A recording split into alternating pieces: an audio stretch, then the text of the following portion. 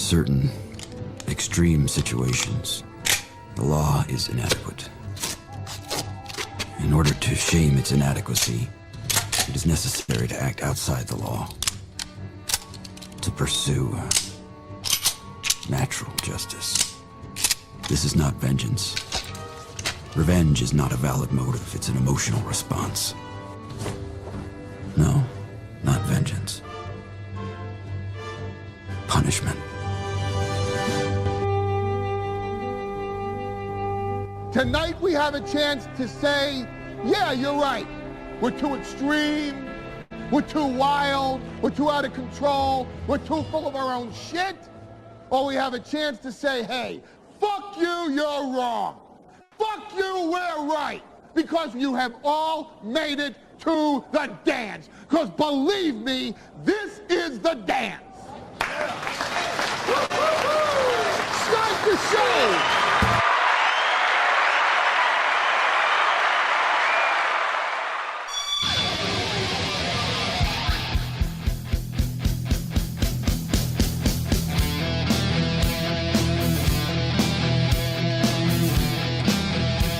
Oh, good morning, boys and girls. I'm having a fat day. I am a fat boy having a fat day. I feel like, oh my God. Sorry about that. Oh, what a disaster. Oh my God. I am just remarkably unprepared today. Welcome to the show. Is this a sign of things to come? Am I being lazy? I'm feeling very bullfrogish in here. I'm feeling heavy in here. I don't know. I think it's high sodium content in those Virgin Bloody Mary mixes I drink during the evening show. I think it's probably eating like a pig. Might be part of it. Skipped the gym yesterday. I feel like a bag of dog shit. Oh, you guys got to give me hold on. Give me a second. Oh, this is important. I'll tell you in a second. Hold on. This is crucial. This is more important than a show. This is more important than you guys. Hold on. Sorry for the dead air, but this is crucial. There we go. My daughter just told me she made the A honor roll officially. Yes.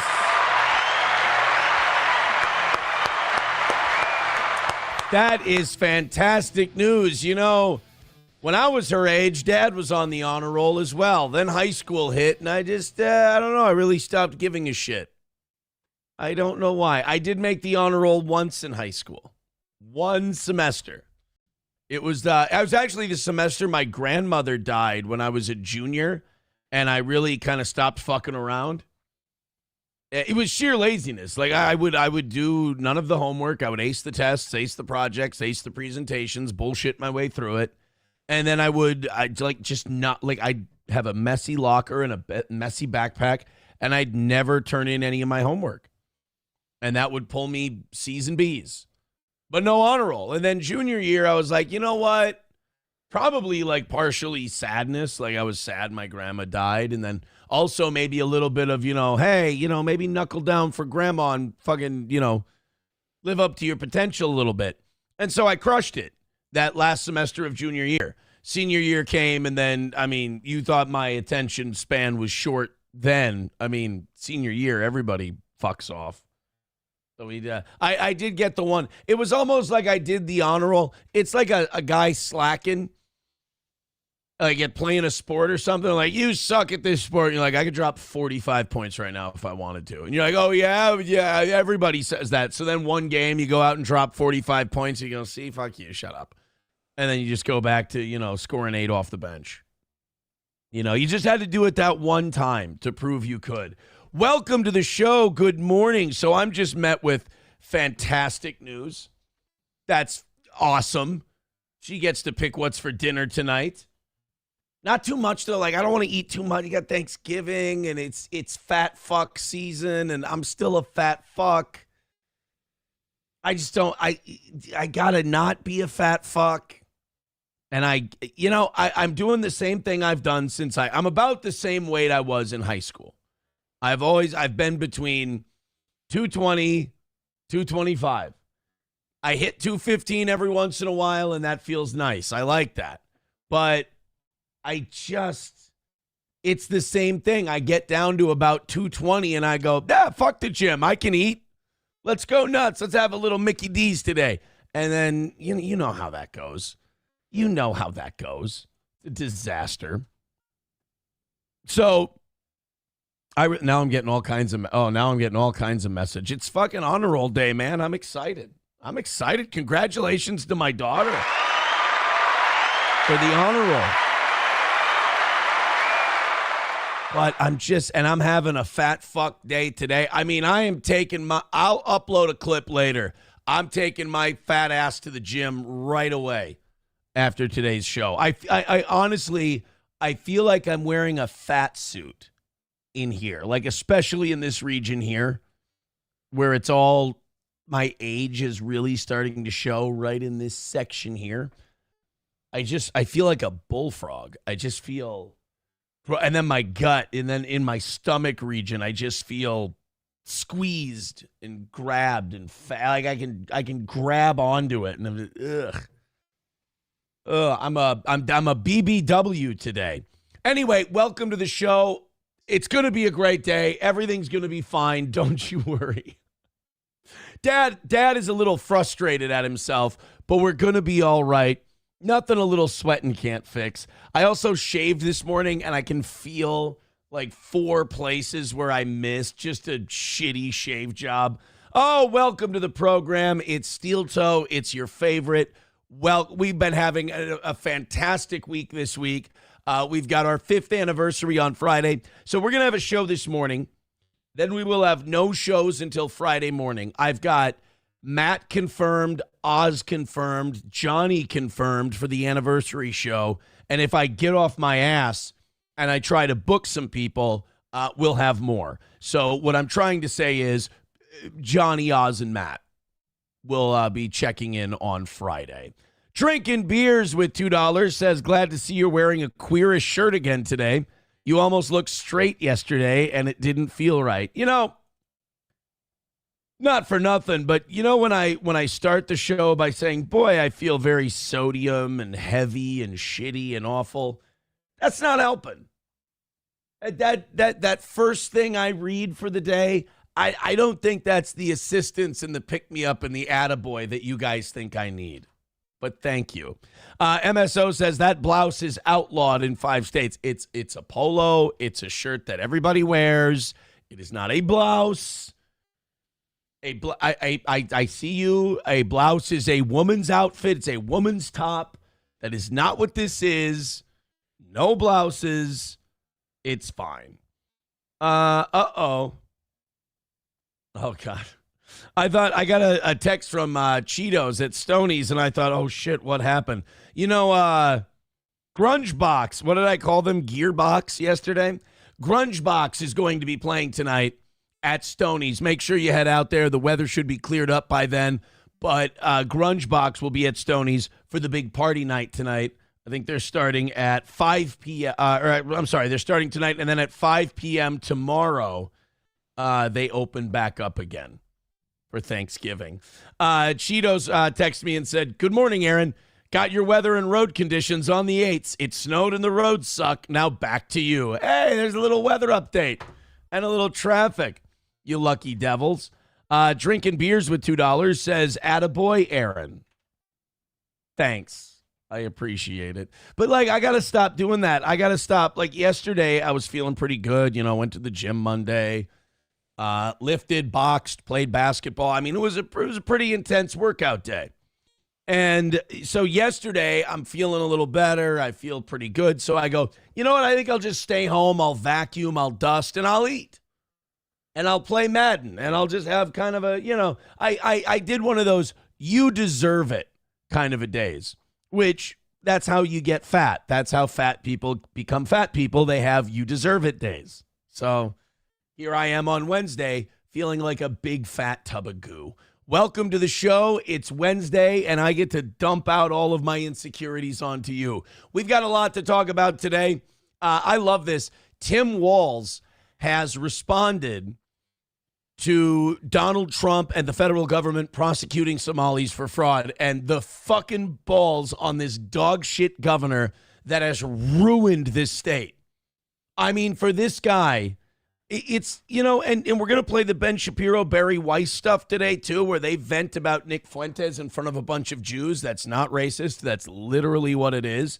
All of these people, we see through them. We see what's going on. It's all in plain sight, yet they look us right in the eye and go, no, it's actually X, Y, and Z. Like Tim Walz, we're going to play the clip of Tim Walz a little bit later, and it's going to be, hey, Donald Trump's Department of Justice is really cracking down on this Somali fraud. The Somali community in Minnesota is out of control with Medicaid and welfare fraud. And you ask Tim Walz, and instead of him going, yeah, we missed it. And by the way, he didn't miss it.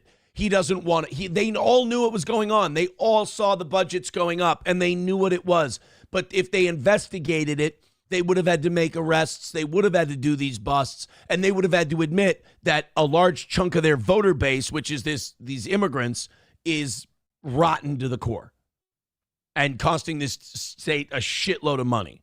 I mean, they already cost this state a shitload of money in terms of the public programs that they use. Then you figure the billions of dollars of fraud on top of it. I mean, we're not the federal government. We're the state of Minnesota. We have to balance our budgets. A couple $1 billion is a shitload of money to the state of Minnesota. And when the fraud is that deep, I mean, that really does sting. That really does hurt. I mean, that's money that could be going to education. Not that Minnesota's underfunded in education in any way, but it could go to roads. It could go to bridges. It could go to, I don't know if you know this, but Minnesota has a history with, bridge infrastructure issues. And all this money could be going to that. But you confront these guys on it instead of them going, wow, we're really happy to work with the federal government on rooting out this fraud and solving this problem for the people of Minnesota. Instead, they go, Orange man bad. Donald Trump is a bad guy. He's just doing this to distract from his own issues. And you just want to grab Walz by his stupid fat face and go, is the fraud not there? Is the fraud not there? Okay, Orange man can be bad. Trump can be awful. Trump can even be doing this to distract from his own problems, which I don't think is the case. That's what bombing Iran is for. But okay, I'm going to accept that everything you just said is true. Is the fraud still happening? Does it still exist? Is he making it up out of whole cloth? No. And I really do hate Tim Walz. Like, I really do hate his whole approach because he's a guy, and a lot of teachers and former teachers are like this. They're insufferable. But Tim Walz has this thing where he talks to you like he's more intelligent than you, and he's getting one over on you. Meanwhile, he's telling you we don't have a dog shit problem while standing next to a pile of dog shit, and he thinks he's convincing us. I'm sorry. Welcome to the show. Good morning. We're 12 minutes in. Hit like, hit subscribe, hit follow. I'm on one today. Welcome to the program.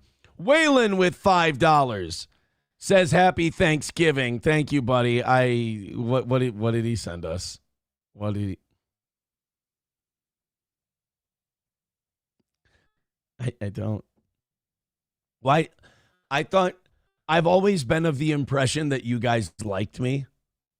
And then you guys just have to take my fat. God, it's just, I tell you I'm having a fat day today. So you show me my fat jaw, chin, under neck area. Oh my God, what a fat fuck. What a disgusting. Is that exaggerated or is that real? Because if that's real, I'm going to fucking can't say it on YouTube. I'll say it on Rumble Friday. I mean, it's festive. I'll give them that. It's Thanksgiving related. But if that's really my face, like if my fat starts there and wraps around like this, I'm going to... Brooks was here, is all I can say. Brooks is here. And you know what I appreciate about that? You can tell Waylon just made that on the fly right now because it's just a snipping tool of his desktop. So I can appreciate that. Thank you, Waylon. $1 from Veldrain Says, Aaron, I don't care what people say. You did a fine job shaving. What technique are you using to get your dewlap and middle chin? On a Wall with $1 says, Aaron is a big fat hen. Thank you. Thank you. I hate myself. Thank you, Waylon. I appreciate it. That picture has made me hate myself. It's like it's gotta be age, because I've been a variation of this weight for 20 years. And this has not been an issue. I think I'm getting old and my skin's starting to give. I'm just going to go to a place that has a hot knife and just have them cut all this shit off. Hold on, guys. We got to take a break in the show.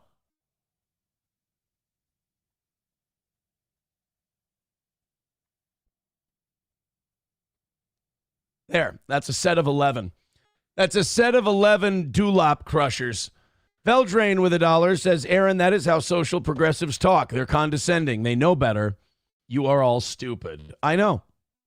Historically White says coping. It's not coping. Coping is when you make shit up to pretend something's happening. You are using gay internet lingo. I am not coping. I am confronting the problem head on and hating myself for it like an honest adult, you fucking prick. Thank you.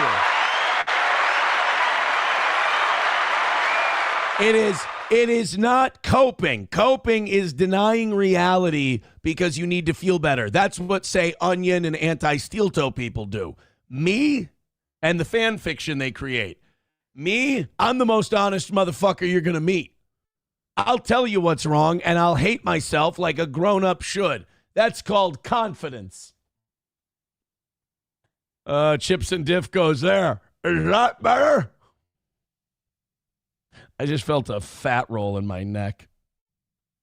All right, what is this? This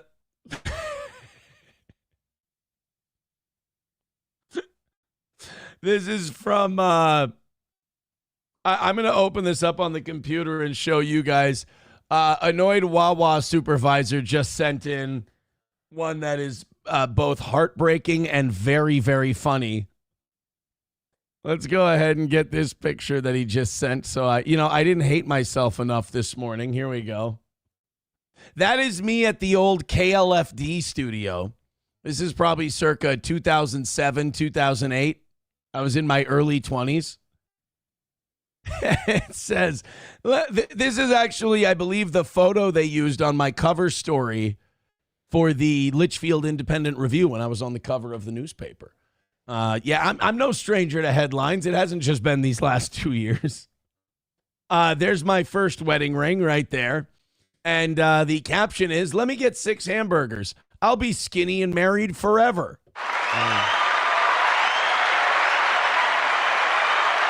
By the way, still have that jersey. Still fits. Not that it was fitting too well back then, I see. That is my jersey from, that is not a Houston Astros jersey. That's when I played for the Moundsview Astros, one of the amateur baseball teams I played for in my 20s. And I think I probably hurt myself that season, too. Much like I'm hurting myself now, psychologically. Smiles a lot for you says, can you blow it up? No! It was big enough. It was harmful enough. God damn it. You guys know how we wanted to get to 600 memberships before the end of Friday? Right now, we're currently 30 memberships away from that, so it's very doable this week. Drinking Beers with $2 says, you were a black dude's dream in those days. Thanks. I don't want to read any more of your guys' messages. It's not helping. Chips and Diff says, how many of the buttons are still intact? All of them. All the buttons are still intact. I haven't replaced any of them. Annoyed Wawa supervisor. I wish you guys weren't funny. Annoyed Wawa supervisor says, Moundsview, what you see when you look down. Hulkamasha Baby says, drink more sodium tomato juice, you bloated corpse. Jesus. Chips and Diff says no memberships during the night show.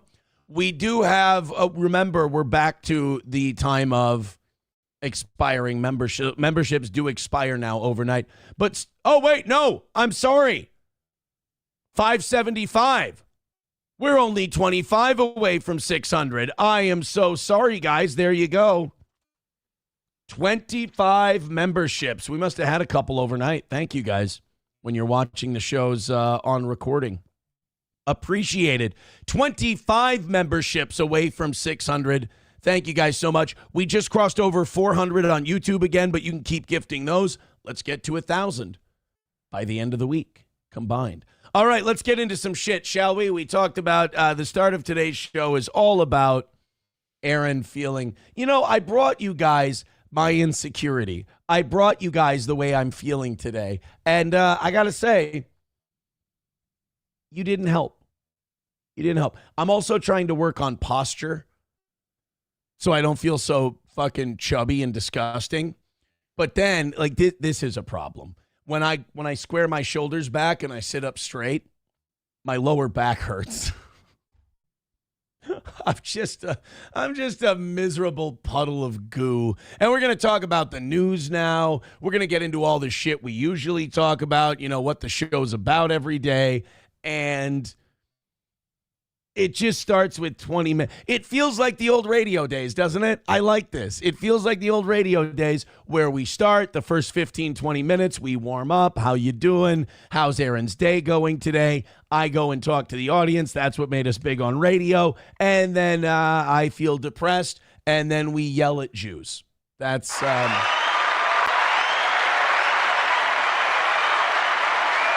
And junkies think that we're a directionless show. I don't understand it. Boy, it's been 18 months. I think you can stop coping now. It's okay. Let me go. Let me go. Somebody with $1 says, Aaron's feeling tubby. He's not wrong. Oh, I'm sure this will be great. This will be fun. Let's see. Now, wait a minute. That is not my actual. Now, that I know is edited. One, I shaved this morning, so there is no facial hair on my face. Number two, that you made me look like a white Sherman clump. Also, I think my hairline might be better in this picture.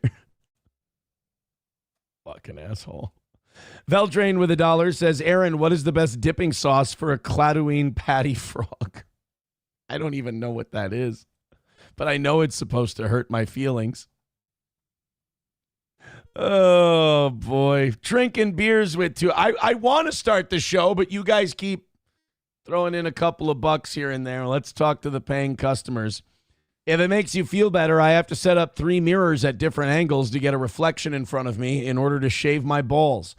I don't know why you thought that would make me feel better in any way, shape, or form.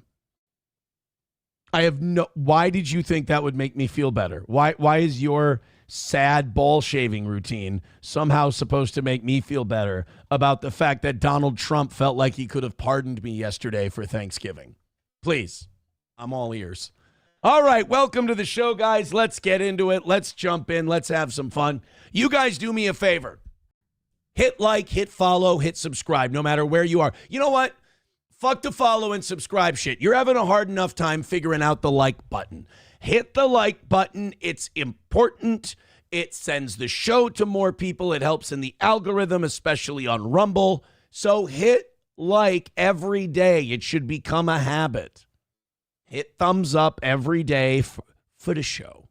All right, let's jump into our first thing today. We got Marjorie Taylor Greene and Thomas Massie. I like that, you know, a lot of people, when they announce they're resigning from a job or Congress or whatever, yeah, they get lazy and they're just like, I'm going to mail it in. Marjorie Taylor Greene's got about a month and a half left, and then she's stepping down. A lot of people will just mail it in. They'll sit in their office for the next month and a half. Marjorie Taylor Greene, you can say whatever you want about her. She works hard. She really does believe in the shit she believes in. And, you know, that's such a low bar because we're talking about politics. But, you know, it's so rare to find someone who actually has principles and sticks to them. And you know someone has principles and they stick to them when they piss you off once in a while. because at least they're giving you the straight dish. They're not lying to you to get you to like them. That's what Ted Cruz tries to do. So Marjorie Taylor Greene, she's still out there fighting for this Epstein thing. This is a real thing for her. This isn't a gimmick. This wasn't something to get her TV time. She believes in this. So, the Congress has passed, releasing the Epstein files, and Trump has signed it. Pam Bondi has 30 days to release this stuff. All of our worries, and I think one of our listeners coined it the best. They said it's going to be white paper dipped in black ink.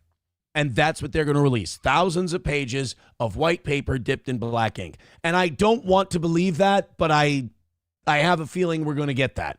And then the thing the Trump administration is going to say is, well, these names that we've blacked out, they haven't been indicted for anything. And these names that we've blacked out, we're just doing it to hide the victims' identities for their own safety.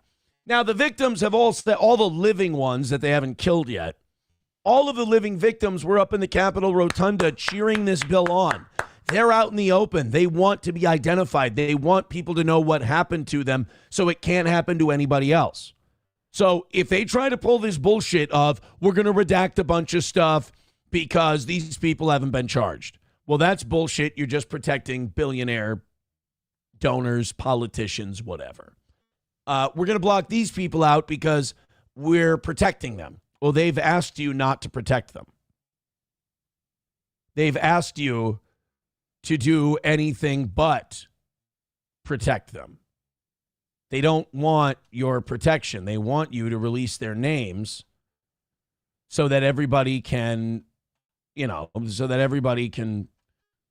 move on with their lives and come out and have this thing be out there. So Marjorie Taylor Greene and Thomas Massie went out in front of the Capitol yesterday, as they're wont to do, and they decided that they were going to make an announcement yesterday that no matter what happens, information will be released. Check this out. Yeah, it's a scary thing to name names, but I will tell you, I'm not afraid to name names. And so if they want to give me a list, I will walk in that Capitol on the House floor, and I'll say every damn name that abused these women. I can do that for them, and I'd be proud to do it. Now, another thing, this is not about politics, and this is a boiling point in American history where the American people, just like Roe just said, there's become two Americas. There's the America for the rich and the powerful and the elite, where they never face any struggles or problems. And never experience. Yeah, I would say it's easier than that. There's two Americas. For one of us, there's 50 stars on our flag. For the other, there's one. That's the best way I can describe the two Americas that we currently have. 50 stars on the flag, 1 star on the flag. Experience what real America goes through. And then there's forgotten America that faces all the problems and deals with all the issues and never gets justice for being sexually assaulted and raped by a monster. It shouldn't exist anymore, and people are sick of it. So let's recognize the fact that the administration before, and the one before it, and the one before it, and the one before it, and before it, never did anything about this. So this isn't one political party or the other. It's a culmination of everyone worked together to silence these women and protect Jeffrey Epstein. Well, I mean, because it was a protection racket all the way down. I mean, the reason you didn't have Congress people like Marjorie Taylor Greene and Thomas Massie fighting and fighting and fighting to get these released is because the people that were in charge of voting to have these things released had donors that were telling them not to vote for them to be released, or they wouldn't give them another dime because those donors were connected to this somehow. Or these donors were Zionist shills who were Israel first. They knew who Epstein was connected to. They knew the American people would revolt. And, here's the thing about the American people. We have a responsibility in this Epstein thing, too. If the information comes out and it is confirmed that Epstein was working for Mossad to blackmail American leaders, you need to get on the phone with your boomer parents and you need to tell them this is fucking real. This is serious, and they did this right under your nose. They did this while you guys were supposed to be in charge of the country. A foreign government and a foreign intelligence agency corrupted this country, blackmailed its leaders, and we paid them billions of dollars for the pleasure, did their biddings, fought a shitload of wars, went trillions of dollars into debt while they just smiled and laughed all the way to the bank because they owned it. So, like, I'm worried that I'm not worried about that whether or not the Epstein stuff's going to come out. I think enough of it's going to come out that we'll know what's up and we'll have confirmation. I'm worried about shit coming out and then people just going, ho-hum, back to the grocery store that I can't afford. I'm worried that people are going to let it go, that there won't be enough patriotism left in this country to go, wait a minute, let me put two and two together. And I'm also worried that boomers aren't going to go, wait a minute, you mean that country that I've supported my whole life and thought was our great ally and bought every fucking trope they drilled into my head? You're telling that these people have been basically psyoping and attacking us my entire life? That these boomers will go, you mean when I was a kid and they murdered the president and caused us all great national trauma? I mean, that had to have traumatized kids. The president getting shot publicly like that. You're telling me that that Israel was behind that, and we've been giving them money, and I've been supporting them at every family reunion and barbecue, repeating Sean Hannity talking points, and these people were basically psychologically attacking our nation for the last 80 years? I mean, if boomers don't get fucking angry about this, and Gen X, who doesn't give a shit about anything ever, that's so cool when you're 50, if they don't give a shit about this, there is a chance that these Epstein files can be released, everything comes out, and nothing happens.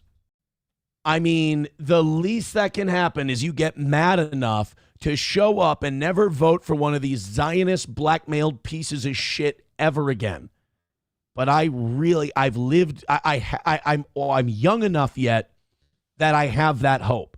I'm old enough now to have seen enough things to feel like it's not going to happen.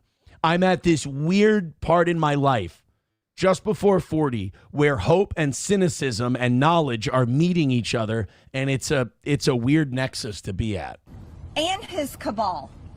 And this is not just rich, powerful people. Think his drivers, his maids, his chefs, all the people, people that worked in his home, security guards. Yeah, why did all of his chefs have Mossad clearance? No, I don't know. I don't know if that's true. I heard one story from a young woman that was being raped by Jeffrey Epstein when he was out on work release while he was serving time in prison. You understand that the prosecutor, was it Alex Acosta? Alex Acosta, the prosecutor, has said publicly himself, he said, I was told to give Jeffrey Epstein a sweetheart deal, and he did. Acosta's working in the administration right now, by the way. So Alex Acosta was told by higher-ups that Epstein was an intelligence asset. That's a quote. Epstein was an intelligence asset, and he needed to go easy on him, so he did. And had an ankle monitor on his leg. Guess what? There was a police officer outside that door. So this list of names is quite a list of names, and it doesn't extend just in the rich, powerful circles. It extends down to the very bottom where people were paid. And again, I will say this, there's victims suffering today in similar circumstances, and they're terrified to name the names of the people that are currently abusing them. And so with these brave, courageous women fighting this fight, this is a fight for women and children and any person that is facing sexual abuse and rape and captivity and human trafficking right now. And so here's what I ask you in the press. Don't go for salacious headlines. Go for the truth and defend these women and help those of us in Congress that are crossing our political party lines. Yeah, and, you know, people wonder, like, oh, she's leaving. Why is she leaving? Why is she abandoning the fight? Because everyone's attacking her. The president disavowed her, probably because his donors told him to. All the good ones leave because all the good ones go, fuck it, I don't want to be involved with this shit. I can get more done on the outside. And they go there and they start podcasts or they start advocacy groups or something like that because they don't want to deal with the bullshit of Washington. So we're losing a real one in Marjorie Taylor Greene, but I understand why she's got to go. We still got Thomas Massie, and if we lived in a a decent society, Thomas Massie would be the front runner for president of the United States, but don't hold your breath on that one.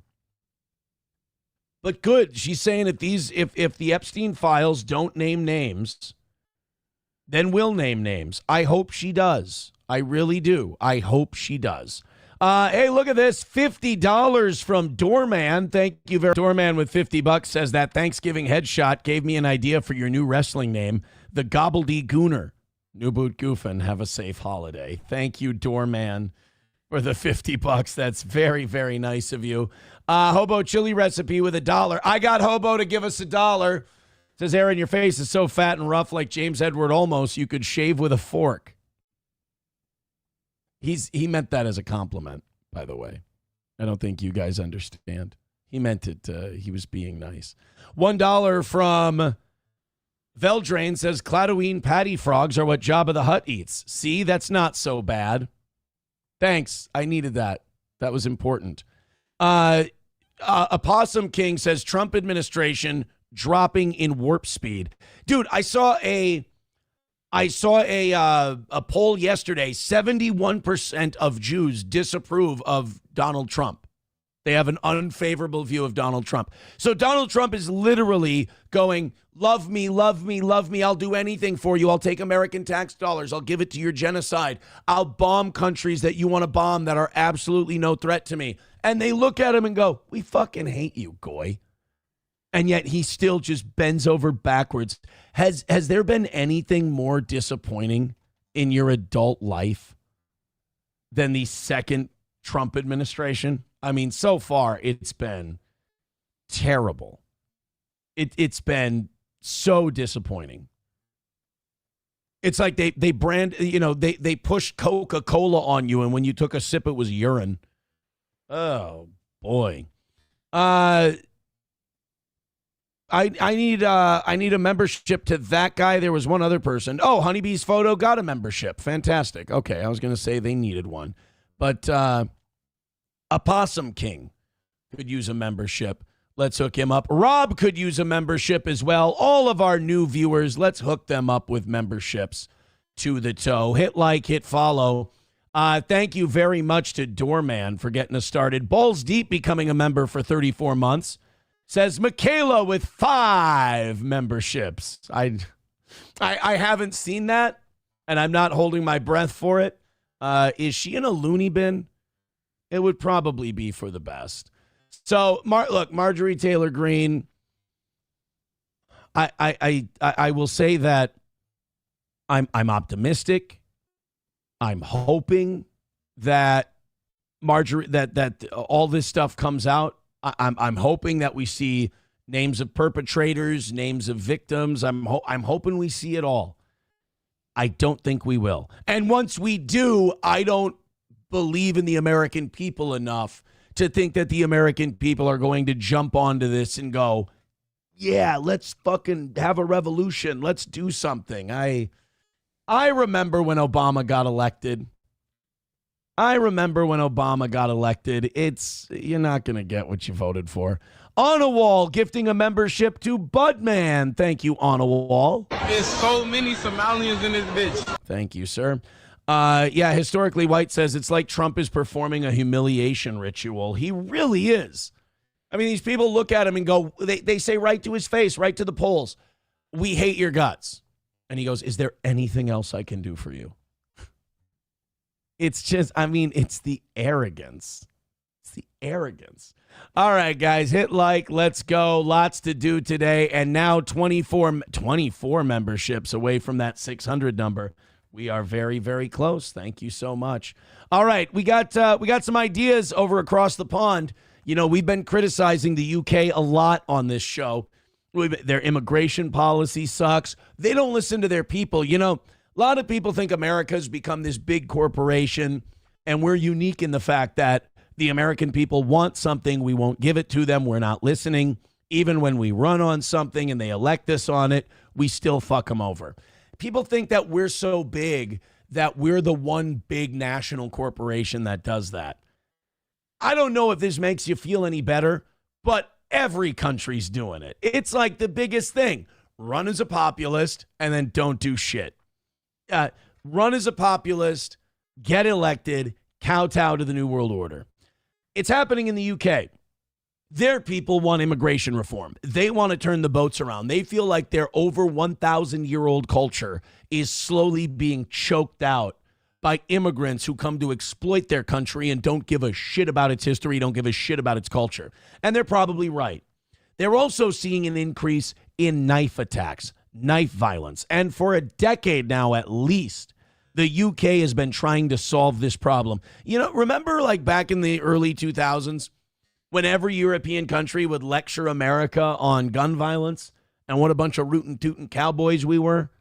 And it really, ever since Columbine and then that shitty Michael Moore movie that came out, Europe has been going, I don't understand you Americans and your gun violence. Have you noticed that that's kind of tapered off? Have you noticed that Europe's kind of been shutting the fuck up when it comes to our violence issue? That's because they've got bands of migrants roaming the streets shanking each other. So they know that every time they go, oh, you Americans and your guns, we're like, oh yeah, what's your violent crime number? What's your violent crime number looking like? They don't want to talk about it anymore. Well, don't worry, because they've got ideas. Help is on the way, dear. A retired British judge has come up with a plan, wrote it in the Telegraph, gave this big presentation in the media. The judge's name, they don't even give me the judge's name here. It's Reese, something Reese. Former circuit judge. The article was written by a guy named Reese. Former circuit judge Nick Madge. So this guy, Nick Madge, has a solution to this knife violence problem. His solution? A tax of 20 pounds on pointed knives to discourage consumers from using them. Because that's what the problem's been this whole time, how cheap knives are. So now, when people in the UK want to cook, which, judging by British food, maybe this is a good idea. Maybe less of them will cook. I don't really know if they need to be making the shit they make. It's called spices, guys. You guys had India for how long? And you don't understand. Never mind. It's not important. Look, a 20-pound tax on knives. So now every family person, every person living single, they want to buy a knife block. They want to start cooking for themselves. You got to pay an extra $20 because your government refuses to enforce immigration policy and kick migrants out. So now you guys have to pay $20 per knife extra. And also, if you're a criminal and you really want to stab a motherfucker, that 20 pounds is really going to be the difference between you having a mortal grudge against this person and wanting to stab them and you going, you know what? Too expensive. Not today. Because you know a guy who wants to stab someone isn't going to stoop to something as terrible as stealing. This is a great example of what the UK has become. They're out of ideas. This is the end of the line. This is what the end of an empire looks like. I have an idea. We have migrants stabbing the shit out of people and causing violent crime. All right, what's your idea? $20 tax on the knives. The knives are the problem. So the UK is treating the knife problem like we treat the gun problem. Go after the tool, not the guy doing it. It's going to work great. Keep going. Wasn't it Idris Elba who had an idea recently where he said, you know what we got to do for these knife attacks that we're having? We got to ban pointed knives. So, again, all these migrants committing all this knife crime, you could solve this issue by saying no more migrants, we're turning the boats around, and you would see this problem take care of itself. These British people are going out of their way, bending over backwards to do anything but address the problem. And every decent law-abiding Brit, no matter what skin color, is the one that gets fucked over and inconvenienced in this. Because again, no pointed knives. I'm sure you can't buy an unpointed knife and sharpen the fucker. $20 tax on knife. I'm pretty sure the guy would have no problem stealing to get it or just paying the $20 to stab a guy. Just a stab tax. That's all it. You're literally putting a stab tax in motion. And that's your idea to save this country. It's not just that they won't do the thing you need to do to solve this problem. It's that they're actively finding shittier ideas to put in their place. $1.99 from Shit Show. Says, thanks, Subhuman Michaela, for the ships, you peck ahead. I haven't seen any. I've literally not seen these memberships. It didn't come up in my notifications. I'm sorry, but thank you, Shit Show. By the way, I do want to commend Shit Show. He has slowly been becoming just an unironic fan of Steel Toe. Like, the hostility is gone. All of that's gone. I'm here to report that we have won the battle of Shit Show, and we have won the hearts and minds.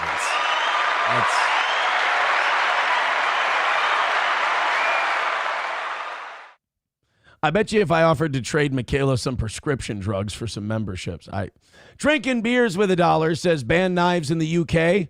Knives kill people. Yes, it is the knives that are causing all these problems. I mean, you guys remember when, the UK back in the 1950s and all that terrible knife crime that they've been having. This isn't a new issue.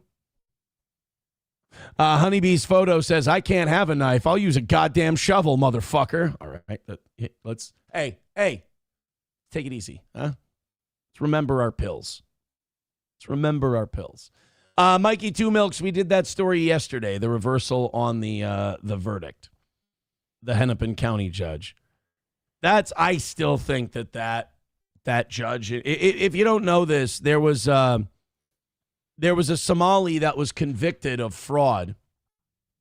And this Somali, dead to rights. It had one mailbox and like 9 home help companies registered to that one mailbox. He was not providing any services, but he was billing the government and taking $7.2 million. He was convicted. This dumb, stupid, lady liberal judge reversed the conviction and said, oh, well, I feel like the evidence was circumstantial and I feel like it maybe wasn't enough to convict beyond a reasonable doubt. It's like, but a jury did. You can't just, everybody who was reporting on this story, and in Minnesota media, they are covering for Somalis in this country so badly. So even when they say something's fucky, you can take it to the bank because they really don't want to say that. But even the people in the media were going, I've never seen anything like this. They were talking to lawyers who weren't involved with the case, and even they were saying, I've never seen anything like this. I've never seen a judge just go, I don't think that jury verdict was good. I'm just going to reverse it. And now I don't know if they're going to appeal it, obviously. I don't know if they can retry the person or what, but this was it was such a clear-cut corrupt thing that, like, I hope she got money. I usually don't root for corruption, but if this was just some guilty white bitch going, these poor Somali immigrants, and that's what this was, I'm going to lose my mind. I hope she got a shitload of money. I hope a bunch of Somalis dropped off briefcases on her front doorstep and said, do the right thing. And then she did this. If she did this for free, out of the kindness of her liberal, white, progressive Minneapolis lady heart, I'm going to fucking puke. I hope she got paid off. Drinking beers with $1 says, imagine when people start using rocks to smash skulls open. There'll be a $20 tax to have a rock over 5 pounds on your property. That does seem to me like that's the way the UK's heading. Just keep taxing the thing and the violence will go away. Don't try to get rid of the violent people or not take in more violent people. Don't do that thing they've been doing in law enforcement for hundreds of years, noticing patterns and enforcing them. Just keep taxing the shit out of the thing that they're using. It'll be good. Jim Sharkey says, Hmong, good, Somali, bad. Any questions? Yeah, it's not an anti-immigrant thing. The Hmong community came here and they've done fine. Nobody sits here and goes, the goddamn Hmong community here in Minnesota just, fucking can't drive, which is amazing considering they're Asian. Can't drive, welfare, fraud, fucking up everything, not assimilating. You never hear that. Why? Because everybody's walking around with their nails and their eyelashes on fleek, and they're so happy that these Asians are here.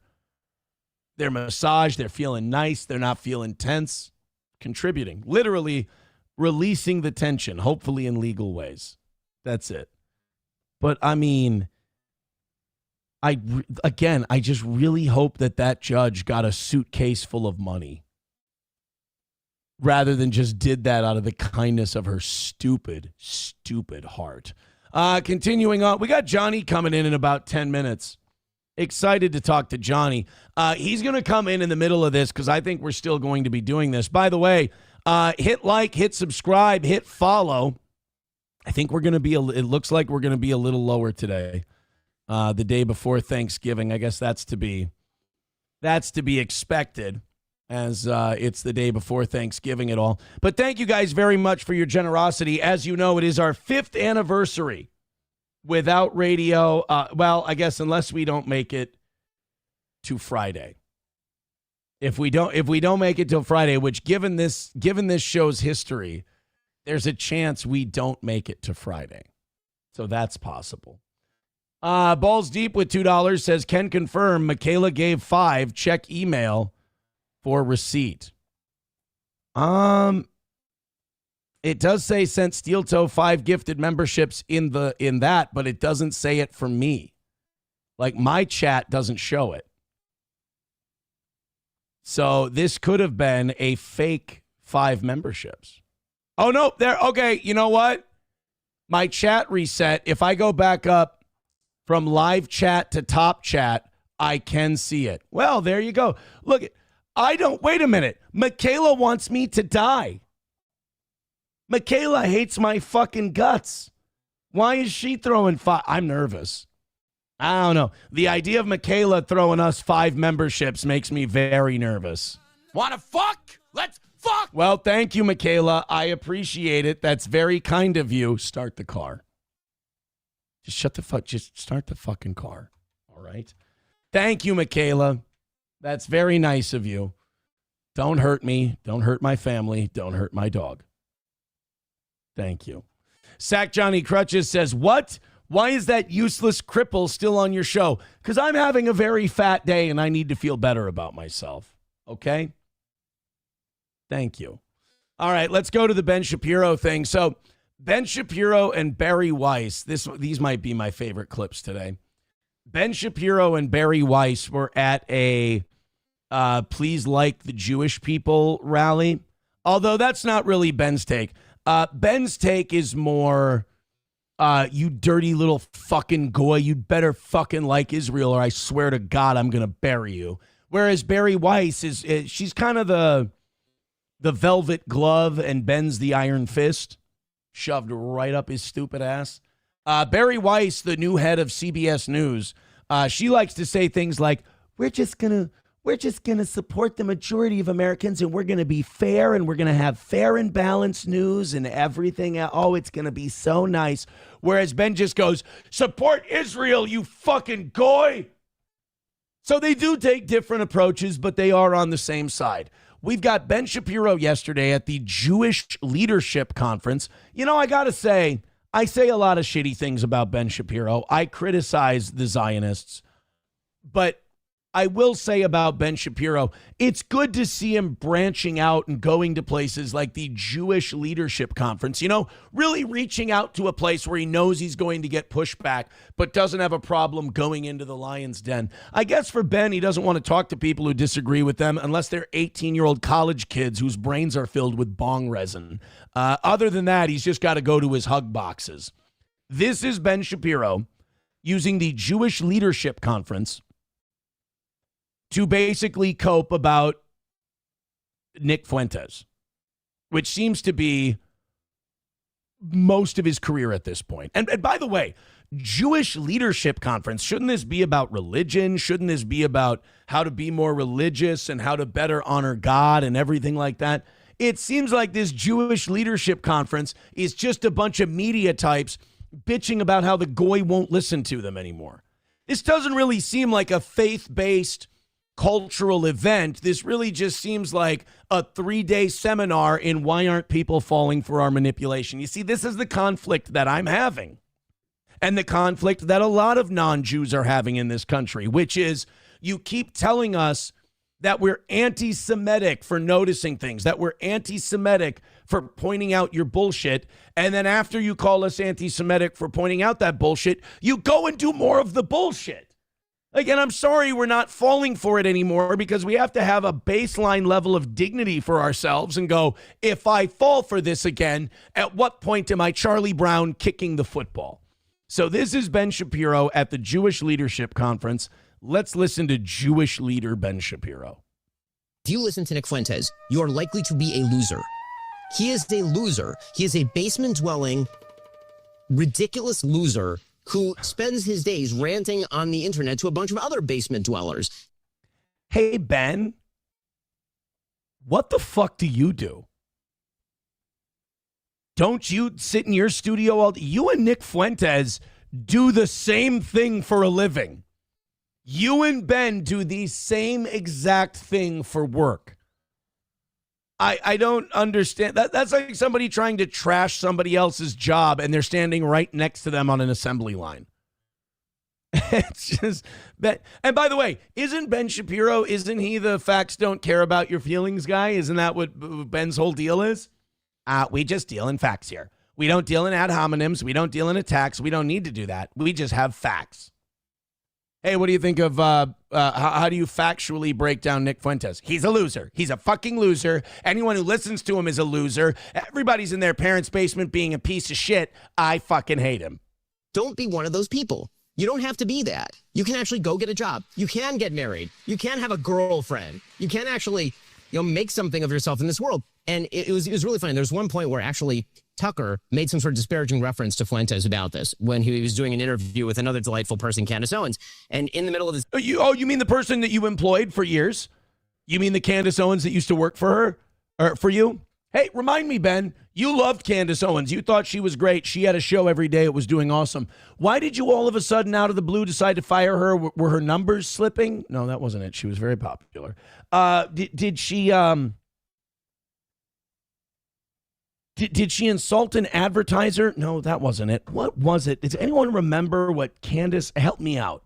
What did Candace Owens do when she worked for the Daily Wire that all of a sudden, out of nowhere, within a week, had Ben Shapiro standing up on a table at a party, screeching about her and then firing her? What was... Oh, that's right. She started to criticize Israel and Netanyahu for what they were doing in Gaza. That's what it was. Thanks, Ben. I appreciate that. We're all about free speech over here, interview, he sort of made a disparaging remark about Fuentes, and Fuentes went right back at him and said, you're insulting the basement dwellers, Tucker. Those are your people. Like you said they were your people, but actually you scorn them. Here's the thing: nobody should scorn people who are unsuccessful in life when they don't know better. But hold on. See, this is why I don't fall for the whole anti-Semite shit anymore. He's literally doing the thing that he just did. And said you shouldn't do. He just did the thing, then said you shouldn't do the thing. This is a classic tactic of people like Shapiro. They do a thing, slam the door behind them, and then go, you really shouldn't do that thing. That makes you a terrible person. So then when they do it back to you, they go, wow, you're being a really terrible person. You must be really hateful. It's enough to drive you nuts. By the way, Johnny's here, so let's bring Johnny in now on this deal, instead of getting way into it and going over time here and all that stuff. Good morning, sir. I was about to say, this is just something that, and you said these people, I was going to go, Jews? Okay. By the way, 71% of Jewish people disapprove of Donald Trump, and he's just... That's amazing. He's been sucking so much of their dicks. That's what I'm saying. Don't stop sucking their dicks. Let them hate you. Yeah. They're going to hate you anyway, so let's stop paying Israel. You're doing literally everything they want you to do. And let's release that Epstein list. Who cares if Mossad gets in trouble? And they hate your guts. It's our job to teach them to know better, right? It is not good. If you listen to Nick Fuentes, there is no way your life gets markedly better. In fact, it gets markedly worse. If you listen to the life prescriptions of Andrew Tate, your life will get worse. Okay, I agree with that one. I will say I'm in total agreement with Ben. Andrew Tate is a hack and a fraud and a loser. Andrew Tate is a bum. Everything Andrew Tate is pitching you is horseshit. It's fake. And I would not be surprised if we find out someday that Andrew Tate is funded by some weird shit or there's some kind of Ponzi pyramid scheme behind Andrew Tate. I wouldn't doubt it for a second if it happened. But he's a snake oil salesman. Nick Fuentes isn't trying to sell you a how to be a man course or monthly membership to Andrew Tate shows you how bitches aren't shit. Like that. Nick Fuentes. He's not a lifestyle. He's just a dude with an opinion. Yeah. I mean, the whole lifestyle coach thing. I was watching a video on Dan Bilzerian recently. And, I mean, you want to see a fucking tryhard. You want to see a guy who's clearly, like, his whole life been full of shit and making stuff up. To me, Dan Bilzerian is the Bert Kreischer of the man lifestyle sphere. Like, just everything he says is bullshit. All of it's over the top. His dad was like a white-collar business criminal who went to prison. I mean, Dan Bilzerian's full of shit. Myron Gaines is full of shit. Andrew Tate is full of shit. All of these guys trying to tell you how to be a man typically are probably projecting some kind of larger insecurity. I mean, these guys are, and remarkably see-through. Anyway, back to projecting insecurity. Here's Ben Shapiro. Not better. You will end up alone, joyless, with no purpose in life. You will end up not being very wealthy. You'll have made him wealthy by giving him your money, by being grifted upon. Wow. Yeah, if they listen And if to we you, don't make they'll that really help aggressive out case Israel. How's that different? on behalf of our own values, and yes, against those values, and not in a shy way, then we deserve to lose. I mean, this is the tantrum. Literally, it's down to a tantrum now. It started with a debate. It started with Ben Shapiro pushing back against these guys because he thought everyone was with him. It started with him exposing all the lies of Ben Shapiro, of Tucker Carlson. These guys are losing. And now comes the tantrum. Now comes we deserve to lose then. It's kind of like when the Vikings get way behind and I'm like, I have to turn off the game because every time we throw an interception, I'm laughing at the television like a maniac. Mm-hmm. That's when I've accepted the defeat.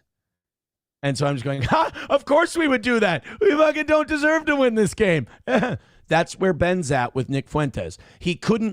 Ben is a guy who is used to being able to trick people, to lie to them, to bullshit them, to feed them talking points, and that's how he's made his living. Now the talking points aren't working. Now other voices are being allowed in. Isn't it a bitch when this free speech thing you've been advocating for your entire career now it worked? You know, the thing with Ben is, I think we should give Ben credit. He got what he wanted. This is how we knew that his side won.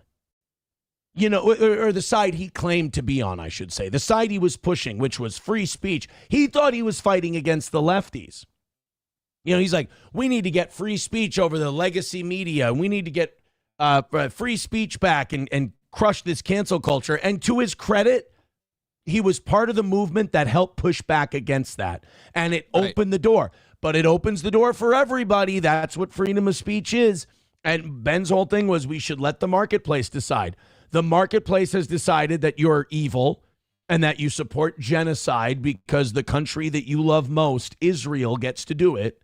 And they started listening to Nick Fuentes and they went, I agree with him more than I agree with Ben. So Ben started to push back against that. Well, first he ignored it. He ignored Nick Fuentes and all these guys. Then they started to catch traction. So Ben went, they're not anything. They're just all Nazis. And then he went for the Nazi angle. And the Nazi angle failed. Nick and Candace and Tucker are still massive. So now he's into the pouting stage. And the pouting stage is, well, they're all losers, and you're a loser if you listen to them. And if we lose the discussion, then we deserve to lose. Well, I got news for Ben. None of us feel like we're losing. Yeah, I don't think we're losing the discussion. The fun part for this is like he saw this up front with, and ironically, right before he wasn't with us anymore, he saw this with Charlie Kirk. Charlie Kirk said to his face, he's like, you know, you've said and others have said, you know, we got to question CNN and we got to question legacy media when it comes to COVID. We've got to question when this is. Why don't we question them when it comes to what's going on in Israel? Right.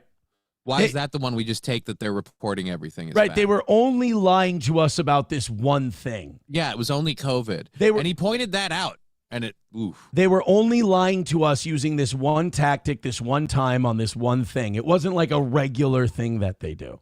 Well, but, you know, for a lot of us, it was this thing where we noticed during COVID and we were kind of embarrassed. We were like, I think they've been doing this for a long time. And then as more shit started happening, we like vaccine and the election and all this stuff, we went, oh, shit, they've been doing this forever, because now you hear the official story, and it's just a couple of Google searches for you to go, oh, shit, that's not what it is. It's actually this. And I think it's shaken a lot of us to our core. Like, where do we go for information? And, maybe we are turning to a guy in Tucker or a guy in Nick Fuentes that aren't going to nail it 100% of the time, or that aren't going to give us the straight dish 100% of the time. But I feel like I have a lot better chance with Tucker Carlson for him to come to me and say, ooh, I fucked that up, than I do with Ben Shapiro. Oh, yeah. Like, if Tucker bullshits me, Tucker might tell me he's bullshitting me, or that he did. Well, even like before the Candace Owens things, I always viewed Ben Shapiro as pretty much, like, for lack of a better, a Mossad puppet. Like, he's an Israeli public piece that is set up in our country to operate as a quote unquote American to pitch Israeli ideals, beliefs, and support. That's it. Yeah, Ben, I mean, you can go back and watch Ben's work. He's never been America first. He's always been Israel first. And I have no problem with people being patriots. I think patriotism is a good thing. I think Europe could use more patriotism, more love of their country. If you live in Britain, you should love Britain and care about Britain more than you care about the United States. 1,000%. Same with France. Same with if you live in Turkey. If you live in Iraq, you should love your country more than you care about what someone else is doing. I don't care that Bari Weiss, the head of CBS News, I don't care that Larry Ellison, the owner of Paramount and TikTok, I don't care that Ben Shapiro and all these people, Randy Fine, Congressman Randy Fine, Senator Ted Cruz, I don't care that they love Israel. You can love Israel, but you got to fucking go live there because you love it more than you love this place. And there's no room for that here. We have to circle. Don't get to be in our political system. We have to circle the wagons. We haven't been a shithole for our entire existence, and we're starting to turn into a shithole, and there's time to turn it around. But we need people who are willing to sacrifice things abroad to make this tighter and stronger here. I can't have Randy Fine's fat ass standing there in Congress talking about how we should be helping out Israel all the time. Anything Israel needs, we should do it. No, fuck that. We need to take care of shit here.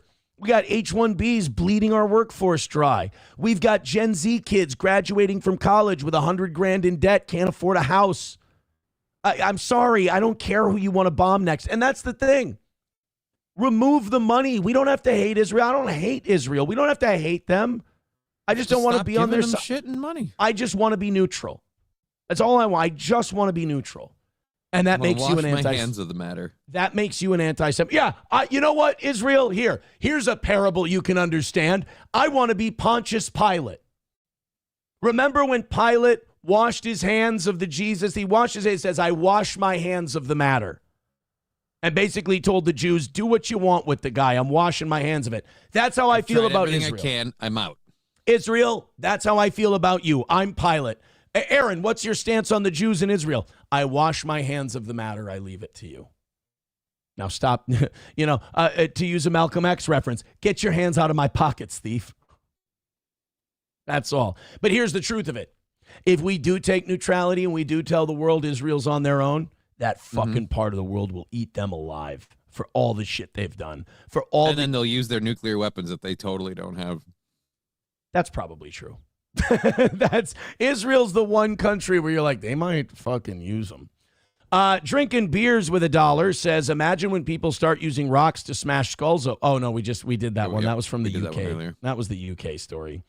Drinking beers with $2 says, it's too bad that nobody ever tried to stand up against Jews. It would have really sucked if society could have thrived after the 40s. Yeah, there was a guy, but he went about it a really aggressive way. I got to be honest. Drinking beers with $5 says, this 5 is for Johnny. Well, thanks. Let's do it for Johnny, man. We'll do it for Johnny. There you go. Thank you, Drinking Beers. Then we've got Lab Glass gifting 5 memberships on Rumble. Thank you, Lab Glass. Wanna fuck? Let's fuck. That a boy. Thank you very much. So now what does that do? What does that do for the membership? Oh, God, 19 away from 600. Holy shit. Thank you very much. Veldrain with $1 says, my opinions care about your feelings. Now give me money and stop watching Nazis.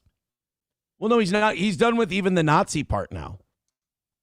Now he's just going straight to mom's basement. He's in the basement. Yeah, but he does the same gig. Like, so like, I'm fine if you want to be like, this guy's a basement dweller.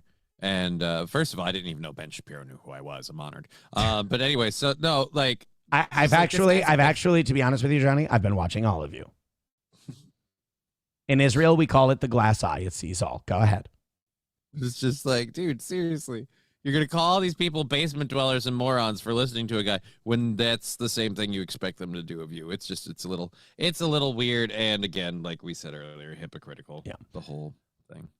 Gold Deter with $4.99 says the guy who set that woman on fire in Chicago was arrested. Yeah, we have that story today. We got Trump talking about that. Why are judges trying to cause as much chaos as possible? Again, we were talking about the Minneapolis judge today that overturned that Somali conviction. And I know this sounds weird, but I really hope they're getting paid. In her case in particular, like this one with the guy that set the lady on fire, I could see that person just being like, well, society's probably too hard on this person. We'll give him another shot. That one I could maybe see happening just by chance. But no, the lady who turned around the $7.2 million fraud thing, that's like, no, you better be making money out of that. You just fucked over your state. There's liberal guilt for black immigrants from the third world, and then there's the shit she did. Yeah. That doesn't even, I don't even understand that. I mean, again, if she, if somehow she got emailed me and she went, as long as you don't say this on your show, as long as you don't talk about it, I'll tell you what happened. A bunch of Somalis showed up and gave me $500,000 in fraud money, and I got kids. And I go, oh, okay. Then I'm going to stop talking about you on my show because I get it. It would make, honest to God, it would make me feel better. I know. If she were dirty and corrupt and rotten and took $500,000. But you know what the thing is? I'm worried that she really is just liberal and ignorant and progressive and stupid. And she's one of these judges that signs this country's death warrant on a daily goddamn basis. I'm sorry I said goddamn. There is a guy who super chats into the show and he's like, I appreciate that you've rededicated yourself to your Catholic faith. I'm glad that you believe in Jesus Christ again and all that, but you still say goddamn a lot. And I feel like I've made this very clear. I am such a remarkably imperfect, terrible representation of Christianity. Please, don't associate me with if you want to use me as I guess at any time in life you can recognize your mistakes and go back to what you think gives you more peace and you can do that. That's wonderful. You can use me for that, absolutely. And you are happier and you do feel better. But if you're going to go, Aaron is the picture of being reborn into your Catholic faith and then total spiritual redemption, don't. That's like Dave Chappelle. Dave Chappelle never says publicly that he's Muslim. And they ask him why. And he goes, because I'm a terrible fucking example of what a Muslim is. He goes, I'm not good at following the tenets of my faith. I believe in it. But he's like, I don't want people to associate me with Islam. My question is, does he eat bacon? How bad does he might eat bacon, but he says he smokes, he drinks, he's like... Misses prayer probably a couple times. Probably misses prayer every once in a while. He's probably been doing a set during prayer, probably, who knows if he holds the Ramadan thing, whatever. I don't know. All right. That'd be an interesting conversation. Anyways. Yeah. Yes. So now we got one more clip from that Jewish leadership conference. Again, it's a Jewish leadership conference, and all they're doing is talking about Nick Fuentes and Tucker Carlson. Where are the rabbis? Where are the people who could offer spiritual guidance? Why aren't we talking about how to get closer to God? It's like they have a Jewish leadership conference, and the whole thing is, hey, how can we control the world again? It seems like it's slipping through our fingers. Imagine you spend billions and billions on TikTok and Paramount and all this media and all this social media, and people still go, I think you guys are full of shit. I think you're pulling something fucky over there. It's got to be depressing, right? So here's Bari Weiss. Now, if Bari Weiss isn't the greatest example of a Jewish plant that you've ever seen, this is a remarkably unqualified woman. She was a columnist at the New York Times. God knows how. I guess somebody told me that she followed Matt Taibbi's coattails. She held on to his. I like Matt Taibbi. But she was never a journalist. She was never like research, run down sources, interview people, report stories. She was always a columnist, an opinion person. Okay. And she got, the people behind her got her on Joe Rogan, and her whole thing was freedom of speech and and I wasn't liberal enough for the New York Times, and they looked at me funny when we were in the opinion room and the columnist room, and she rode that grifty wave of like the left, was the outsider, but like a Dave Rubin thing, like I didn't leave the left left me. And like all of her examples of it are complete horseshit. Tim Pool kind of pulls this same grift where she's like, I didn't become a right-wing conservative because it was good for business. The left pushed me into it. It's like bullshit. You saw what was getting clicks and you went that way. There's nothing wrong with that, by the way. That's business. I get it. But she had to seem like she was some kind of persecuted soul. But yet every example she came up with, you're like, that doesn't sound terrible at all. She's like, well, I knew that I was being persecuted for my ideas when the newsroom at the New York Times would look at me funny. It's like, did you think that maybe sometimes you said stupid shit? You ever consider the fact that it might just be your face? Right. Do you think that no, because the New York Times, believe me, there's a lot of those faces. But this idea that like, oh yeah, I was just, my ideas were too dangerous. It's like, they might have just not liked you. That's possible. They could have just thought you were dumb. So she starts this thing called the Free Press. It's a blog. She starts a blog called the Free Press, where she does a podcast where she interviews, I shit you not, the former head of Mossad to prove that she's not. She literally did it because people were accusing her of being under Israeli influence. So to fight that, she had the former head of Mossad on her show. The person anybody can just call up and get, the guy anybody can book. Hey, I got an open spot on my podcast tomorrow. Can we get the former head of Mossad? Oh, Jesus Christ. Yeah. You don't really see a lot of people getting I don't think Nick Fuentes is getting the former head of Mossad on his show. Oh, no. He'll get the current head of Mossad, but they aren't doing an interview. Yeah, no, it's not. They're not there to broadcast. Well, they'll broadcast it, but for a very different reason. Same reason they broadcast JFK. So Bari Weiss runs this blog, which, probably enough to keep her in business, but it wasn't like this booming titan. Like, how much did Joe Rogan get? 100 some odd million from Spotify? I think so. Or did he get like the Stern deal, 5 years, 500 million, something like that? It was something in that neighborhood. Got a big deal. But Rogan's the biggest name out there. Rogan's the right. Most viewed, most, he's huge. The Bari Weiss and Joe Rogan are not in the same ballpark. Bari Weiss got a $250 million buyout from CBS, and now they appointed her as the head of the news department. By the way, CBS owned by Paramount, by the way, owned by Larry Ellison.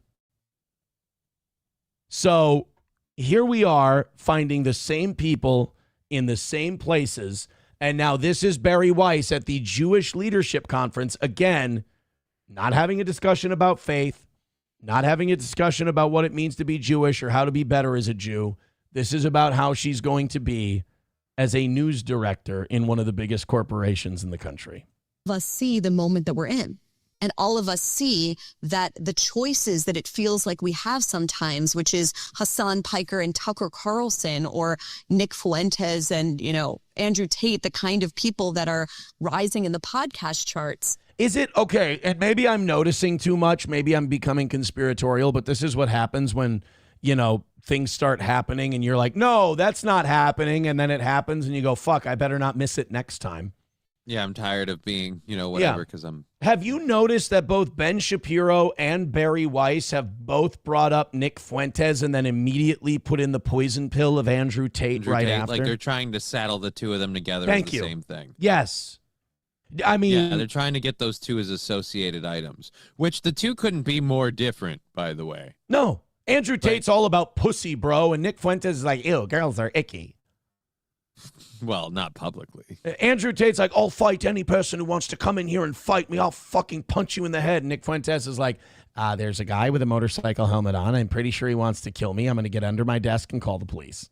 Which, by the way, I'm not calling him a pussy for that because that guy did end up murdering 3 people that day.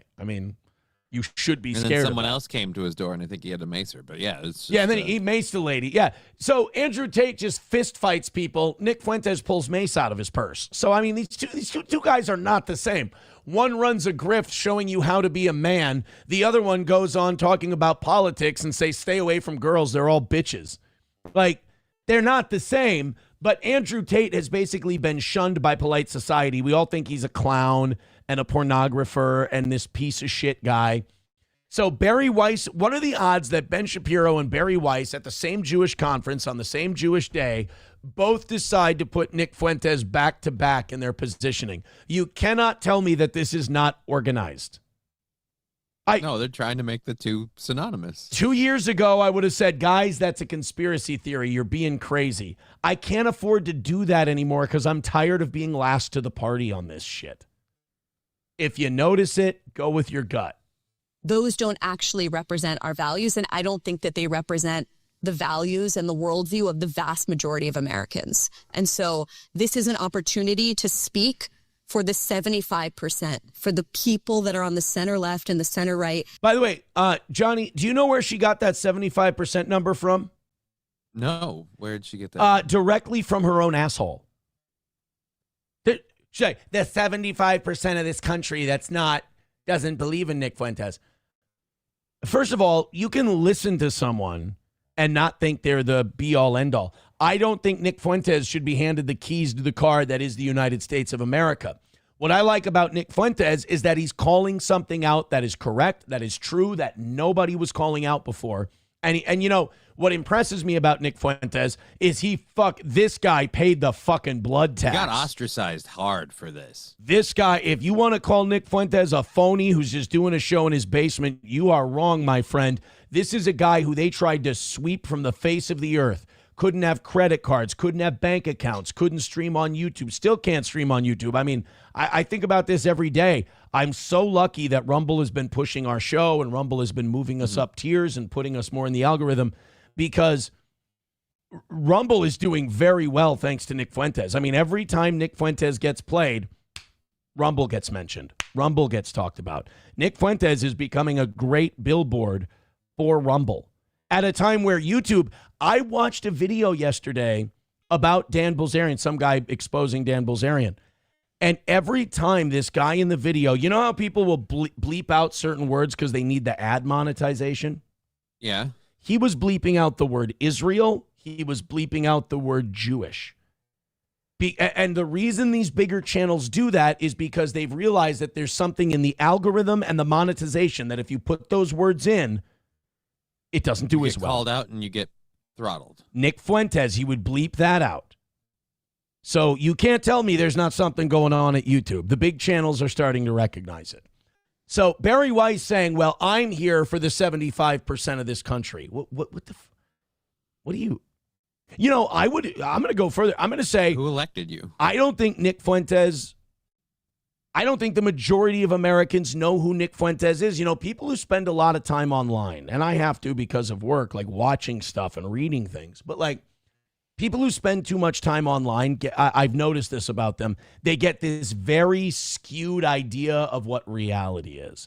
And they think that these people that have 1 million followers are like these super well-known celebrities. I'm sorry, guys, but they're not. That's why I always say, the more we know him is because you guys keep talking about him. Right. That's why, you know, I always say like, oh, we get 600 to 700 people at a time. Just thank God we get that. And people are like, fuck you. You know, those numbers are bullshit and blah, blah, blah. I'm like, guys, you think I'm saying those numbers like they're really good? I'm saying those are, I barely have a show number. I'm thankful for what I have. We're still clinging to the side of the rock face, but at any point our grip could slip and down we fall. Any show you watch, they're like, Steel Toe only does 600 to 700. It's like, dude, if you're doing under 10,000, you're nobody. We're all the same. We're all nobodies. Like, everybody who gets like under 10,000 viewers at a time when they go live, none of them are better than the other. You're all in the same boat. You're all the same size. Generally speaking, you'd all get canceled if you were on radio or television. But a guy with 1 million followers, let's say, you know, people who spend a lot of time online, they'll go, oh, that guy's really popular. I guarantee you 90% of the people you know don't know who that is. there's this skewed sense of what's popular online. It's just not like if you go to your parents and you go, you know what, do a thing here during Thanksgiving. Say the name Nick Fuentes and see if anybody knows who you're talking about. They probably won't. All right, everyone, go around the table. What are you thankful for? Nick Fuentes. Oh, are you a gay Mexican guy now? Are you dating some It's a Mexican? litmus test. You guys all passed. Yeah. So Bari Weiss wants to let the country know that 75% of the country, though, is with her, on her side. Where did she pull that number from? Straight out the sphincter. That still believe in equality of opportunity, that still believe passionately in the American project, that still believe in all of the things that everyone in this room believes in, which is liberty and freedom and individual responsibility and in the most basic level, the right to know what is actually going on in the world. Which is whatever Bari Weiss decides is going on in the world. It's funny to watch these people become the thing they fought against. Remember, they were fighting against, you know, that phrase, it's so perfect. That's why it's stuck around for so long. Absolute power corrupts absolutely. Right. You see these people, this is what happens with every revolution. You win the revolution, you become the power structure. And you commit the same felonies that the people before you did. Bari Weiss now has control of the news media. She fought against the news media because they were crooked and unfair, and she's right, they were. But now she's become in control of the news media, and it's that precious, it's that ring that turns you into Gollum. She's got the ring on now, and it's driven her mad with power. I get to tell the stories now, and I'm going to tell the stories that all of us Americans agree on, and it's like they're not with you. That's not how that works. Right. So she's become the thing that she toppled, and this is a good lesson. Not the world as propagandists and ideologues imagine it to be, but what's actually going on in the world and in your community, so you can make decisions about where to send your kids to school, about where to live, and about how to vote. That used to just be normal, and the goal of what we're trying to do at CBS is to get back to that. Did she just say telling people how to vote? No, she didn't say telling. Can I go back? I need to go back. That fucked me up. I got distracted by to know what liberty and freedom and individual responsibility and in the most basic level, the right to know what is actually going on in the world. Not the world as propagandists and ideologues imagine it to be, but what's actually going on in the world and in your community, so you can make decisions about where to send your kids to school, about where to live, and about how to vote. They want to tell you the stories that are really going on so you know how to vote. You know where to send your kids to school. We want to tell you things that influence how you do all this stuff. Not we just want to tell you what's going on. We want to report. No, we want to report the things we want to report so you'll know where to send. I mean, I'm sorry. I know this is nitpicking, but I've been wrong about this so many times that I got to trust my gut. You know, I fight my gut all the time. Stop it. I fight my gut all the time, and I'm the last one to find out. And my audience goes, "See, Aaron, you should have fucking trusted us." He has 0-for-2 record on those fights as well. This is them telling on themselves. They're tattling on themselves unconsciously, and I always give them. I always give them the benefit of the doubt by saying, "Oh, they'd never be that stupid." No, Aaron, they've been that stupid many times before. When people show you who they are, believe them. That used to just be normal. And the goal of what we're trying to do at CBS is to get back to that normalcy. And I feel incredibly energized. When did CBS ever stop telling people how to vote or how to send their kids to school? Well, I think she's implying they're going to be empowering you with the knowledge so that way you... What the fuck? Sorry. Fuck! I was going back to us. Wow, sorry, go ahead. That's enough Bari Weiss. I was just cutting back to us. Yeah, no, it's I think she's saying like they can give you the knowledge so you can make those decisions. But no, the way she said it did kind of sound like we want to give you the, we want to give you the straight dish so that way we can tell you who to vote for. Like, the implication overall is that she's going to tell you the truth that you're not getting, which for most of us, I feel like, I don't know. I'd like to see how many of that 75% are kind of with me, where I'm tired of hearing about Israel. I'm tired of caring about Israel. I'm tired of being associated with Israel. I'm really sick of seeing politicians in this country go up and say that they're an ally to Israel. Like, yeah, could you be an ally to America before we worry about that one? You want to worry about us? That would be nice. I think she might find a lot of that 75% probably feels generally the same way. Like, no hostility towards Israel, but again, the wash my hands of it sort of deal. Interesting. Hulkamasha Baby talking about the religious parts with $1 says, as far as I know, the only commandment you haven't broken is murder. Thank you. Appreciate it, guys. And to any FBI agents that are listening, it's still intact. Never. Drinking beers with $5 says, I once vacuumed up some fat-ass snowdrifts in the handicap stall at Applebee's with a homeless dude around 1 a.m. on a Monday after going out for a plate of boneless buffalo wings and a couple beers. Sounds like a legendary night, my man. Sounds like the way to go. Dan Fishes with $2 says, the history of Jews is specifically rejecting God's commands, then crying about the punishment. I don't know enough about theology to call that right. Not reading your Bible, son? Never have. I wasn't raised in a religious household. The correct answer to that is I prefer the New Testament to the Old. By the way, illiterate.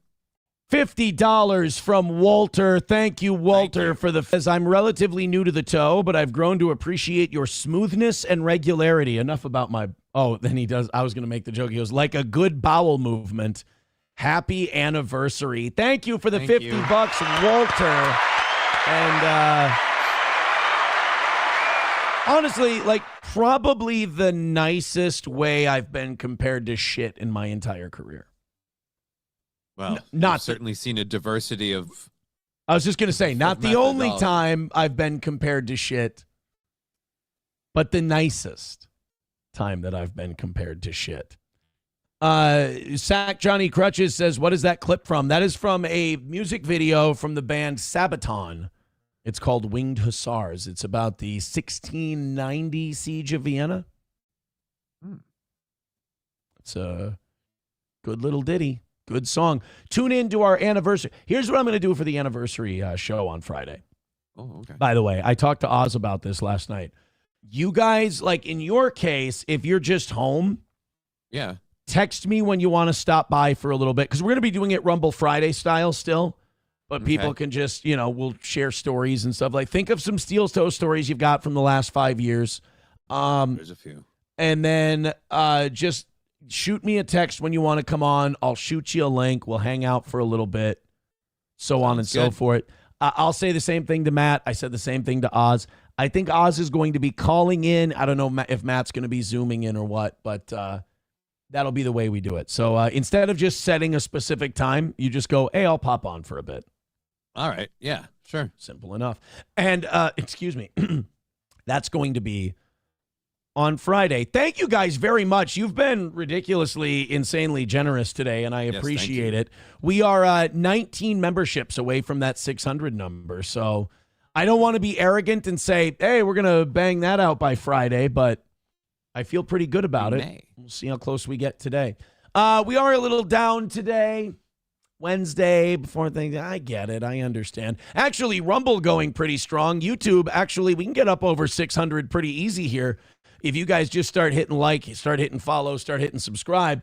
The Wednesday before Thanksgiving, we can still hit that nice 600 number that we like so much. Yeah, it's great. Great. We're at 560 right now. Did you lose your power last night, by the way? Something that's been bothering me. I didn't mean to just interject this. It's not. I didn't lose my power. But my internet and everything has been really fucky up until basically the start of the show. I lost power here somewhere around, I think around 11 p.m. last night. It woke me up, like everything went off. And then I was getting this weird eerie glow from the snowstorm because it was bright out somehow. Yeah. And so it just I almost had trouble sleeping and shit. I was worried that we wouldn't be able to do or I wouldn't be able to do a show today. And I woke up and everything was on. And so I didn't know how it affected you as well. It just terrified the shit out of me. My internet, if you guys don't know, here in Minnesota, we got what? I haven't really taken a good look outside. I let Gordy out this morning, but they said we were getting 3 to 5 inches. Did it end up being that? I think it was maybe around 3. Not quite. Not quite. I think it was the big thing was like rain that turned to snow. So I think some of it froze, and that's where like power lines went down. King Kong Dong says, "Can I bring you Casey's breakfast pizza for Friday?" I mean, what am I going to do? Say no like an asshole? Of course you can. Well, shit, now I'll find a way to crawl. Of course you can. Casey's pizza is that good? It is. It'll crawl. Make a man walk. It'll make a man crawl his ass up snowy steps to get some Casey's pizza. I thought it was very funny when Rocco, the actor who plays Tukey, he wanted to shit on Quick Trip because we talk about Quick Trip on the show. And he came here to town, which is a little psychotic, but he came to Minnesota and he just to see me. Which he's like, I don't get it. Aaron's a normal guy. He's just kind of, I'm like, yeah, Rocco, do you think that maybe you've been fucking lied to, you dumb guinea? He goes, and I went to this Quick Trip and it's really fucking good. Like it really is. It's so funny to watch these guys who have been brainwashed to like hate everything I say. I'm disgusting. I'm gross. Aaron lies. He's a lying piece of shit. Everything when they encounter me in person or check out the stuff I'm saying, they go, oh shit, he turned out to be right. 1,000% absolutely right. Maybe, just maybe one of these days, these guys might grow an extra brain cell or two. Lord knows they got enough chromosomes. Maybe they can trade in those extra chromosomes for brain cells, get a little bit of intelligence and go, I think there's a man who couldn't pay his own fucking rent. And the only way he could pay his rent was just to make shit up about Aaron for a couple of years. And he kind of went psychotic about it. And I kind of got caught in that web. Maybe someday they'll figure it out. I'm not exactly waiting for that day, but I see them get close. And I go, it's always encouraging to see improvement. And you know what I got to do? On this trail. Here's what I got to do. I got to stop mentioning it because it's like I'm the father and I'm seeing the son start to learn shit. But if I point it out to him that he's learning shit, he'll rebel. So I just want Rocco to continue waking up and then someday he'll be there. But the more I mention it, the slower that process is going to go. And the day he does reach his epiphany, I will be there with a Quick Trip patty melt. And if you didn't try the patty melt while you were here, Rock, you missed out. Doing? What the fuck is your problem, man? Veldrain with $1 says what Aaron is saying for Friday is send in old clips made by Aaron. Oh. Drinking beers with $1 says, I'm a bit over 111, bro. Yeah, you are at 118 now for today. Or for this week. Insane. Drinking beers. Thank you. Oh, and did Walter? No, that was Walter's first 50 for this week. Okay, I thought he was at 100. Walter's at 50. Thank you, guys. I appreciate it. Brian says, men with puppets is a major red flag. It's just, guys, he's never going to learn if we keep shitting on him or taunting him or goofing on him, right? If you're a parent, you understand. You have to let them learn on their own, no matter how painful those lessons may be. The mistakes hurt, but that's the lesson, all right? It hurts you to watch. It hurts them. But if you do it for them, one day you won't be there. In my case, a lot of days you won't be there. So you might as well figure it out. Hey, speaking of, basically watching these people like they're in a freak show, I did stumble upon a freak show last night after the evening show. Did you know the potato? You remember the potato? Yeah, Cardiff Electric. Did you know the potato's like a psycho? No, I thought the potato was just a funny bitch. I thought he was like a normal, silly, weird guy who made fun of like internet people. I didn't know he was an internet people. I didn't know he was like a psycho, dyed in the wool. All of this stuff is gospel. I believe it to my soul. Like following people. I thought it was a bit. I did too. It turns out he's a fucking Looney Tune, and people kind of saw it last night. So Zumach, this is adorable. Zumach thinks I'm trying to align with him. I want nothing to do with that world. I just want to watch it from the outside and keep poking holes in him because it drives him nuts. Not Zumach, just that entire world. Well, Zumach's been doing this thing where he debates people. Basically brings on people and talks to them about shit. I don't get it. I don't know what they're exactly debating, but okay. And like he's got Dr. Chow there, and I love Chow because Chow just trolls the shit out of people and is never genuine. And I like that. He has Chow on there, and he has that Dan from Nice Podcast Stupid, who I have to say, and again, this is going to be another one of those dad moments where I'm going to fuck up the kid's development, but I think that Dan watches a lot of Steel Toe, and I think he's heard some of the things we've said about him. And and to his credit, this is not me shitting on him. He's working on it. Okay. I think he is working on it because he's getting a little better as a broadcaster. And maybe it's just a coincidence, but the things he's improving on are the things I've shit on him about. That's all. I don't. But you know what? Idea, but good for him. It wouldn't be the first time that I've helped one of these guys not known about it, and then they deny it. It wouldn't be. Believe me, it wouldn't be the first time. So Chad has the potato on, and the potato has been a little reckless and crazy and psychotic about Chad. Like it's gone. Like here's what I mean by internet person. I don't mean someone who spends a lot of time on the internet. You can spend a lot of time online, be totally normal. An internet person is the person who becomes immersed and kind of becomes part of the Borg, and it's supplanted their real life. The Discord chat starts thinking for you. Right. Problem. Exactly. So the potato goes on with Chad, and Chad starts making really good points about like, hey, you criticize all this stuff about my life, and the potato talks about Chad's credit cards and the criminal stuff and all that. Mm-hmm. And he goes, and that's fine. And Chad made it clear. He goes, you're allowed to talk about that. That's fine. He goes, I just find it a little hypocritical that you don't reveal anything about your own past. You work through a filter. That's you don't say anything about your family. You don't say anything about yourself. It makes you look like a scared bitch. And that's probably because he is a scared bitch. And there's nothing wrong with that. You're allowed to be scared. It's just when you're scared and you won't admit it, that's what makes you a bitch.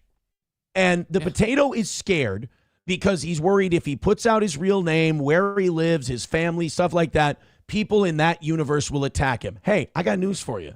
If Cardiff would stop being a bitch and just admit that, I don't think there's anything wrong with him being scared about that because these are, some of them, psychotic criminals.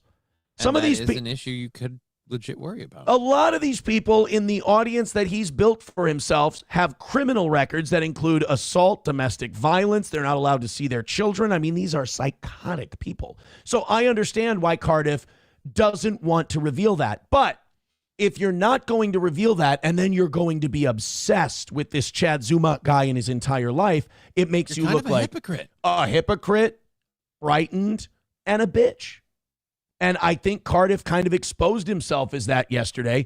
And I think he's got to dump that potato filter. I really do. If you want to be taken seriously at all outside of a band of lunatics who need mental health medication seriously, you got to take that filter off because Chad exposed him. And people who don't like Chad were even tweeting that last night. They were like, Chad's fucking baking a potato right now. He's roasting this guy. And he did. And you can tell, even Dr. Chow and Dan, who are these neutral guys, they're like, dude, no offense, you're coming off unhinged right now. And he did. The word I was thinking when I fell asleep to this Cardiff Chad thing was, that potato's unhinged.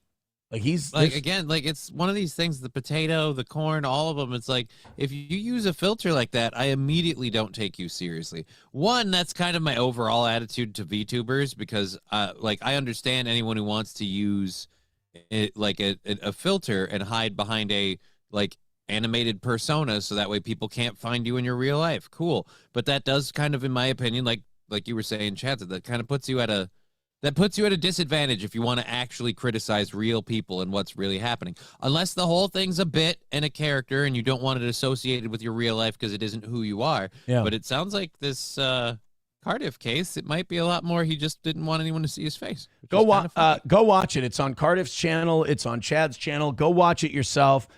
People can pluck out 30-second clips and manipulate it however they want. Go watch the entire thing, and you're going to see, it was weird to listen to the potato and go oh, wait a minute. I thought, like you said, I thought you were a bit. Yeah, I thought this was a bit. I thought this was just for fun. I thought you were pretending. I thought that's why we were a potato, to exemplify the whole, I'm not being a real person, I'm being a character. I thought you were pretending to be obsessed with Chad Zumach's life and not have really any other hobbies outside of that. And then the minute he got to talk to Chad, he's a belligerent, cunty, shitty, passive-aggressive twat with absolutely no response to any argument these guys are making. And it kind of turned into a 3-on-1 because Cardiff was making no points and he couldn't answer basic questions that these guys were giving him. And so, again, go watch it yourself. Check it out. It was really weird to see the potato guy kind of get exposed like that. Like you said, I was surprised to find out that he takes all this shit so seriously, and that he's so not just a bit. That like he's so fucking mental about it. Makes me sad. You thought it's kind of like the Bari Weiss, Ben Shapiro stuff. I should trust my gut on this stuff. I'm always right about it. I'm always borne out in the end. I've always nailed it on all of these people. And I should have trusted my gut on this one too. I mean, a guy who puts himself in a potato filter is probably not the most emotionally or intellectually or psychotically stable person that you've ever seen. Well, I didn't want to reach that conclusion, so that's why I went, it's a bit, right, guys? Yeah. It's a bit. Right. We were hoping against hope that this wasn't another psycho retard. And it turns out Please tell me that without that filter, I don't see a straitjacket. Like, just that's all I'm asking. Look, you want to my rule is very simple. Anything that you want to call other people out for, you got to be willing to be honest about yourself. And if you're going to say, this Chad's a piece of shit, let's dig into his history and dig into his past, you have to allow that for everyone else, or you look like a hypocrite and a crazy person. Yeah. I'll shit on everyone. Guess what? I have made horrific choices in my life. I mean, really destructive, devastating. I mean, you don't have to dig for them. Hell, you just mention his name. They actually come at you. Yeah. Wow. Don't Google it. Whenever I have meetings or phone calls with radio people and they don't know like everything about like what's been going on, I always tell them, I go, just don't Google it. Don't worry about it. It's bad. The point is, it's over. It's done. We're moving on. You know, but the thing is, like, part of moving on and being okay with it and is going back, admitting it, laughing about it, and going, never doing that shit again. It's not hiding it from people. When people can't talk about it, can't be open about it, hide it behind a filter or everything else, I think that's when you got to worry that you're dealing with maybe a person who's a bit off, I think. All right, continuing on with today's show. You guys were very smart not to give any money during that. You don't want to encourage this kind of talk. I was purely using this as a, hey, I watched this thing last night, transitional material between that and our next story. I watched Jack Reacher. Moving on. Did you really? No, the Amazon show. That's way more accurate to the books. I've seen the movies, but yeah, no, I finally started the Amazon show. It looks good. All right, let's get back to business. Let's do a show. We've got to talk about what's going on. This is actually, I was going to say this is just Milwaukee, but since I've seen this, I've seen it happening in Chicago. I've seen it happening in New York. Remember like flaming bags of dog shit being a thing that kids would do? Or yeah, you ring the doorbell. Yeah, ding dong ditch, stuff like that. Now I guess we've gone to lighting cars on fire. That's a new trend in big cities. I don't know if it's Larry Ellison's TikTok. I don't know what it is, but we're lighting cars on fire. We're literally burning people's transportation on city streets and then knocking on their doors. I thought I was going to come on today and say, this is just Milwaukee. This is just one time. Then I saw stories about it happening in Chicago, stories happening in New York. It was happening in New York to the point one night where 911 started telling people, call your neighborhood like trauma support center or something. Like they were advising people who were seeing cars set on fire by roving bands of miscreants. And they were saying, please stop calling the emergency law enforcement line and call like a talk about your local feelings hotline. Why? Because they're not doing anything about it? Because they're overloaded with calls. The 911 system was getting overloaded in New York City with people running around the streets, causing vandalism, setting cars on fire. And it was funny because you go in the comments like, this is Ma'am Donnie's New York. And you're like, the motherfucker's not even there yet. He's not in charge yet. He's not the guy. I mean, you know who ironically is in charge right now? The fucking cop. The cop. Former police chief Eric Adams. The former chief of police for the NYPD is the guy in charge. And we got this shit going on. Although, if there's one thing we've learned with Eric Adams' tenure in New York, it's that he was never in charge. He tapped out a while ago. Well, and they were like, every time he tried to do something against immigration and all that, they were like, well, we're going to put federal bribery charges on you. It's like, oh. But you're saying this happened a couple years ago. Why didn't you bring this up then? And like, oh, because you were doing everything we asked you to do. So this is what happened in Milwaukee. And if you give me a second, I can pull up more of these from like New York, Chicago, and other cities. I don't know if this started on TikTok. I don't know if this started on some other form of social media, but this is becoming a thing. Dude, like these people need to be like tried as adults. Like, no, like, hey, you're a juvenile, we're gonna look the other way. Like, no, you don't need some sort of lesson to learn that this is wrong if you can't understand this is wrong, dude. And for all of the crap of shitting on bags of like, or lighting bags of shit on fire, that didn't really hurt anything. Like, by the way, so they got the giant rock there. I just want to point out that these band of like 5 or 6 kids are standing around this car holding a big, like, it looks like a landscaping rock, and they're waiting for a car to pass. So they just stand there like they're not doing anything. Like, oh, we won't look suspicious to this passing car. Yeah, 6 kids standing around a car holding a rock out in someone's yard in the middle of the night. Yeah, that doesn't look suspicious. They're like Batista in Guardians of the Galaxy. If I stand absolutely still, nobody can see me. I'm confused. Oh.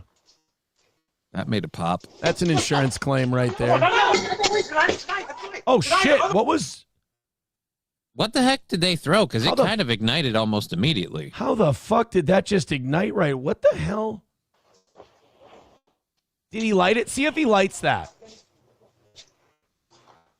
No, they didn't. They didn't look like they lit anything. All right, well then maybe they're lighting back here. These two in the back. Yeah, it looks like they're putting something together. Something sparked up. Come on, Janai, the other way. Janai. Oh no, he had to smash the windshield one more time. You can't just run away when the car starts on fire. You got to smash that windshield for good measure. I mean, this isn't a good-natured prank. This is just fucking people's shit up. I mean, this is literally arson. Like arson, vandalism, destruction of property. I mean, and by the way, this is where the cycle starts. This is where they get arrested. Oh, they're just little kids causing trouble. Let them go. They're just youth. Yeah. Then they mug somebody, and then it's, oh, they're so young. They have their whole life ahead of them. We can't throw them in jail. Let them go. And then they cut some lady's throat on a bus. Again, or set somebody on fire. If we try every single one of these as an adult with zero leniency, you might see a sharp decline in this activity. Hopefully. I mean, well, this is literal broken window theory shit.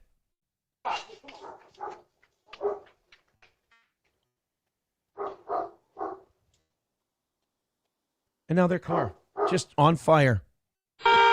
Oh, Jesus.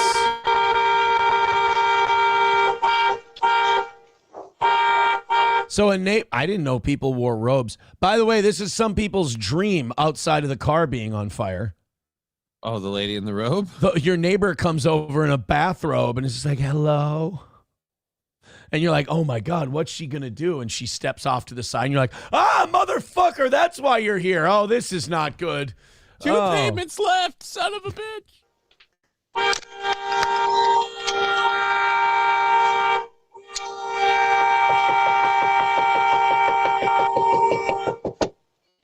The neighbor answers the door and goes, yeah, that car was fucked. Anyway, you want to come in?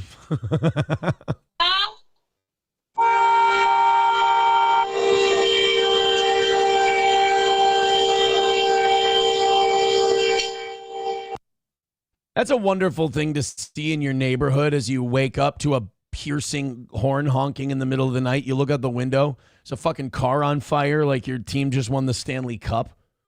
Right? Oh, it's just blazing. Shitty. Drinking beers with $1 says, I'll bet the perps are, well, I mean, I thought we were kind of just, I thought we were all, it kind of seemed like one of those things where we didn't need to say it. Yeah, you could notice. Kind of thought it was self-explanatory. Hello? Yeah, you home? Yeah, he's just blew up your car. I'm sorry. By the way, are the people whose car is on fire, are they the only people sleeping through this in the entire neighborhood? Apparently. Because that horn is not quiet. By the way, do you want Clint Eastwood in Gran Torino? Because this is how you get Clint Eastwood in Gran Torino. Yeah. This is how you get that neighbor. Is they, one too many 3 a.m. wake-ups of a car, set ablaze. That's how you end up. All of a sudden, we're dealing with this problem. Yeah, exactly. Car on fire, NYC. I want to see if there's more of these. A large group of violent criminals organized and conducted a street takeover in Queens. Yeah, here we go. Got another one. Didn't take much. This was 22 hours ago. So this is a couple nights ago. There was a street takeover in Queens where they just went around smashing shit, breaking shit. You could have a street takeover for poverty awareness. You could have a street takeover for inflation or management of our currency or anything, or those things have happened, yeah. Activism for social issues in your community. Or you can get a bunch of you together and just break people's shit and set their cars on fire. Your call. Which way, Western man? We'll start hip hop.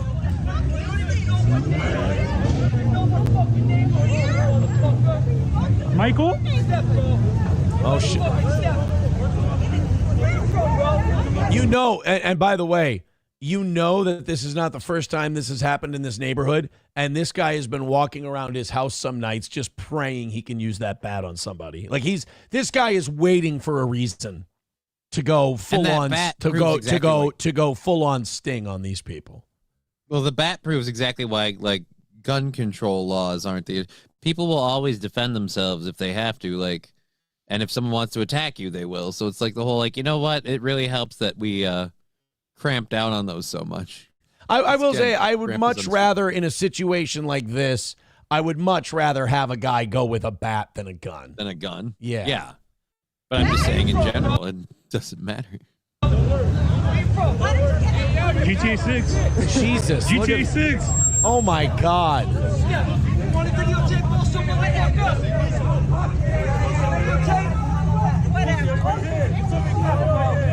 30v1. Sir, I'm going to throw an idea out there, and you tell me what you think. Maybe time to move. Might be time for a new neighborhood, my man. This one doesn't seem to be cutting it.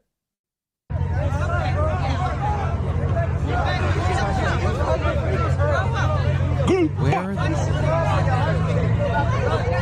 Oh, yeah, they want to get it on. Where are these boys' grandparents? So I just skipped over the first one. Right. I get what you're doing there. There is a problem with lack of grandmamas in situations like this.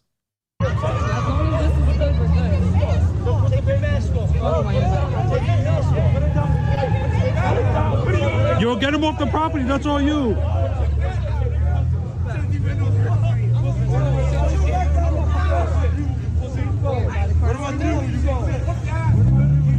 Sorry. You gotta be really proud of what you're doing when you have to run around with your face covered. Yeah, well, they just don't want to spread COVID. By the way, I know that COVID is hacked now and whatever, but yeah, but when are we allowed? And I'm going to go a little maybe too heavy on the conspiracy today, I guess. Okay. When are we allowed to ask whether or not it ever even existed? Because it's gone. Yeah, but you had it. Didn't you have the nose the symptoms of the? I got it twice, but they don't just go away. Well, it still happens. They're still pushing it's the new flu thing. For a lot of us who ignore it, it doesn't matter. Who's had it in the last year? And I know I know it's anecdotal. I understand that, but it's weird because it's not like everybody got vaccinated. Nobody got half the country got vaccinated, maybe 60%. That's not enough to kill a disease. And even then, the vaccines weren't exactly effective. So yeah, right. I think it still goes on and people still get it. I haven't heard about anyone getting it. I don't know anyone that's gotten it. And I haven't gotten it recently, but I know I got it once. I had those symptoms that were more than just flu, and it was never that bad though for me. So which always surprised me, but what did I have? Yeah. I'm thinking I might have just had the flu. Because remember, I lost the sense of smell and sense of taste. That's never happened. Do you remember during COVID what happened to the flu numbers? Oh, they disappeared because they counted all the flu numbers as COVID. Disappeared. To help boost their numbers. I don't know. All I'm saying is like a disease doesn't just come out, shot out of a rocket for 2 years and then disappear within the next 3. Unless it has like diminishing returns and it's getting weaker and weaker and weaker. Or unless it was a bioweapon. Unless somebody dropped a bioweapon using chemtrails or some shit. I'm sorry, but the crazier shit gets, the crazier the ideas have to be. Did chemtrails spray a disease called COVID all over the world? And then in 2 years, the disease dissipated and now it's gone? That's not how diseases work, first of all. No disease has ever just gone away in 5 years. They do if you build them that way. That's what I mean. Was it an engineered bioweapon, and did it really just leak out of a lab from an intern, or was it spread across the world?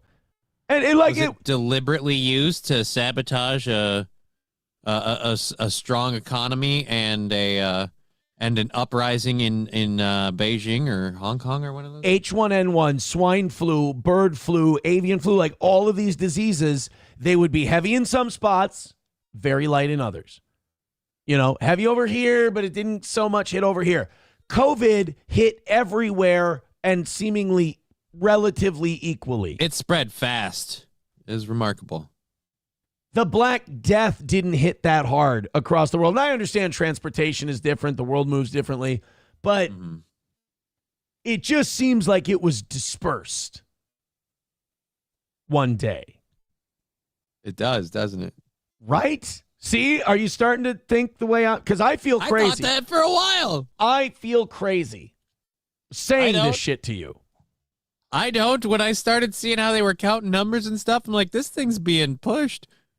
Like I said, the powers that be in this country have a one world government goal, and it's way, way down the road.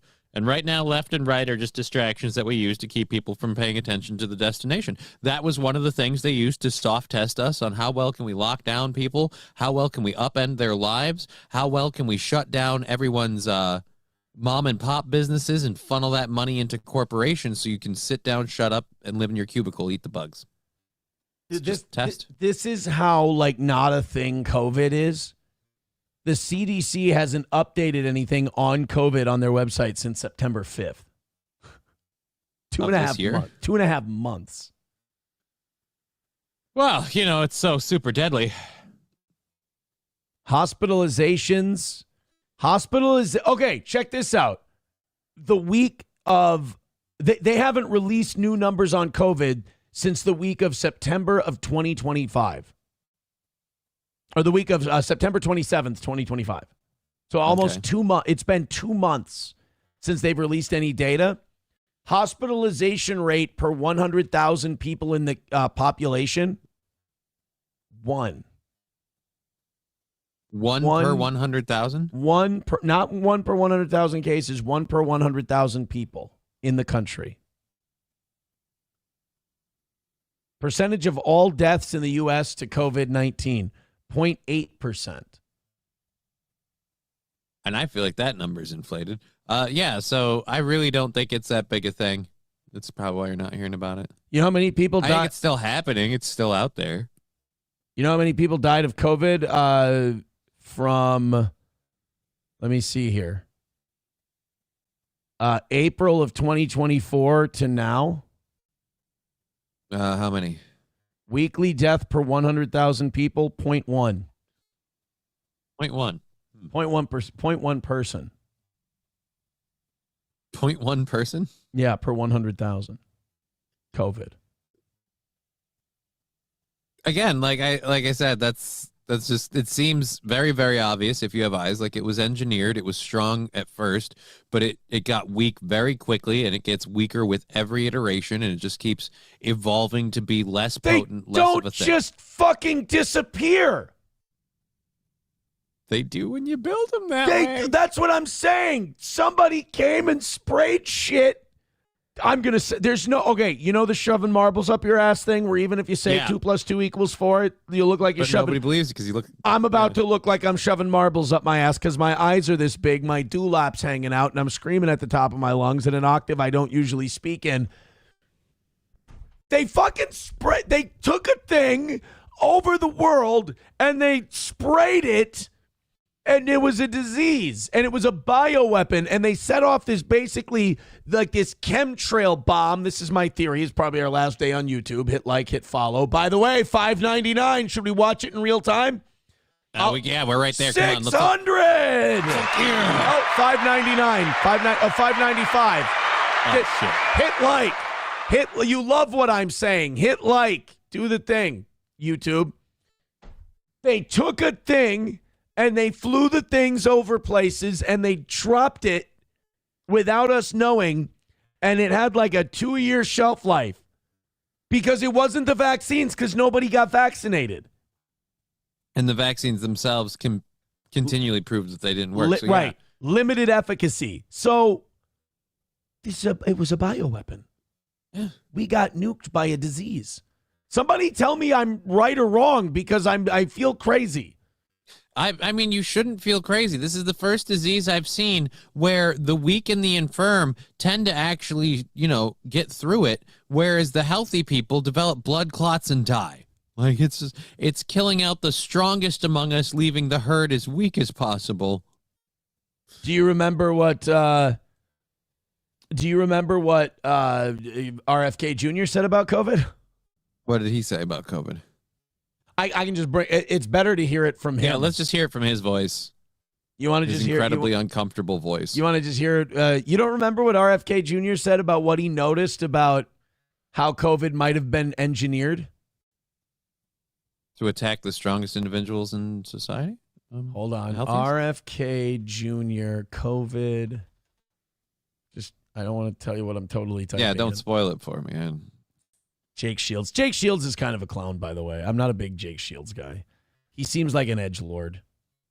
He's not very smart. He's very brash. He's very brazen. He's very, I'm an MMA guy and I say shit about Jews and blah, blah, blah.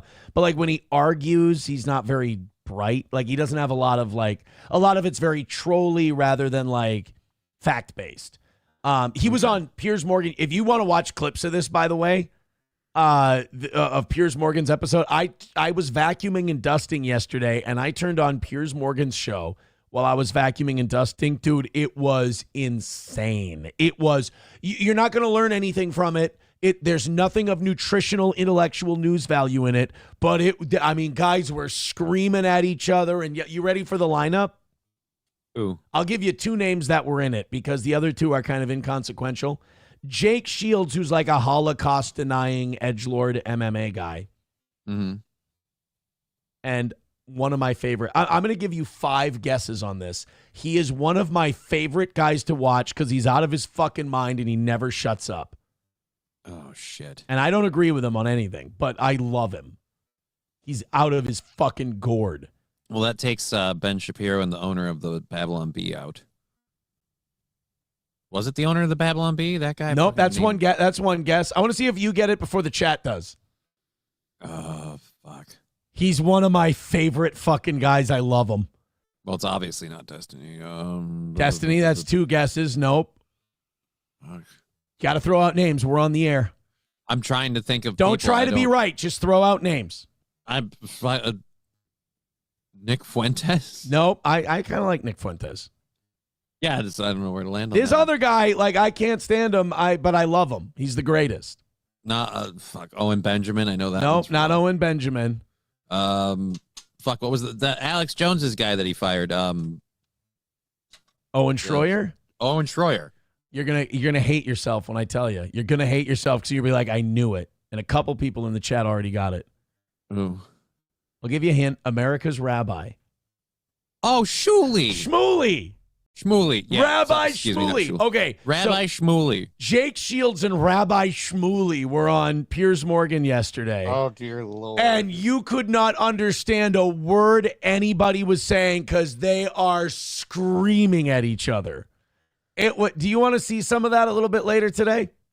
Yeah. You want to see a little Rabbi Shmuley versus Jake Shields on Piers Morgan's show? Do you know what I kind of respect about Piers?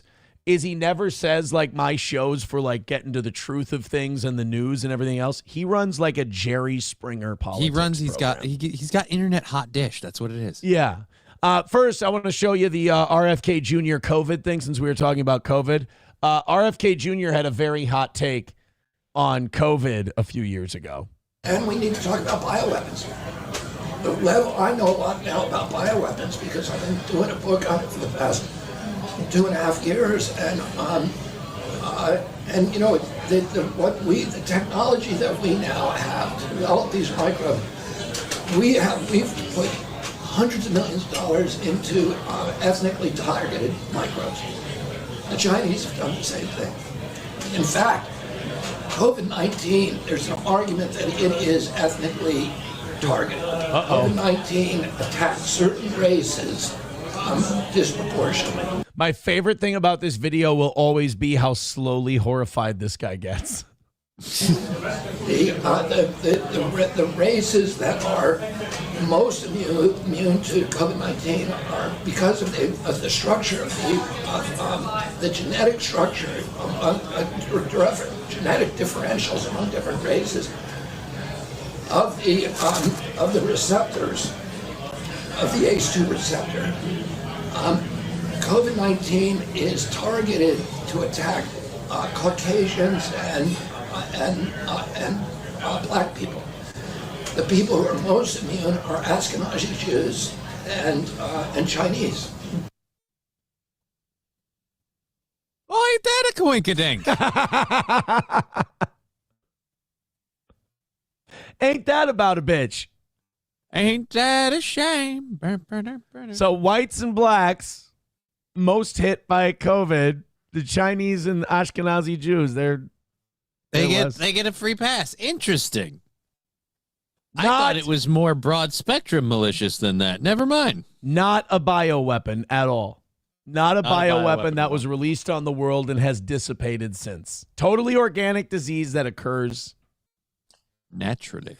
Again, some backwards ass Asian guy ate a pangolin. That's how this whole thing came about. That's right. Freaking racist. You racist. Don't you know it was a stupid Chinaman eating a bat?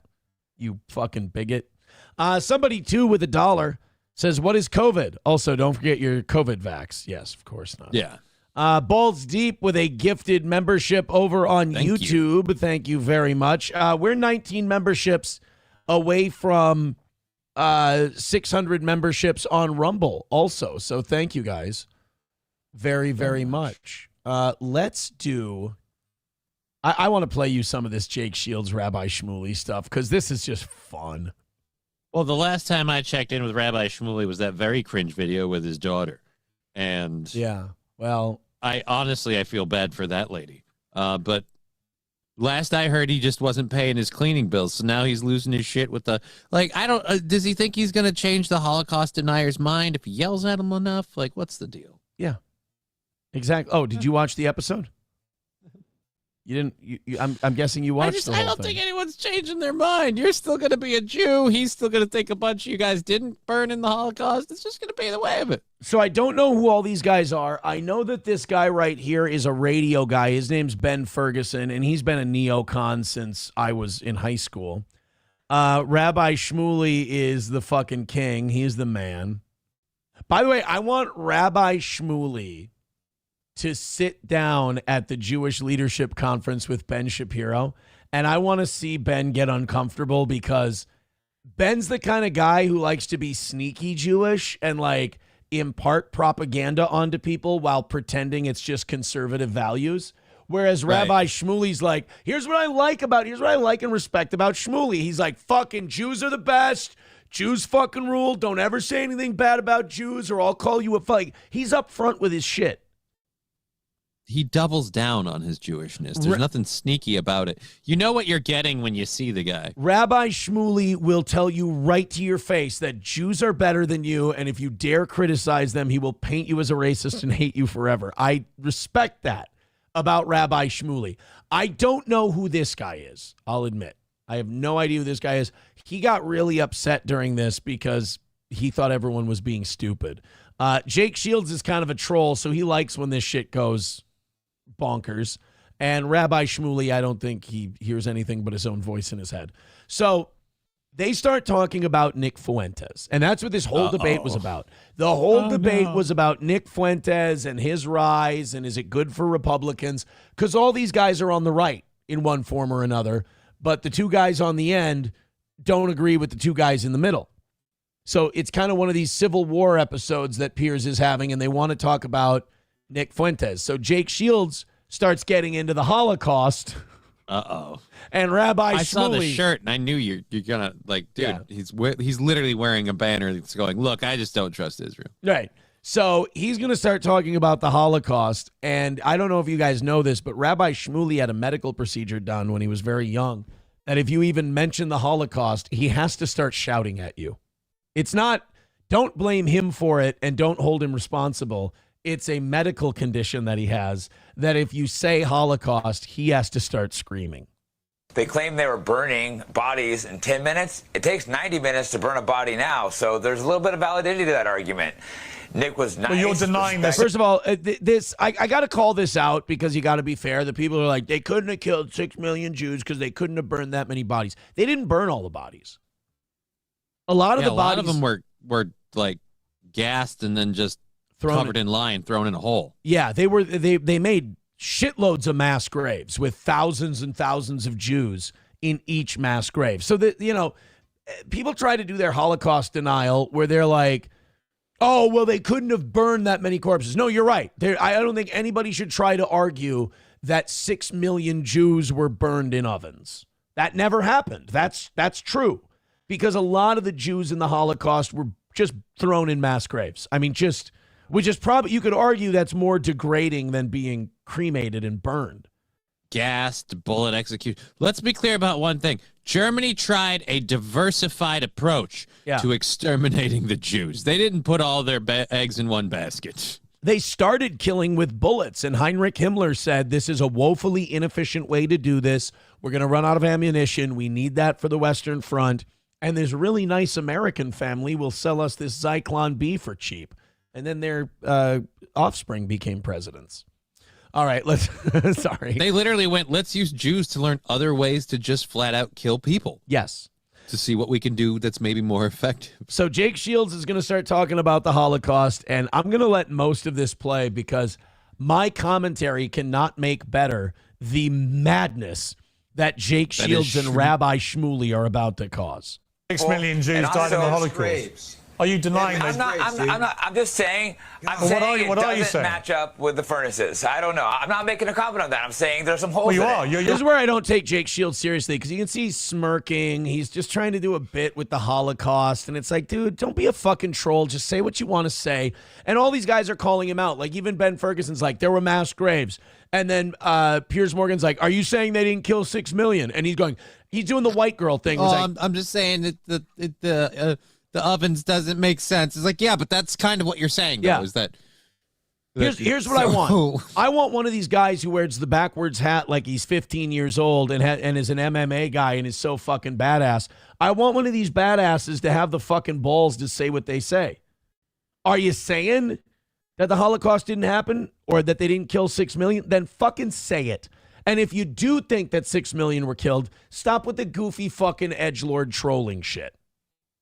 You're questioning the number of people who were killed in the Holocaust. Okay. Do you think that they were burning bodies in 10 minutes? Yeah. I think they were burning bodies in gas chambers and then mass graves. Here we go. Okay, so ready? Our boy is heating up. He can't hold himself anymore. I got to tell you, devil's loose. Can we give Rabbi Shmuley a little bit of credit here? He held on longer than I think anyone would expect him to. Oh, dude, I saw that first initial, turn off the camera jerk, and I went, oh, he's going to go, and then he stopped himself, so bravo. So you think it was this happened? So you think it was the fastest? You think it? Oh, do I need to go look at? So you think it was 10 times faster than today's furnaces? Okay. How fast would have been acceptable to you? But it's ridiculous. How fast would be acceptable to you? Pierce. God, I mean, it's scary. I don't even care about the gas chamber thing. You don't even care about the gas chamber thing. I think you just expressed a desire you did. See, that's another thing. Like, Jake Shields is the worst representative of this because he's just a dipshit.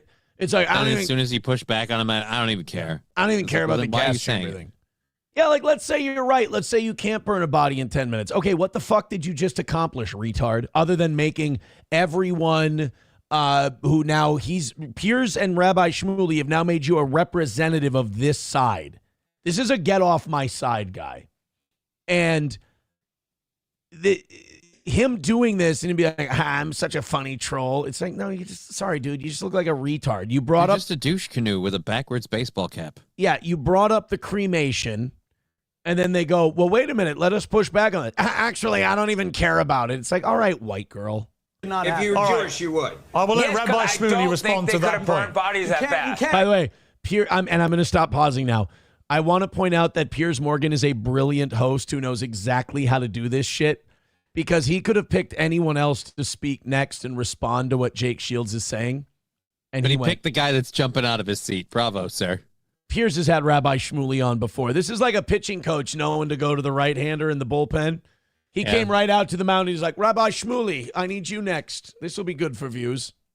If you were Jewish, you would. I will let Rabbi Shmuley respond to that point. Bodies that fast. I don't think they burned. But can I finish my point? Jake Shields. I didn't even get to the point I was trying to make. I don't give a shit about the. Hold on. Yes. How many people do you think you were killed you in don't the give an Holocaust shit about 6 million Jews being killed. We know how many were killed. Point. That we know you don't. Hold on. That's amazing. I don't know how many was killed. I don't believe it was 6 million. But I'm not trying to have a Holocaust debate. You brought up the Holocaust, Jake. You're the one who brought up the killing of people with the ovens. You dick. You started this. Now, he did say in that, he goes, I don't believe 6 million were killed. Can I say this? This may be controversial. It was 80 years ago. I don't give a fuck what the exact number was anymore. I don't. It was bad. I don't care how many were killed. It doesn't make Israel's actions in Gaza okay. Yeah, that's where I land. It was bad. It wasn't good. If it's 3 million, if it's 6 million, if it's 15 million, it was a bad, nasty, terrible, awful thing. You don't do that to people. Can we move the fuck on? You know, the Jews, the Zionists who just preach about the Holocaust all day long, you know, they get a lot of shit. But people like Jake Shields, they too obsess about the Holocaust as well. I think both of them need to learn how to move the fuck on. You literally are trying to have a Holocaust debate. You can't expect me to be silent when someone denies the Holocaust in front of the entire world. And let me just be clear. I didn't deny the Holocaust. I think the number was exaggerated. Excuse me, Jake. Give me a moment, please. Can we get back to our subject? Jake, this is not an MMA fight. This is a debate. Number one, Pius XII okay, I didn't get to finish my point, remains in ignominy and will not even be beatified or made into a saint by the church because he was silent about Hitler. And now, if Pope Leo, who the fuck is breathing like a dog? Do you hear that? No, it's not. That part of the audio is not coming through for me. Oh my God! Somebody is heavy breathing like they're whacking off, and I suspect Ben Ferguson. By the church because he was silent about Hitler, and now if Pope Leo, who is Pope, how many Christians? Oh no, it was Jake Shields. Never mind, because as soon as he started talking, that sound went away.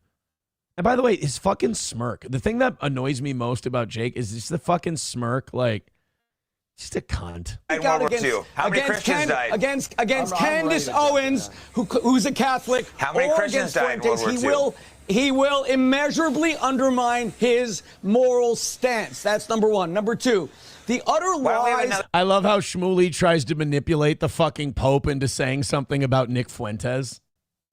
Oh, dear. Shmuley's like, if the Pope doesn't say something, he's going to lose all his moral credibility. Says who? Says Rabbi Shmuley? No. You.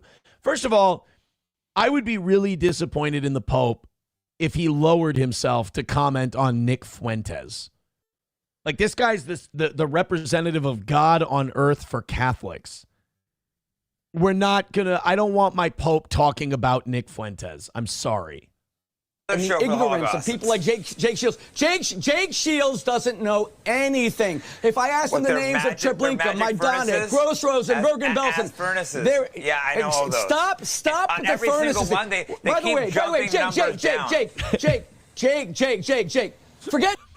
I think Shmuley's short-circuiting. I'm looking at a screen of two really easily hateable people. Look, I'll say this. His little smirk makes his face seem very punchable to me, but I can't deny why he's smirking. Like, look at how much like this little yapping dog thing he is. He makes one comment, and this dude's stuttering to himself to just like, they all died, folks. Like, it's just, whoa. I just can't believe that the guy on all those weekly world news covers that killed Osama bin Laden and everything is wearing a Remember the Liberty shirt. Isn't that Bat Boy? I swear to God, I thought that was Bat Boy. I've seen him on so many supermarket tabloids. It's just nice to see him on a TV show in person and have him show up. Those ears are obnoxious. But is that like cauliflower ear from getting punched in the face repeatedly? I hope so. I hope it's cauliflower ear. I hope those aren't what God gave him. Because if so, I'd be an atheist. How long it takes to burn a body? Let me ask you one question. Since you're a great Nazi lover like Nick Fuentes, sure. What is it the Third Reich? What is the Third Reich? Just tell me, what is the Third Reich? I know. Can I answer this? Yeah, what's that? All right, so the First Reich was the Holy Roman Empire. Okay. That was the First Reich. Frederick Barbarossa, shit like that. The Second Reich was the Iron Chancellor, God fucking damn it, Otto von Bismarck. That was the Second Reich, the Prussian Empire, the early German Empire. That was the Second Reich. That ended in... Some people say it ended at the end of World War I, the Second Reich. Some people say it ended in 1896 or 97. Either way, that was the Second Reich, Otto von Bismarck, all of that. And then, of course, the Third Reich, A to the H. The first two Reichs, what are they? I'm not a Nazi. I don't know. You have no clue. No. You have no clue about what even the Third Reich is. There was the Holy Roman Empire, then there was Wilhelm II, then there was... You don't know anything. Kaiser Wilhelm was the end. Some people say Kaiser Wilhelm was the end of the Second Reich. Some people say the death of Otto von Bismarck was the end of the Second Reich. We can... I really don't We can argue about it in history class. Yes. You're just using something about crematorium. But I do know furnaces can't burn bodies in 10 minutes. What I do know is the reason why you want to minimize the Holocaust. This isn't what I was trying to talk about. I had a point that I was trying to make. Is because Jewish life to you is like cattle being slaughtered. In the same way, you don't know. Palestinian In the same way you don't know. Let me jump in.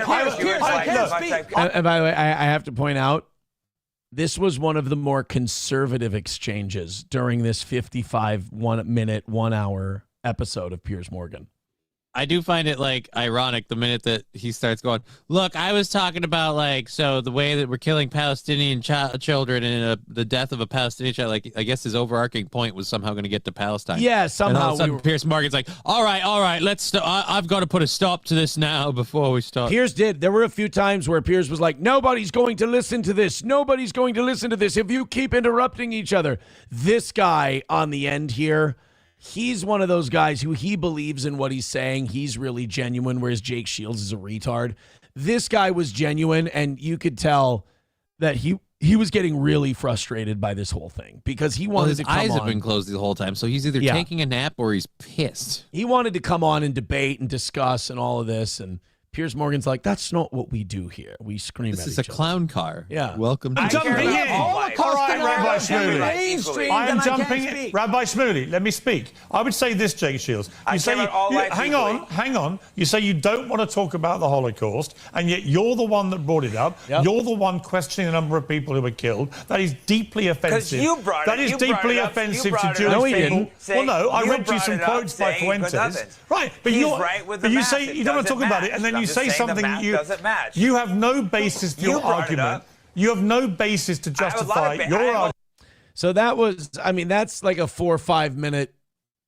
I go, if I were you, if you have time today, I mean, don't ruin your day and like not do something so you can go watch that. But if you got time, it's interesting to see that shit happen. It's funny as fuck.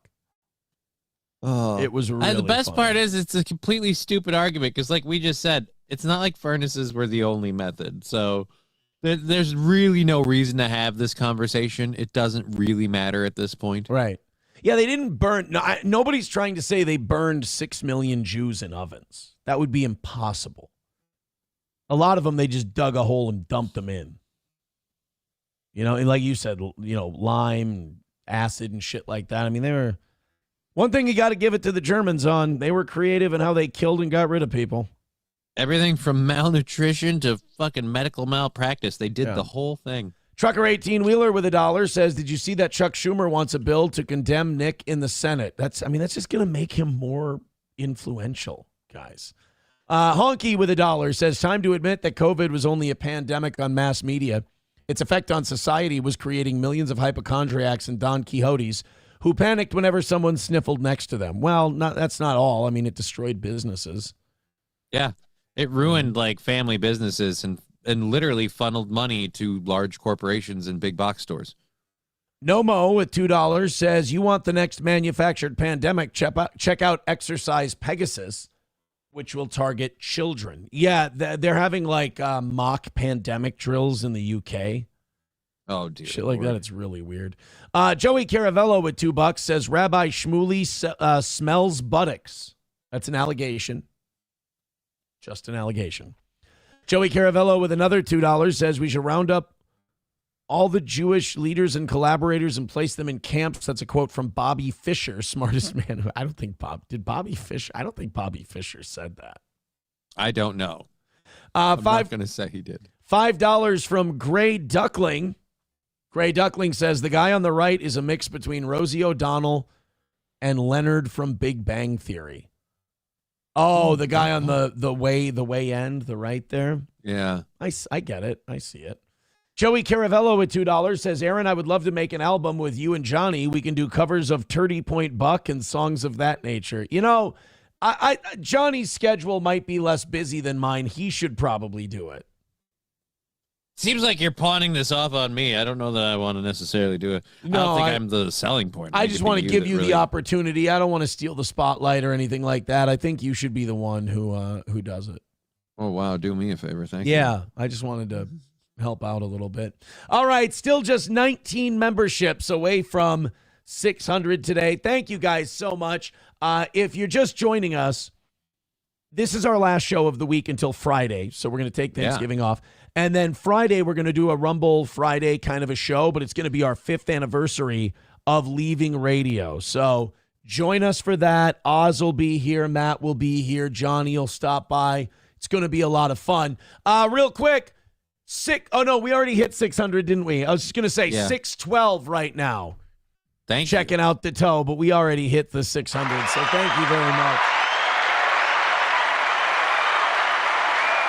YouTube, do me a favor. You're bringing up the rear today. Rumble, you're a little behind where you usually are, but I think the Wednesday before Thanksgiving, that's forgivable. That's understandable. Okay. There's probably a few people that are already on their way to families' houses. But YouTube, you're like 70 or 80 people behind where we usually are, so you guys need to hit like. You guys need to hit the thumbs up and hit the share button is what you guys need to be doing. All right, we finally got here today. Governor Walz' response to Donald Trump and the Justice Department investigating, arresting, indicting, and convicting all of these Somalis for welfare fraud. You know, you could make the argument that the Trump administration is doing Tim Walz a favor. That technically, you could say they're doing the state's job. Yeah. That this is something you guys should have done. The federal government now has to step in because you've done nothing. And we've uncovered all this fraud for the taxpayers, all the money that's being stolen, and we've identified the people who are doing it. Now, I think a normal person would say thank you.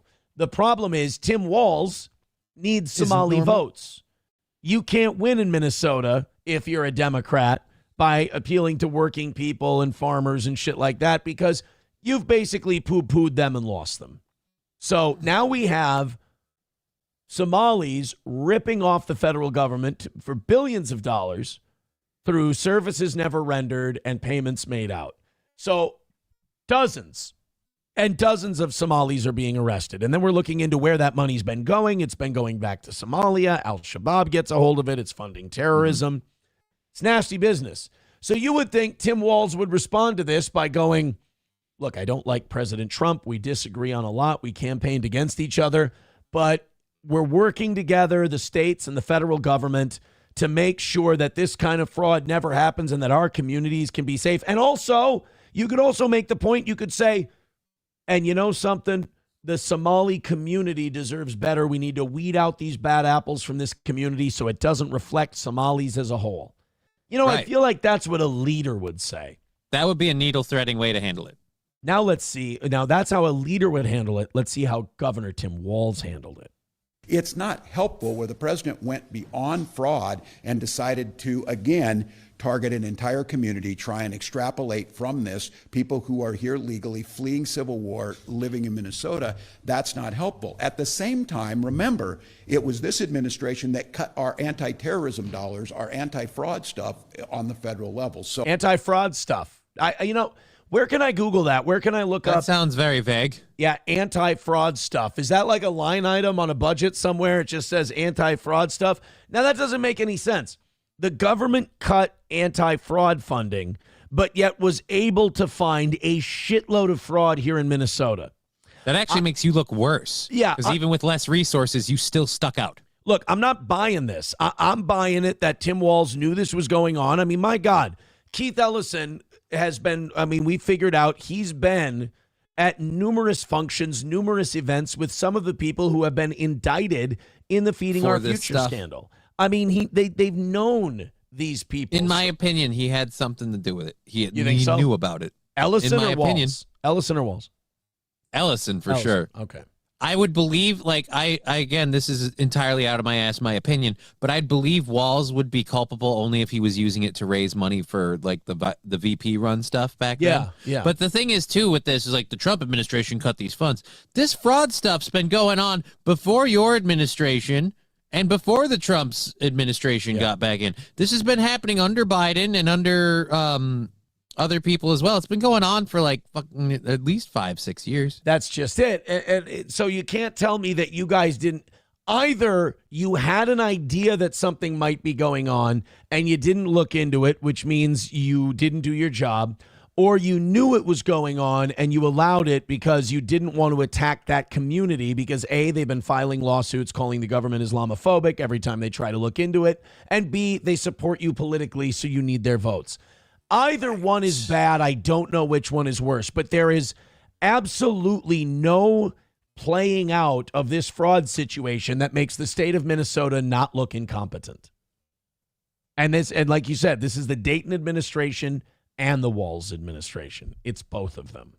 We welcome support from folks. We welcome, and I will say the U.S. attorneys here have been incredibly helpful with doing this. But this is they've been doing your job. Of course, they've been incredibly helpful. They've been doing the work you were supposed to do. President distracting from his own problems of threatening to kill United States senators for expressing the responsibility of the Constitution. So this is not surprising. What? It's Oh, no, you don't understand. You see, Johnny, the only reason Trump wants to root out Somali fraud is to distract from the fact that Mark Kelly and those other people told the military to refuse illegal orders, and now he wants to court-martial people and says that sedition is punishable by death. That's the only reason. I mean, forget the fact that we were prosecuting Somali fraud in Minnesota long before any of that happened. Donald Trump is clearly just trying to distract from these problems. You know, my big problem with Governor Walz is not that he's a manipulative hack politician. It's that he's bad. Yeah, he's bad at it. He's a hack. Remember when he said he was a man? Like, oh, I'm a dude. Like, he's a dude. And he tried to sell himself off as like an alpha male guy. Yeah. Time he had a shotgun in one of his promos, and all of us just went, "You don't know how to handle that. You're not shooting that shotgun. Knock it off." Helpful. He's the kind of guy who would go bird hunting. He would shoot a bird, and then he would react like Pedro Serrano in Major League 2. He'd run out there and be like, "No, Tim Walz not kill a living thing."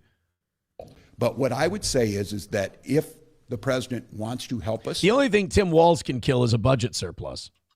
Oh, yeah. On the fraud sides of things. If he wants to help us with USDA and other agencies to make sure that they're tightening up, we welcome that. But what he did was simply stirs the pot. It brings up the divisions amongst us, and it doesn't do anything to actually tackle the actual fraud issue, which we... It is funny, like, the federal government is the one who came in and had to prosecute all this fraud.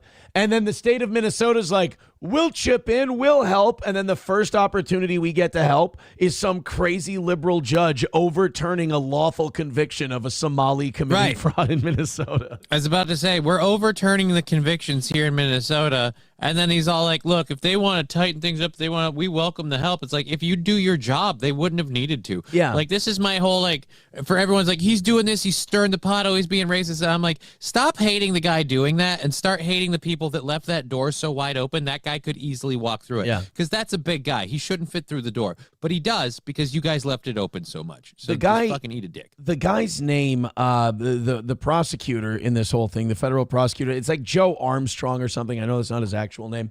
But, like, he's probably sitting there going, God, I wish Minnesota would help me with some of this. And then he hears the news, a judge in Minnesota today has decided to help with the Somali fraud thing. Oh, great. And Joe's sitting there eating cereal. Awesome. He's like, that's great. What'd she do? She's overturned a lawful federal conviction. And he's like, motherfucker, you know what? Stop helping. We'll take it from here. We've got this. Don't worry about it. We'll do all the legwork. Minnesota, like, since he decided to be vice president, the vice presidential candidate for Kamala, Minnesota has been getting exposed nationally for what fuck-ups we are. I would almost say it's a vindictive, like, we're going to make him pay for doing all this. But I don't really care because he sucks and I don't like what he does. So it's the motivation doesn't matter to me.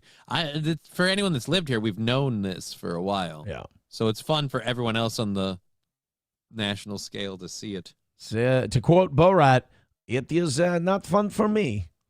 Joey Caravello with $2 says, Aaron, would you bang a Somali woman? Well, I'm taken. I have a beautiful girlfriend. So no, I would not bang a Somali woman.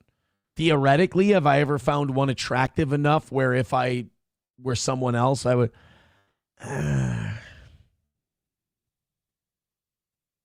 It's not my fault, you know. I haven't even answered the question yet. I'm already explaining. It's not my fault. Like, you can't help what you're attracted to and what you're not attracted to. Right? You like what you like. I prefer red licorice. That doesn't make me.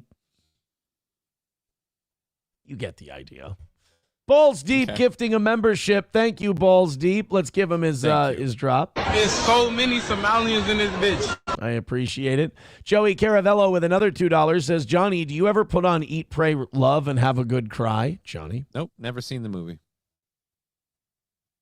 Gay. Thank you guys very much for your gifts and your kindness and everything else. On Rumble, we're still just 19 memberships away from 600. Sam Show says, you want to fuck AOC. I mean, if I was a single man and she was a single woman and we met, would I be attracted to AOC physically? Yes. What, am I fucking gay? Something about her nose and her teeth. I'm just like, eh. I mean, I'm probably not saying no if she's like literally coming on to me. Like, beggars can't be choosers, but I mean, you really in a position to say no to AOC? Right? Like, I would imagine what I would say less attractive women still being passable. So I guess I'd have to say yes by default. Can we admit that she's cute in the college dancing video? Yeah, it's fine. Yeah. Like I said, for me, like the only thing I find unattractive about her is something about the way her nose and her teeth are framed. So certain times when she smiles, she looks like a donkey, and it just bothers me. I get it. I understand. But that's, again, fleeting moments. I want to see if I can find that video. I want to confront the audience with this video and make them admit that AOC was cute in college. Here we go.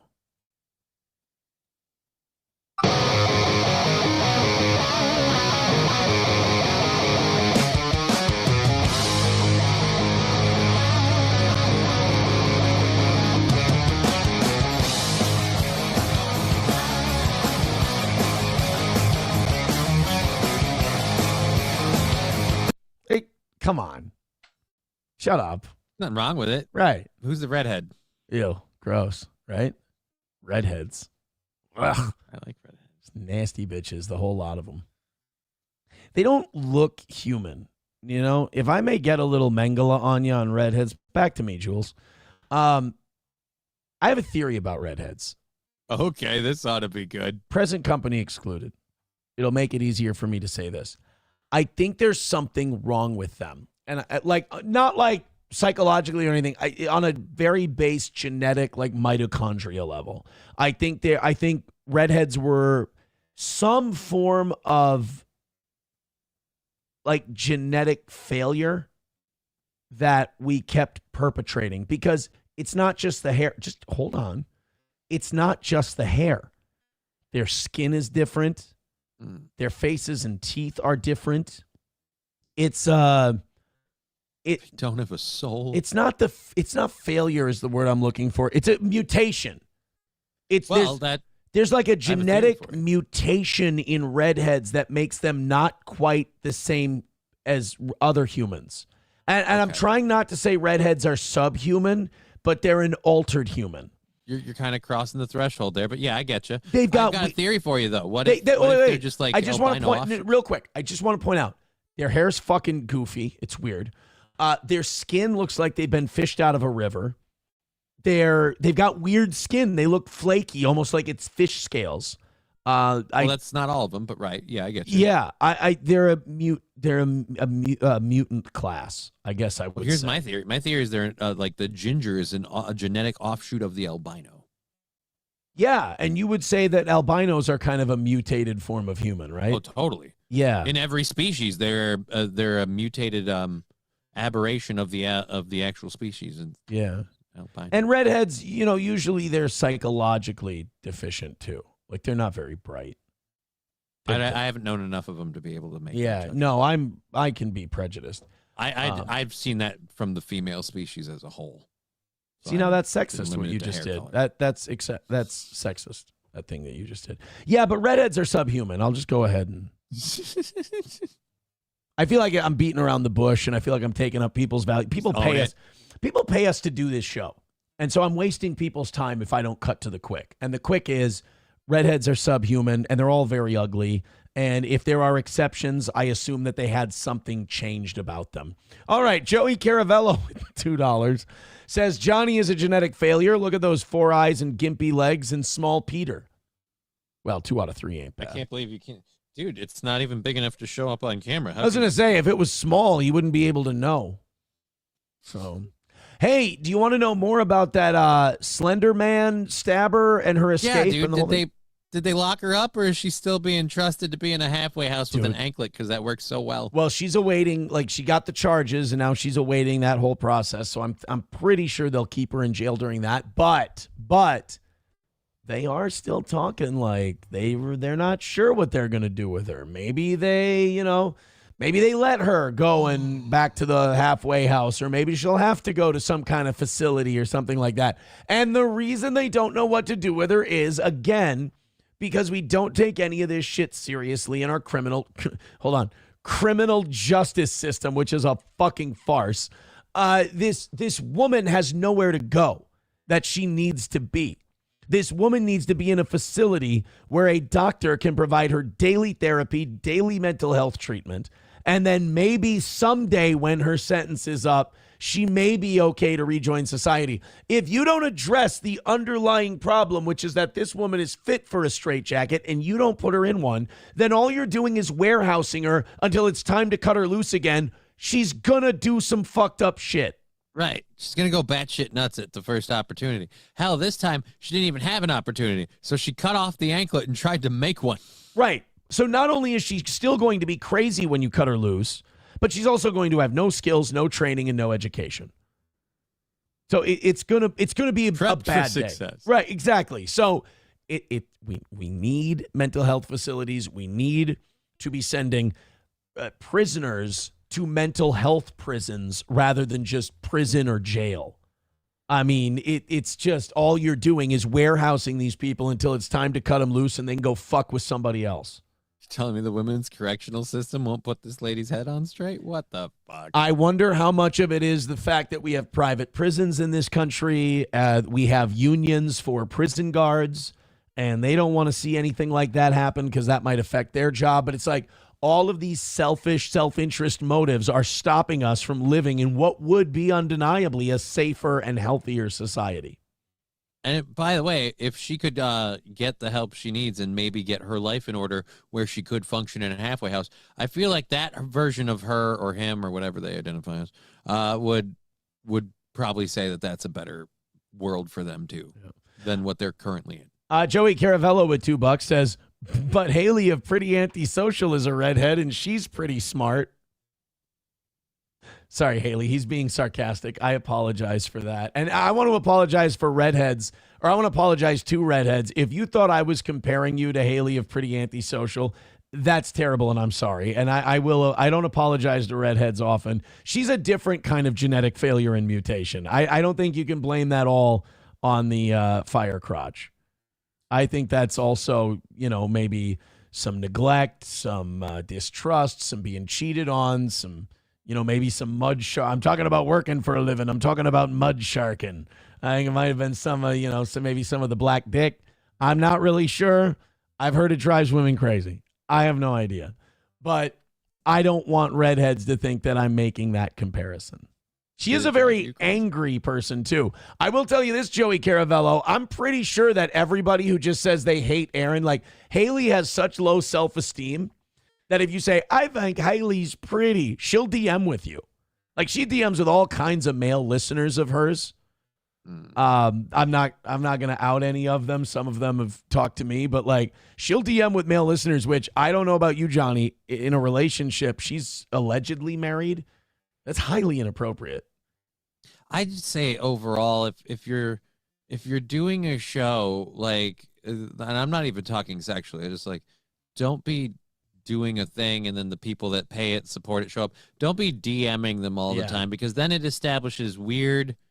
And this is something that I've tried to fight. Like you've told me this before, and I've ignored you, and it's gone badly.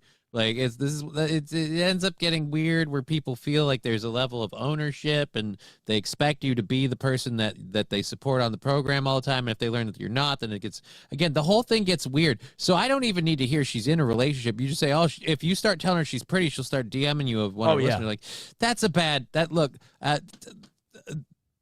Take it from me. Don't do that. That's all I'll say. She's very insecure about her looks and everything else because she has to tell everyone that she believes she's very beautiful. And then she needs other people to tell her she's beautiful, and it gets her going, and she'll DM with you. I have a guy who, after that disaster, that Friday show that killed the piggy show that basically made it irrelevant, I had people DMing me, and one of the people DMing was like, Haley DM'd me because I said something nice to her in the chat, and then all of a sudden we're DMing, and he's like, I'm married, she's married, it's not okay. And I'm like, yeah, it's not. You really shouldn't be doing that. And he's like, yeah, I learned that. He's like, but like, he goes, if you call her pretty or you compliment her, like she goes like crazy over that. And I'm like, oh boy, that's bad. That's why I don't like, that's why I just kind of poke fun at her. I don't like get mad and go after her because I kind of feel bad. Like I feel sorry for her because there is a lot of insecurity. There's a lot of the why behind what she does that I understand has nothing to do with me and has nothing to do with like Keanu or anyone else. So I get it. I understand. But like, Haley, I will tell you, stop getting involved with your listeners. Because I know your husband probably doesn't pay any attention to you, but if he ever does start paying attention to you and he finds out about you DMing multiple male viewers of your show, it should, if he's a man, if he's got any fucking balls whatsoever, it should piss him off. And you shouldn't be doing that. And that's not me attacking you. That's not me insulting you. That's good advice. And I know you probably won't take it because it's coming from me, but you got to quit fucking around like that. It's not cool. Joey Caravello with $2 says, I own Johnny 100%. Go back to the fields and pick some cotton, boy. Well, I mean, I could try. Getting to the fields is going to be difficult. The picking of the cotton, it's how long you got. This is going to take a while. I don't think Johnny's going to be a lot of breaks. Johnny's not going to be a good cotton picker. So TMZ, going back to the Slender Man thing, Yeah, so what are they doing with this chick? TMZ got the body cam footage of the arrest. Mm-hmm. And oh my God, the trans person, sometimes you get a trans person, you know what the transition is. I don't know if this is a trans man or a trans woman, but either way, this was the person the Slender Man woman was traveling with when she escaped. And we do have the body cam footage of that. Rumble, thank you. Hit like. YouTube, thank you. Hit like. We're over 600 right now. Facebook, Twitter, thank you. We're over 6:30. Usually in the 9 o'clock hour, we start coming back down, but fuck it. I don't know. Let's see if we can get to 700 today. Thank you. And the memberships, 19 away from 600. Thank you for that. Just thank you for everything, guys. We appreciate it. Thank you very much. Let's continue on here with the body cam footage of the Slender Man escapee. Where you guys from? We're from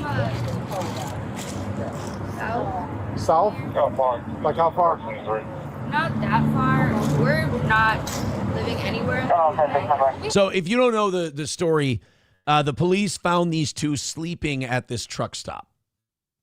Okay. And so they went up to them and they just wanted to get some information. You fall asleep at someone's business, the police are going to want to see some ID, find out who you are, find out why what you're loitering. Gotcha. Yeah. Yeah. Fine tonight.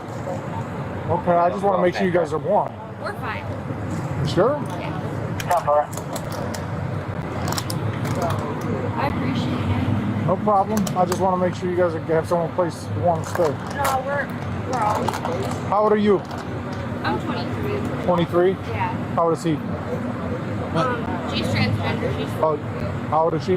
23? Did they say how old is she? And she said she's transgender. And like that was the first thing out of her mouth before she said her age.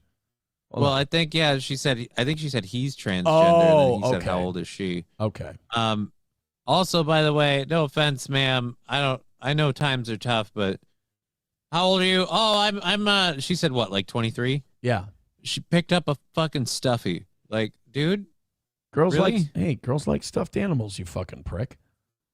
You're homeless. Well, that's true. You should save your money if you're homeless. 23? Yeah. How old is he? She's transgender. She's how old is she? Oh, he said he first, and then she. He said she's transgender. Okay. Yeah, but didn't she say she identified as a dude? I thought I read that with the arresting thing. Whatever. Annoying. No, that was the other person. But I'll say this, though. Oh, no, I think you might be right about that, actually. But I will give the transgender stabber, this Slender Man stabber this. That's like the nicest correction of a misgendering I've ever heard from that community. Yeah. Usually they go all Rabbi Shmuley on the bit. That's almost stark ravingly understandable the way you handle that, man. Probably the most sane thing she's ever done is that correction right there. Yeah, dude, honestly, with the holding of the stuffy, the whole lot of this seems cuckoo. So, yeah, that's best. That's the best we got. Okay. I don't have my ID, but. All right, well, give him your name and date of birth, because we just got to make sure you're saying who you are, you say you are, okay? You're not missing them and stuff, okay? Okay, what's your last name?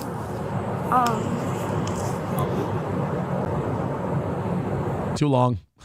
You're fucked. No, sorry. I'm sorry. You could tell us the rabbit's name in 2 seconds. I don't think. What's your last name?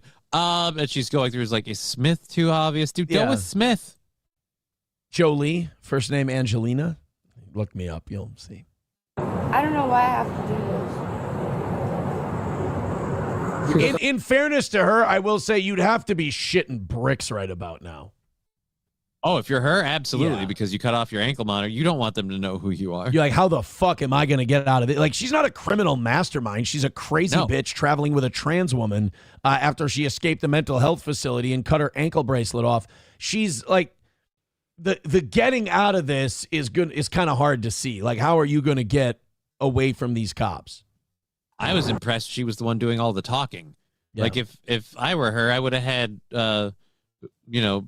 questionable subject number 2 there do most of the talking, because as far as I know, that's not the one that people are actually looking for. Yeah. Because I don't believe you're 23. That's why. Okay? We got called here for a call. So just be honest. I want to make sure that you're not missing. As long as you're not missing, you can go on your way. Are you missing from somewhere? Just give me your name and date of birth and you can be on your way. Okay, I'm 19. Huh? I'm I'm 19. 19? Yeah. It's fine. You're still an adult. So Yeah. So what's your last name? No what? I don't want to give you my name. okay, well then we're gonna arrest you and take you an ID. We're gonna hold you an ID at the station. And you're fucked if they do that because your fingerprints and everything are on record. I mean, they'll And be you're able gonna pop the minute they pull you in. Yeah. You gotta be like, if you're gonna do this, like if you're gonna escape from a facility and cut your ankle bracelet off, you gotta have a plan, man. You can't just go running around sleeping at truck stops, going to the cops, because they're taking you in now. No, whether you give your name or not, they're taking you in because you're suspicious as fuck. Yeah. You don't want to tell them your name. They already, spoiler alert, they've done this dance before. The minute you're like, I don't want to give you my name, they immediately go, all right, that's because if we run it, something's popping. Yeah, like, don't you have a sister or something that kind of looks like you? Couldn't you give her name? Or a cousin? And then they'll at least let you go and you can buy yourself some time? Ooh, use a pair of balls. Give them the name of your victim. Oh, that's a good one. So you don't want to obstruct an officer. Give me your name and date of birth. You're not wanted for murder, right? Right. Oh, sir, how close No, you are. I think it was attempted. I don't think it was actually full murder. Wouldn't that be funny? Yeah, the cop goes, you're not wanted for murder, are you? And she's like, attempted. And they're like, what? Just kidding with you. I escaped a mental health facility and cut off my ankle bracelet. Okay, then there shouldn't be any problem. Okay, you're making it bigger. What's your last name? Reese. Well, now you did something wrong because just come back no record on files, and that means you're lying to us about your name. Okay. So now that's obstructing. I'm gonna give you one more chance before we're gonna take you in custody and fingerprint you. Okay. So just be honest. It's not a big deal. You're making it a bigger deal. I have to make sure you're not wanted for anything, no homicides or anything like that. That's it. I promise you. Okay. And I know I don't know you and you don't know me. I know. Okay. At this point, we're just going to detain her. Please let her go. Then Please let her go. Then give him your name. I did something wrong. She did. What did you do? She doesn't wrong? know what I did. Okay, that's fine. I ain't. Let me talk to you again. It's like oddly noble, this part. Yeah, because she doesn't want them to mess up that lady, that person's. Like this she cares about this trans lady so much that she's like, all right, look, she's kind of, it's sinking in now. She's like, all right, I'm fucked. Like, there's no getting out of this for me, but I can maybe help her. I can save this dove. What is it that you did wrong? I did something really wrong. What? 47 and Cicero. What did you do wrong? 47. Stabbed a cop. Wait, what? She just doesn't take any of it seriously. Cicero. By the 500 here. So Morgan is your first name, right? Yes. G-E-Y-S-E-R. No. Let me say goodbye, please. Okay, we will. I will never see her again. Yeah, you will. No. Let me say goodbye. I'll never see her again. Yes, you will. You know what? I think I know this one a little bit better than you do. Trust me, not when the sheet comes back. No, you won't. After you search my name, I think you'll understand. Yeah, I don't think we're bouncing back from this one, Chief. I won't. 304. Because I did something bad. Let me say goodbye. We will let you say goodbye. Okay. Go ahead and put your hands on You your said chest. I could say I will goodbye. let you. You guys going to the same place, okay? I promise you didn't know. Okay. Oh man, I almost feel bad. Like, this is weird. Before you start feeling bad, can I just tell you one thing real quick? What's that? She tried to murder a girl because she claims a fictional character told her to. Well, I mean, it looks like she's well aware what she did was wrong. And Let me real quick. Let me try to help you. Okay, maybe this will jar something loose. Fuck this lady. She's rat shit. She deserves everything that's happening to her. She tried to murder one of her classmates because Slender Man told her to, and then she broke out of a halfway house and cut off her ankle bracelet. She knew it was wrong, did not give a fuck, and then roped some poor mentally ill trans person in with her plan to escape. There, now do you feel bad for her? Well, now when you put it like that, yeah, I don't really care about it anymore. She's a clear and present danger. She's psychotic, and she's tried to kill someone before. I'm sorry, I have an overactive sense of empathy. What's now? What do you want to do? You want to go ahead and overturn a conviction on a Somali fraudster? Go ahead. Well, I mean, if I'm going to get the payoff she got. I want to talk to that judge, and I want to be like, did they at least pay you because you can't be this fucking stupid? I can't. You can't give me your information? Mm-mm. Why? What's? I'm guessing. Okay, here's my guess. They would have to dead name themselves, and they don't want to. Well, here's my guess. Now that we're being, this guy's also done some shitty things. I don't know if we hit the level of brought a classmate to the woods on Slenderman's behest. Right. But let me just say, I would not be the least bit surprised if we find out there's something effy in this guy's past. Yeah, maybe you're right. Doesn't really want to get brought in on that. Whoa, why can't you give me your information? What's wrong with that? I just can't. Put your hands on your back. They just panicked. They're like, I'm gay as fuck. Like, what? That's fine. That's okay. Because, by the way, if it is a dead name thing, you're getting locked up and you're getting you're getting dead named anyway. Yeah. And then you could get charged with obstruction because you failed to give your dead name to the cops. So that's I'm going to just say it's a really big grenade to fall on for no reason. That's the thing. Like, both of these two are fucked, and only one of them kind of realized it and said, all right, I'll do it. Interlock your fingers for me? I'll go up and up. Yeah. Interlock them. Nope. There you go. There you go. Just like that. Give me a second, okay? I will say I'm invested in this story to this degree. I want to know if they got to say goodbye. I want to know if they got to say goodbye, and are they going to be pen pals that the institutions are each taken to? Because it seems like both of them probably shouldn't be walking around if they can't tell their name to the police officer. Now, you asked earlier, you're like, all right, are they going to put her back in a facility, or are they going to actually imprison her this time whatsoever? I don't know if this is going to give you any hint as to what they're going to do, but the girl was not hit with any local charges in Chicago because it would only serve to prolong her extradition back to Wisconsin. An extradition hearing was slated yesterday in Cook County. Okay. 25th. Yeah, that was yesterday. There was an extradition hearing. The trans person was booked into the county jail and posed for a mugshot before giving a phone interview. Oh, interested? Yes. Trans person's phone interview with WKOW in Wisconsin. Check that. Now, is this the person that was with her or her herself? This is the trans person that was with her. Okay. Yeah. Balls Deep with $5 says, will you guys sign my Cucko the Clown shirts? I've got two and need your and Johnny's John Hancock's on them. Not a problem at all. If you bring them, yeah. It'll look like a cardiogram because my right arm's dying, but whatever, I'll do it. I'll sign a Cucko the Clown shirt. Do we have anything definitive on ivermectin yet? Are we giving up on ivermectin? Is it I'm helping? still taking it every day. I'll say this, like it has an immediate effect, which we might be equating to just like kind of an inflammation reduction.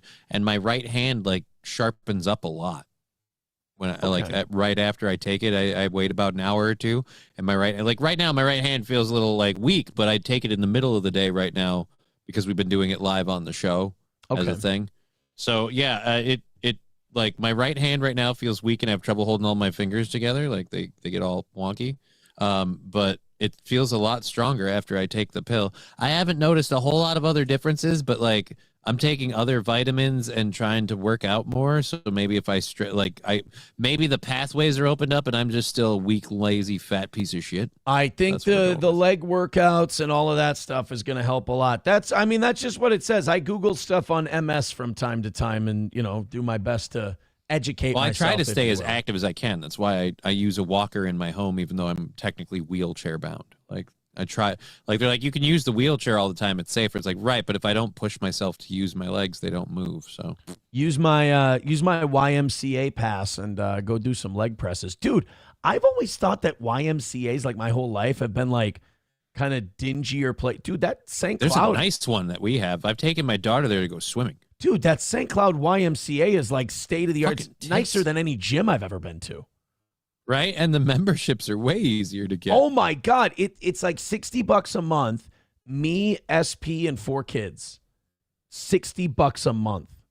I don't remember what it was that we set it up. We set it up for my daughter, and so it was like her and her grandmother, and so because they could go all the time. But yeah, my daughter's a water bug, so it's a beautiful thing, especially in the summer. I would have thought you'd have a human kid.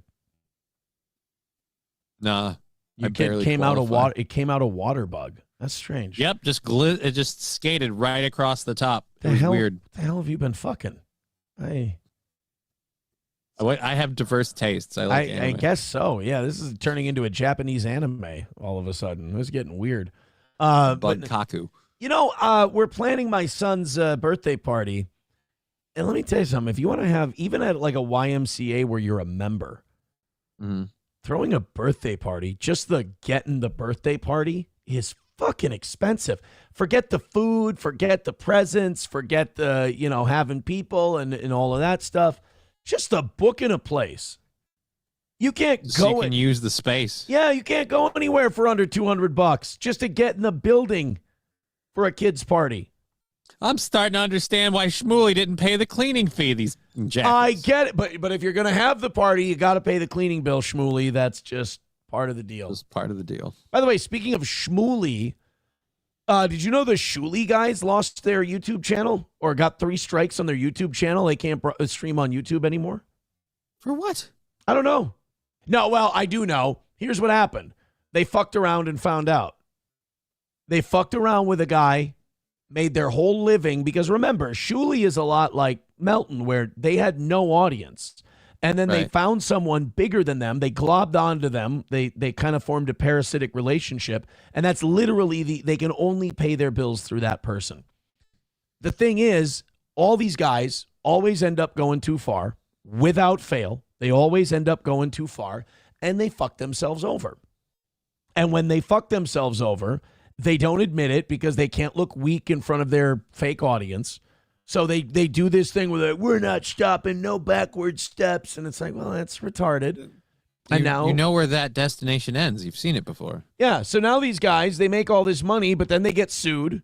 Then they lose their platforms. And it's like, you're going to end up with nothing. Like the net gain of this is going to be zero. And that's what I've been saying for years, is that if you don't have any broadcasting talent and you can't do an actual show that people want to watch like we do, eventually in the end, it will be a zero-sum game, whether it's legal fees, lawsuits, reputation, losing platforms and shit like that. They're like, oh, well, we think John was behind it. Yeah, you're fucking right. John was probably behind it. How much do you expect the guy to take? And they're like, well, why doesn't he come back at us on the show? Because he doesn't want to. That was never his thing. His thing he was didn't want to talk to you. He doesn't want to involve himself with you. He's doing his own thing, and you're fucking with him. He wants to do a different thing. You do this thing where you're like, I'm desperate. Like, at least have the honesty to go, I was desperate for an audience, so I obsessed myself with this guy. I would respect that. And then when he goes, I don't want these little piss ants fucking with me. We're going to put a stop to this shit. No, why don't you just do what I do? It's like, because what you do is fucking pathetic. And it's looked down upon. So no. You're asking him to stoop to your level. He has zero reason to want to do that. No. He in a way, I mean, this guy, you call this guy a retard. You say he's so stupid, but he played your ass. He really did. Played your ass. And it always happens every time. Red Fox Mad with $5 says, talk about beating around a bush. I have beat around lots off redheads. Beautiful, big, natural red orange bush. They have awesome pubic hair. $2 from Joey Caravello says the trans boyfriend of that killer looks like a trans Fred Staller. Joey Caravello at $2 says, Johnny, have you ever put on a thong? Don't lie. No, I've never put on a thong. All right. Nicole says, I'm only here because Meme Copium isn't streaming. I'm happy to be Meme Copium's backup. Somebody get Nicole a membership on Rumble there. That looks bad that she's not highlighted. Joey Caravello with $2 says, Johnny, when was the first time you ate a woman's box? This is getting very personal. It's getting very personal. I'll just say this. You know, it was before 18. Okay. Whore. I'm not going to get specific. Joey Caravello with $2. Johnny, would you ever piss in Digger's mouth because you love her? Well, thank Christ neither of us are into that shit. Joey Caravello says Stuttering John went pro-Israel and then lost support from that Jay Warren guy. Well, him and Shuli should get along great. I think Shuli only cares about Israel. So they should be pals. I don't understand. I don't understand all the animosity. It makes me sad for my country. All right, guys, thank you very much for all of those wonderful contributions. I can't say anything because of how we do the show now, but I'll just say you guys are doing great. Thank you very much. Thank you. Smiles a lot for you with $2, says little here, little there. Happy anniversary, Aaron. Good job and dedication. Thank you. Thank you so much. I appreciate it. All right, let's check out this phone call that the trans woman made. All right, so the trans woman that was with the runaway Slender Man stabber. I'm really curious what they did. By the way, I have to say, from a legal standpoint, and I'm not a lawyer yet, but this is the most retarded fucking thing you can do is talk to the press. Oh, absolutely. Are you legit pursuing that? Like going after the lawyer thing? Looking into it, signing up for courses, doing the whole deal? Yes, sir. All right. I'm not going to say too much. I don't want to say where because people are going to they're going to be really jealous and pissy about that. So I'm going to kind of play that one close to the vest and keep that private. Whatever the law brown you is, I get you. But yeah, I think a lot of people will get jealous and pissy about that and try to do stuff. So that one's going to, Obi, this one stays with me. Play it close to the vest until it's a done deal. Sounds smart. Wish I'd done that more. This is my arc reactor project, essentially. All right, let's go ahead and do the, this is fucking retarded, by the way, to talk to the media. But like, you offer a trans person a shitload of attention, you're gonna get what you're looking for. What? You're that person Geyser was with called. What the fuck is that all about? No, I didn't hear the audio at first. It doesn't quite come through. There was a really low, faint thing, and then this started. And Geyser was with called the 27 Newsroom today. He wanted to share more about his side of the story. Whoa. I thought it was she. He wanted to share his side of the story. I love that he called you guys. Like, you guys didn't reach out to him. He apparently reached out to you. Oh, by the way, news, I was recently arrested, IR trans. You should talk about it. She did. They did say that, didn't they? That the trans person called them. Got a hold of them and wanted their side of the story put out there. It's dumb enough if you're incarcerated to talk to the press. It's even dumber to call them and initiate it. God damn it. Whatever this fucking website is, they've got like 8,000 fucking things playing all at once. It's driving me nuts. Yeah, that's where those noises are coming from. There we go. Newsroom today. He wanted to share more about his side of the story. Chloe Morrissey joins us in the studio tonight. And Chloe, what did Charlie share with us? Amber, Brandon, Charlie called our newsroom this afternoon telling us more about his friendship with Morgan and why she left her group home with him. Charlie said he met Morgan in church, slowly becoming friends. We understand how to talk to each other and validate and just how to communicate in a really good, healthy way, and it was really nice. So basically, two people who have a lot of issues that they need to work through were able to speak crazy to one another, and they understood each other. They snuggled in their mutual trauma. Got it. That is kind of a dangerous thing to do, though, because like both of you need help. Both of you need to be straightened out mentally, psychologically, right. And you two just hanging out with each other, talking crazy to each other, and basically developing your own language together. Validating each other's experiences is really possibly the wrong way to go. That's like two alcoholics meeting together, each with a six-pack. You know? You don't have a drinking problem? Right, exactly. You got plenty of beer. Exactly. Charlie said he was eventually cleared to hang out with Morgan at that group home, telling us the two saw each other almost every day for the last month. Morgan confiding in Charlie about her past. I was like, I don't hate. So, wait a minute. So did Morgan Geyser decide to escape and then dragged this Charlie person with her? Or the other way around. Or was it the other? Wow, okay. I thought they met on the outside.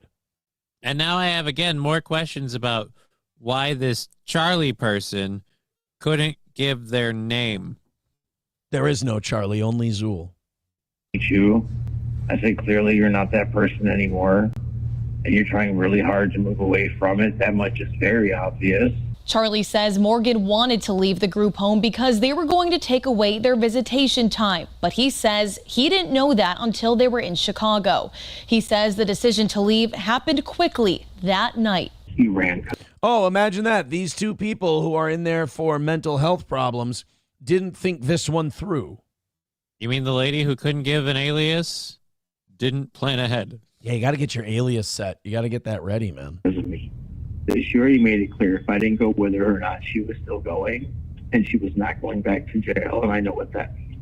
So she hasn't learned anything at all from the Slender Man thing. She's still manipulative. She's still not apologetic at all. So she's like, I'm leaving tonight, and if you don't come with me, you'll never see me again. So she's still... Because I'm not going back to jail. By the way, you folded like a cheap suit when they really pushed you on that whole not going back to jail thing. Yeah. And I was scared and I was nervous. And I still chose to. For my friend, who I knew wasn't going to make it on her own. They hopped on a bus to downtown and took another bus at 1:30 in the morning. Authorities finding them that same day in Posen, Illinois. Please just let me go. Please, I didn't break the Can we law. please let her go? Morgan and Charlie both gave police fake names when being questioned until finally coming forward. The body camera video showed Morgan saying Charlie had nothing to do with it and that she did something really bad in her past, and officers should Google her. Yeah, no. I spend my days telling people not to Google me.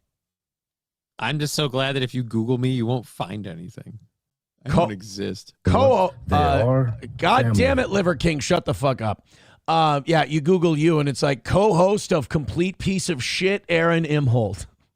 No, even that doesn't come up. Like I've dodged that stink too. I'm non-existent. You've dodged my stink, attaboy. Yeah, good job. Good work. By the way, Nomo with a good line says, this is the worst Thelma and Louise remake ever. Hey, I don't mean to suck our dicks over here, but we're 30 people away from 700 today. YouTube and Rumble both bringing up the rear just a little, but they've picked up a little bit on the YouTube end of things. Keep hitting like, keep hitting follow. It is helping. It is working. Hit share, hit like. Those are the two most important ones. 32 people away from hitting 700 for the second time this week. Awesome. Thank you guys so much. That would be really neat. Thank you guys. And we appreciate it. All right, we've got a Liver King update. Oh boy. Last time we saw Liver King, he was flying to Texas to fight Joe Rogan and he got arrested. Yeah, and it was all fake or whatever. The dude is we were talking about Andrew Tater. Talk about people who literally project a persona that they get people to subscribe to that they absolutely are not. Oh. Well, Liver King. Here's the thing. Like Liver King, though, you talk about personas that they're not. I think Liver King might just be crazy.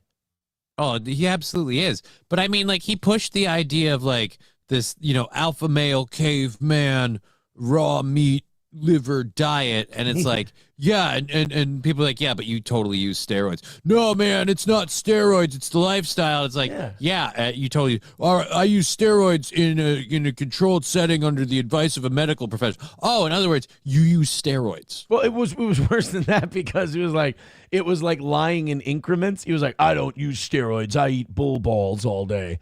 And they're like, well, we found this email that shows you use steroids. All right, I use some steroids, but only under medical supervision. It says here you spent $20,000 a month on steroids. All right, I did a shitload of steroids. What gave it away? Was it the watery, puffy muscles?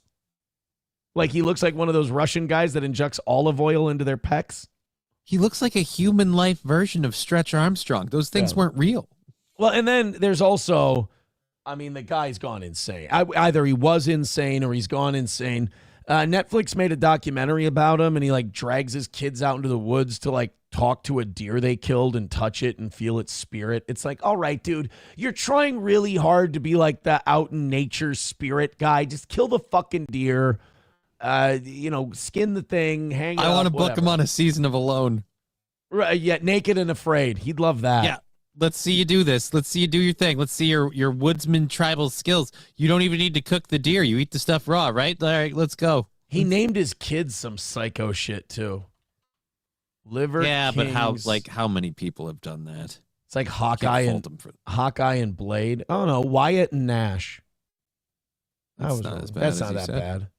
I thought he was I thought he named his kids like Hawk and Animal. I thought he was naming his kids like Probably Nash. Kevin Nash is a wrestler, so that's why I thought maybe named him something goofy.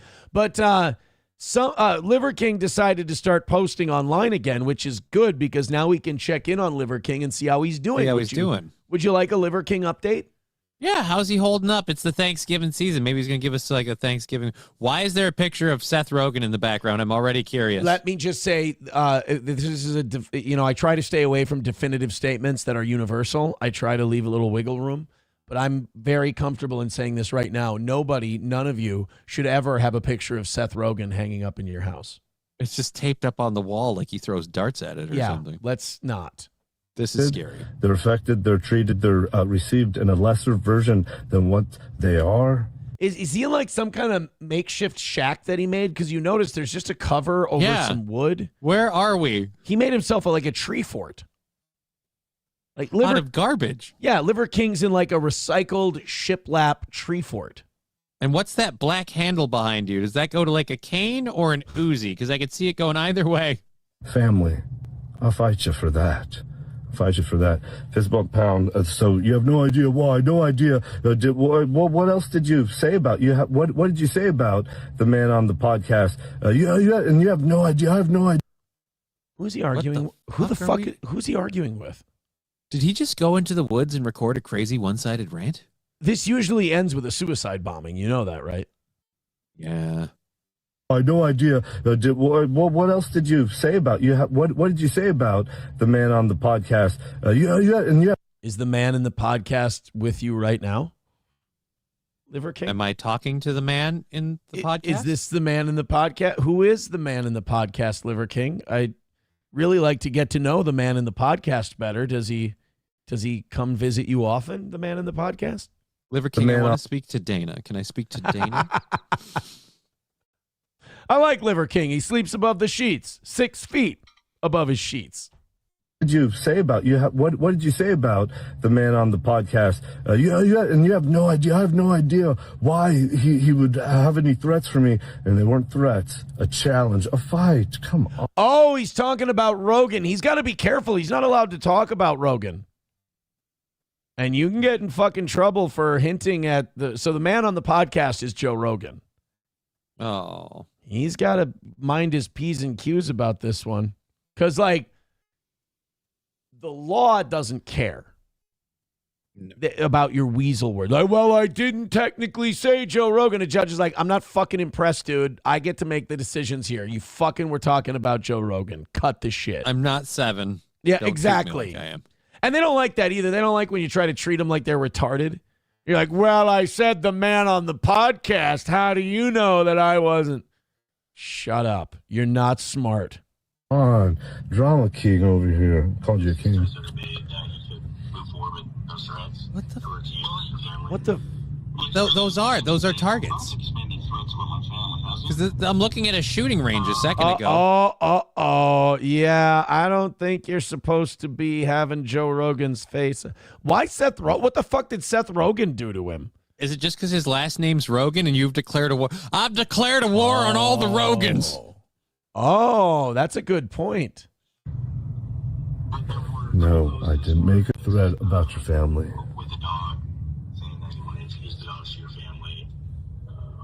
That's a good one. Seth Rogen.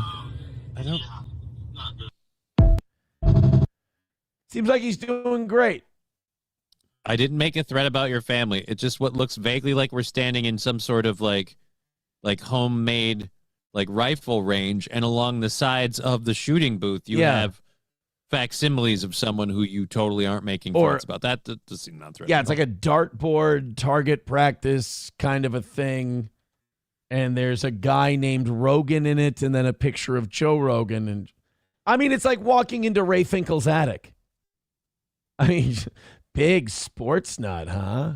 Again, yeah, I had to Google just to be sure, but I was right. No, Joe Rogan and Seth Rogen are not related. No, they don't even spell their names the same. Right. Which is why I'm like, did we put the two of them together? Yeah, I think he's just trying to get attention. That's my guess. Someone's saying he's going full Ike Clanton, and he says, law don't go around here, law dog.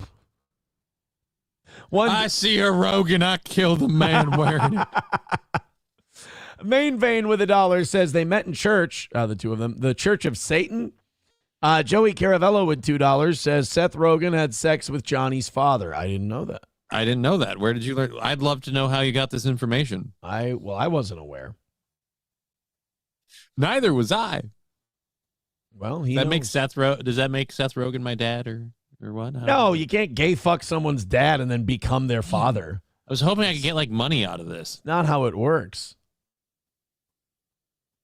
I was about to make a joke that I didn't realize would have made me really fucking gay. I was about to. Well, now I want to know the joke. No, I was about to say something that was really mean, but then I also realized, wait a minute, this is kind of like a kamikaze mission I'm on here. If I make this joke, it is really mean and it hits, but I also look like a fagula. What was the joke? I'll keep that one right here. No, this one stays with me. This one stays with me. Yeah, you can't butt fuck a guy and then become their kid's dad. Oh, that's a shame. It's not how it works, my friend. San Francisco's going to be pissed. They're going to be really all that butt fucking for nothing. Monkeypox doesn't cure itself. All right, boys and girls, thank you very much for being here. Continue to hit like and follow and all that happy shit. We appreciate you being here. Again, 19 memberships away from. I don't know what our number is going to be on Friday. I know we'll have it's a Black few. Friday, so it'll be up and down, yeah. No. I mean, away from 600, the memberships on Rumble. So 19 away from 600. We could hit that today, or we could see what. I mean, it'll probably be like 30, maybe. It'll be a reachable number. Yeah. How big of a drop off will we lose on one? All I know is, for our 5th anniversary, which is Friday. If you're not going to be here Friday, by the way, go ahead and say happy anniversary. But for our 5th anniversary, I wanted to get back to 600, which is where we were at before I went to jail. So would be nice. Getting back to 600 would be lovely. Lovely. I have another confession to make. Uh-oh. Beginning to feel like a pope. What's up? I signed up for a audition thing. Because I want to act again. Oh, boy. And I'm trying to think of the monologue I want to have for, auditions. Oh, dude, it's got to be Red State. I'm thinking I want it to be Aben Cooper in Red State. But here's Nailed it. It's got to be Aben Cooper. So I printed it out the other day. I printed out the monologue. And here's the problem is I keep going into an impression of Aben Cooper rather than just putting my doing own. it yourself. So you're doing his thing, yeah. Yeah. So I'll go I can see that. Oh, talking about the floods in New Orleans. New Orleans #1, Sin City. And it's no, that's Aben Cooper. You're doing Aben Cooper. As soon as you say Sin City, it's got New Orleans #1, Sin City. Yeah, see, I can't, yeah. You can't not fall into that. Well, the problem with Italy is it's full of Italians. So there's that. It's no, you do that. You're doing Aben Cooper's voice. You can't do that. You can't do that. 3 more blasts, and it closed the book on this wicked world. And it's no, I think what happens there is Michael Parks did such a great job with that character that it's him. You can't separate them. And you can't separate the two. So how about this? Do you think we could pull off Frank Underwood? It's funny you say that. I was just going to say that I think the only actor I can think of who could have been Aben Cooper is Kevin Spacey. Oh, Kevin Spacey could have absolutely been Aben Cooper. That would have been fucking amazing. Now I kind of need to see that. I kind of need to see Kevin Spacey. Maybe Kevin Spacey will go broke enough where he'll have what do you call that? What's that service where you do greetings for $10? Oh shit. Cameo. Yeah, he'll do a cameo. Kevin Spacey will get a cameo, and I can get him to do an Aben Cooper rant. I'd pay him $1,000 to see him do an Aben Cooper rant. Yeah, dude. Yeah. No, I don't think I could do Frank Underwood either because it would be hard not to do that accent. One of my favorites that I used to do when I would audition for stuff is the USS Indianapolis. Okay. From Jaws. For some reason, I can do that without doing a voice impression. Does it have to be a famous thing, or can you just pick up Red State good monologue you like from a from a play or something and just kind of, I don't know, in a way, like create your character doing the role. I mean, Red State isn't a famous monologue. Well, I mean, it's not famous, but it's like a movie. I guess I put that in a weird way. I could do my old, the role that got me the offer to the college scholarship. I could do Doc Gibbs in Thornton Wilder's Our Town. Not a bad one. Look at me boxing, playing basketball, lawing and jawing and auditioning, and God, I'm becoming a regular Renaissance man. I'm the fucking next Abe Lincoln over here. Yay. He didn't even play Good basketball. for you. He didn't even play basketball. Joey Caravello with $2 says Aaron wants to be in porno movies. I never said that. I feel like, honestly, I don't know if you do or don't, but that opportunity probably passed. Oh, no. Now people are suggesting monologues for me. We're not getting any from, say, a particular historical figure who may not be looked upon favorably by one entire Hobo ethnicity Chili of people. Recipe says, have you tried Alfred from the Birdcage? Thanks. You know, I could do Denzel Washington in Philadelphia, where he gives that speech to the court, and then the judge goes, where he tells him, like, this court is blind to matters of race and creed and religion and color. And Denzel goes, with all due respect, Your Honor, we don't live in this courtroom, do we? And the judge goes, no, we don't. You're like, oh, shit. Philadelphia is another one I watch every couple of years. That's a fucking solid flick. You ever think about maybe doing the monologue from the end of, say, Training Day?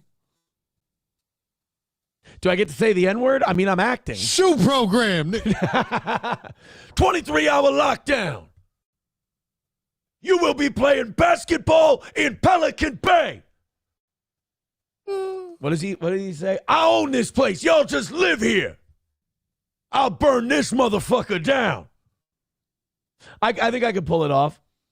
It'd be fun. Did you see a guy yelling like in a black scent while his fucking chin goes crazy? Yeah, it'd be good. You know what would fit my look right now? Fred Lowndes from the Tatler and Red Dragon. Ooh, that would go well. What do you think? You think you got something? I mean, he's already beat Lecter's score. He's so like low key and shitty though. They're like, that actor is so good at playing that role though, of the low key like dirt. Oh, Philip Seymour Hoffman plays a great bag of shit. He died, didn't he? Yeah. Oh, not only did he die, you know who's dating his widow? Who? Louis C.K. What the fuck? She has a type. Yeah, Philip Seymour Hoffman's widow is dating Louis C.K. and people are like, oh, how could she do that? I'm like, her husband's been dead for fucking 10 years. Does she not? How long do you want her to wait? He's not coming back. All right, he's not gonna like, oh, I went to heaven and it sucks, so I turned the car around and I came home. No, it's not going that way. Skybreak with $2 says, did your woman shovel for you this morning? No, I have to shovel this morning before I leave for the Y. And then I have to do the gym, then I have to go get the kids, then I have to make white chicken chili tonight. That's becoming the big favorite. My daughter white chicken chili? Yeah, my daughter made the honor roll and she requested white chicken chili for tonight. So. Oh, that's just for tonight. I have to figure out what I'm doing for my like bring a dish thing for Thanksgiving. I should probably McDonald's cheeseburgers. Everyone would love it. I like that. Everyone would love that. Approachable with $1 says, Aaron, you should audition for The Princess and the Frog. You could easily portray the bullfrog. Thank you. Phil Herslit says the perfect role for Aaron is Brendan Fraser in The Whale. All right, we're going to start attaching money to these if we're going to hurt my feelings. That's just the rule. 653 of you right now. Thank you very much. Hit like, hit follow, hit subscribe. We appreciate it. Tara Reid has responded to the video that got out of her this week where she was Sunday night in that hotel. Mm-hmm.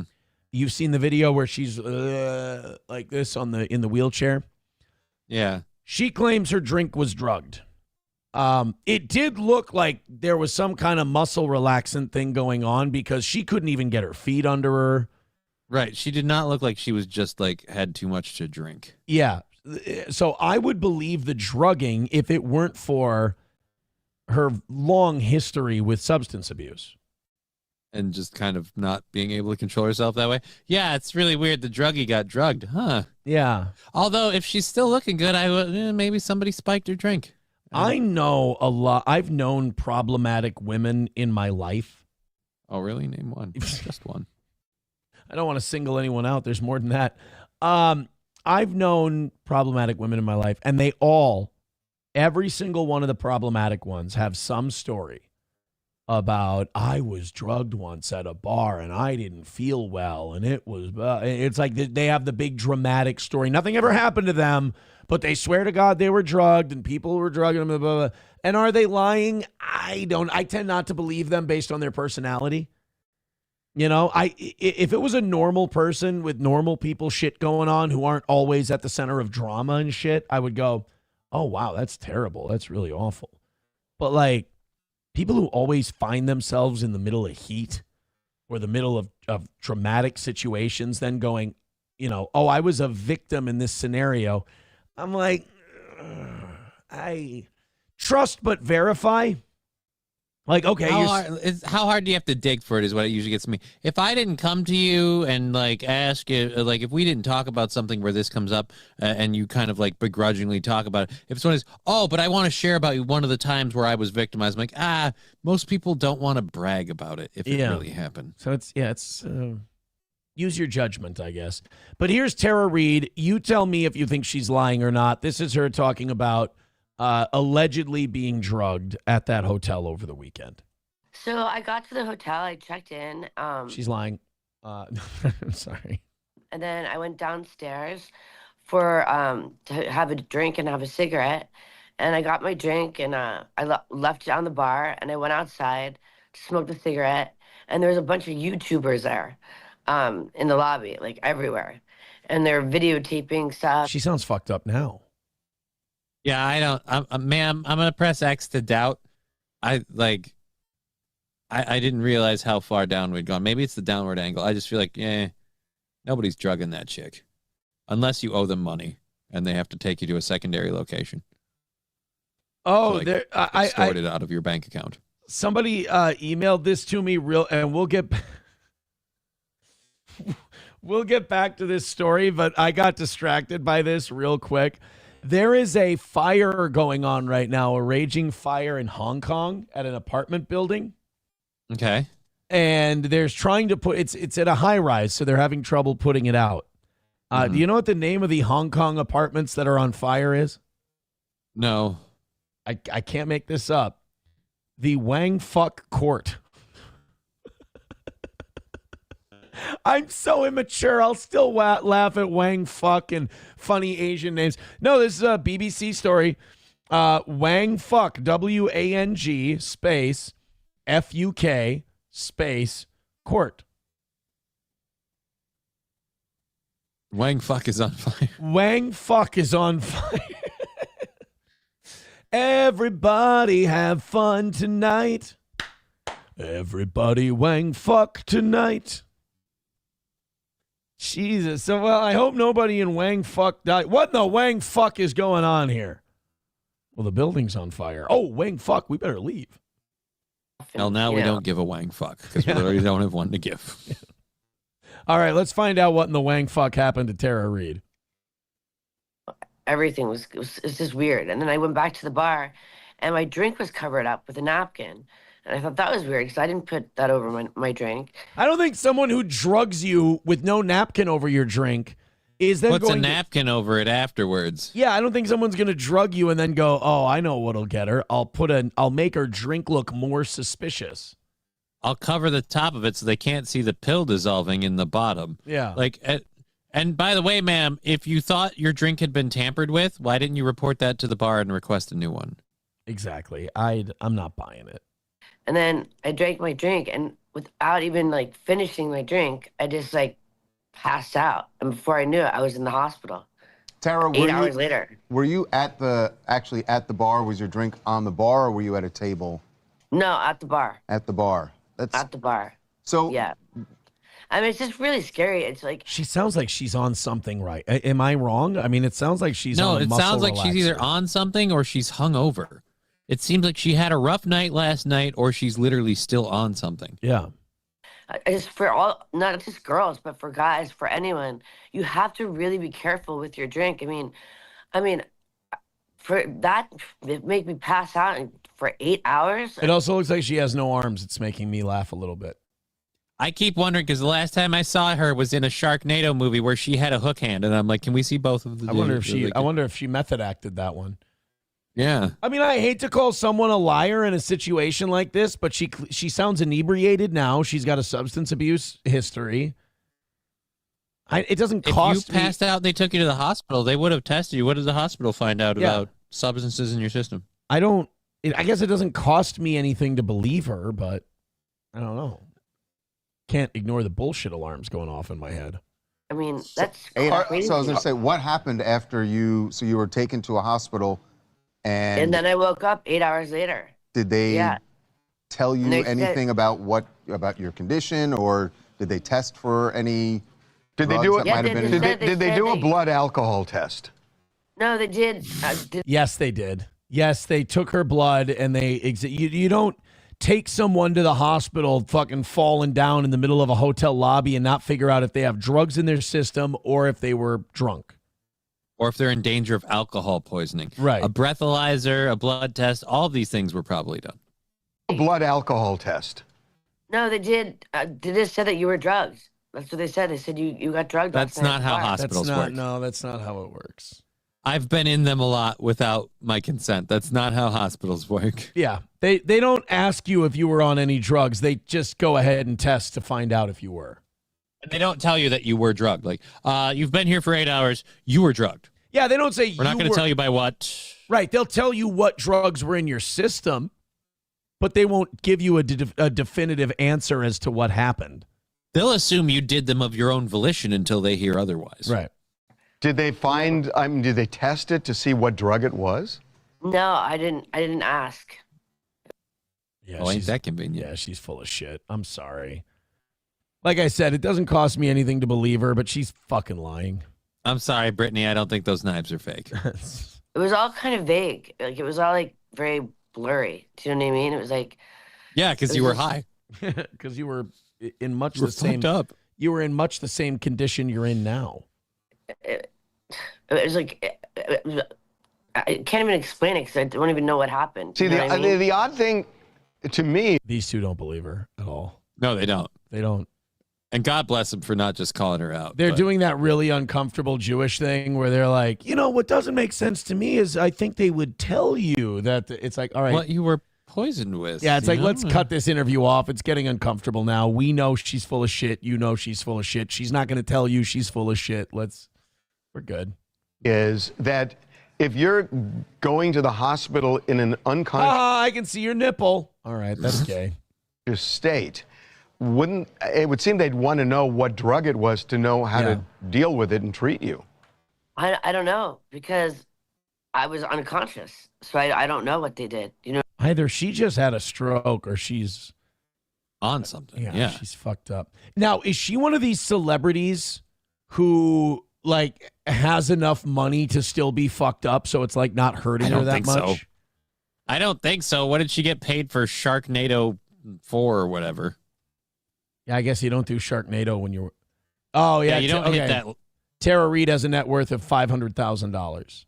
Oh, dear Lord. So that's almost as bad as me. I mean, $500,000, that's basically you own a house. That's it. If you're worth $500,000, you got a house.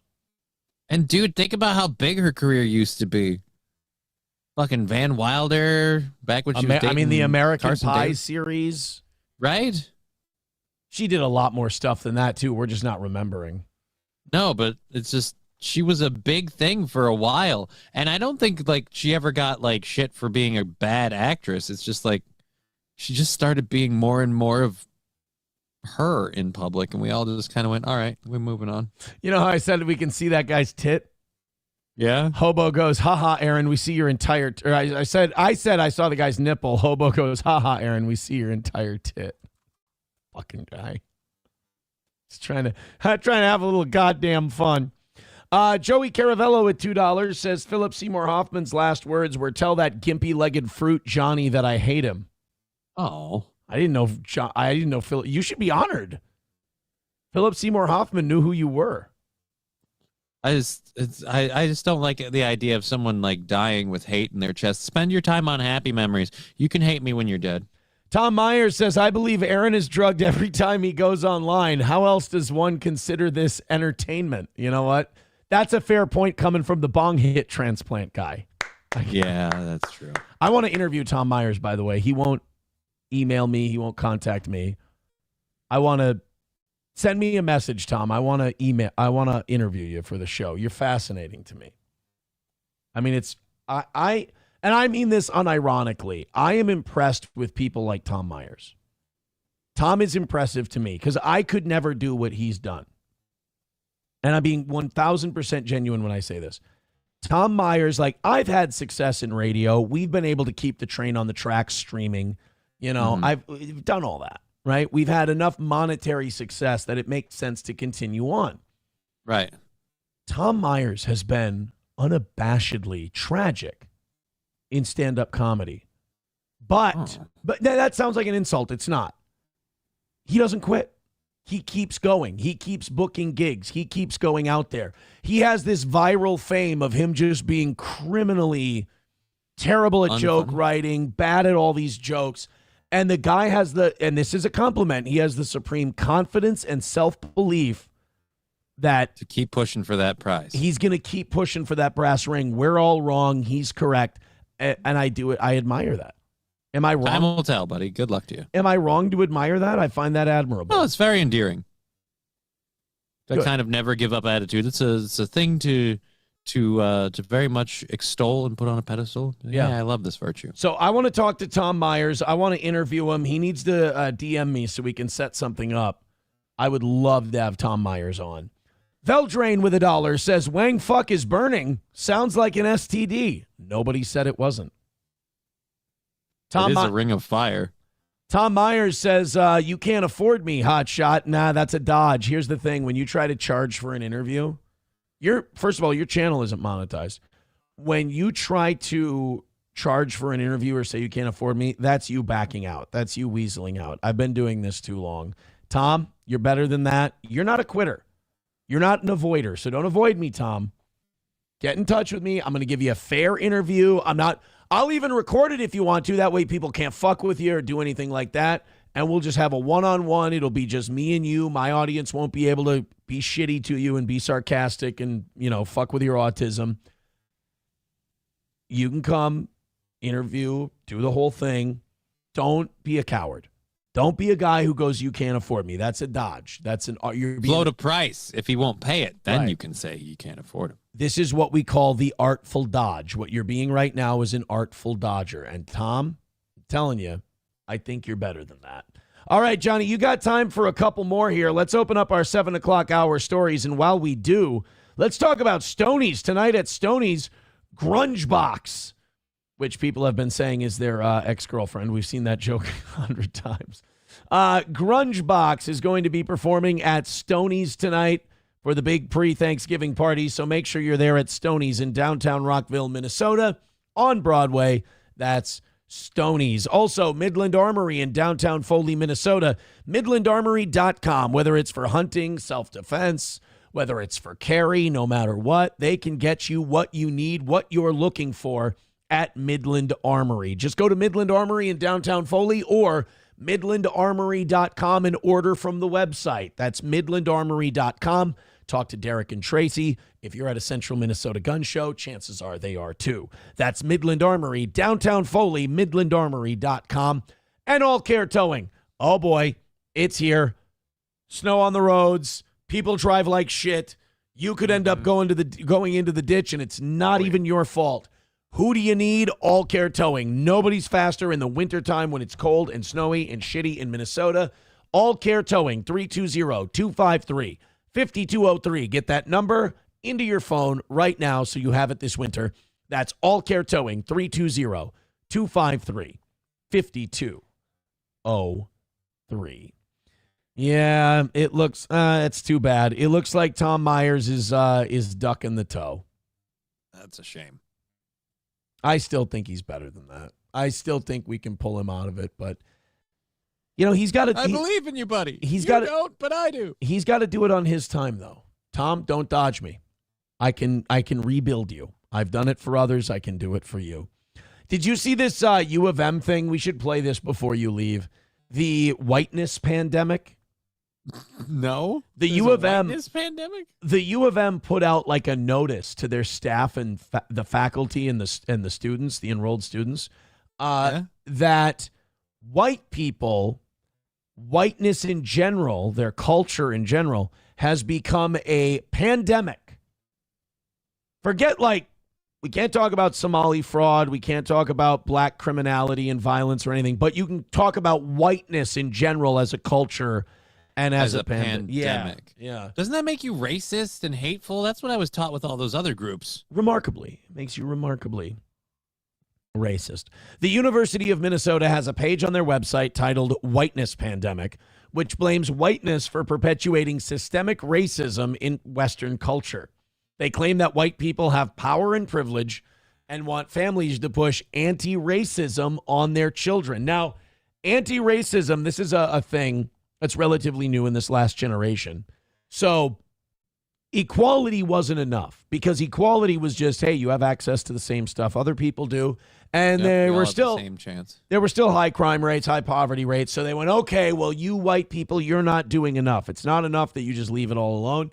Now you have to be anti-racist. You have to actively advocate for these other groups, even if it means to the detriment of your own. And it's like, okay, that's wild. No group has ever been asked to do that in society, fucking ever. But all right, we'll try that. And if that doesn't work, then you're not doing it right and you must not be enough of an advocate. Let's listen to the professor who kind of put this shit out there. Dr. Gail Ferguson at the University of Minnesota. Let's hear from her on how we can be better whiteys. Are you ready to stop the spread of the whiteness pandemic? Okay. How do I do that? Well, let's listen to Does she know about being white? Let's listen to the black lady and she'll help us. We posit. It is amazing when you're like a member of another race and conveniently the cure to all your problems is just some other group. Right? It's the boogeyman is always the white guy. Like, don't get me wrong. I believe that narrative in certain instances in history too. But it's weird that now we're the again, because like if I were to go on like she is and about to do a seminar about how like the problem with society is we have a black pandemic, I would immediately be called racist. It's strange.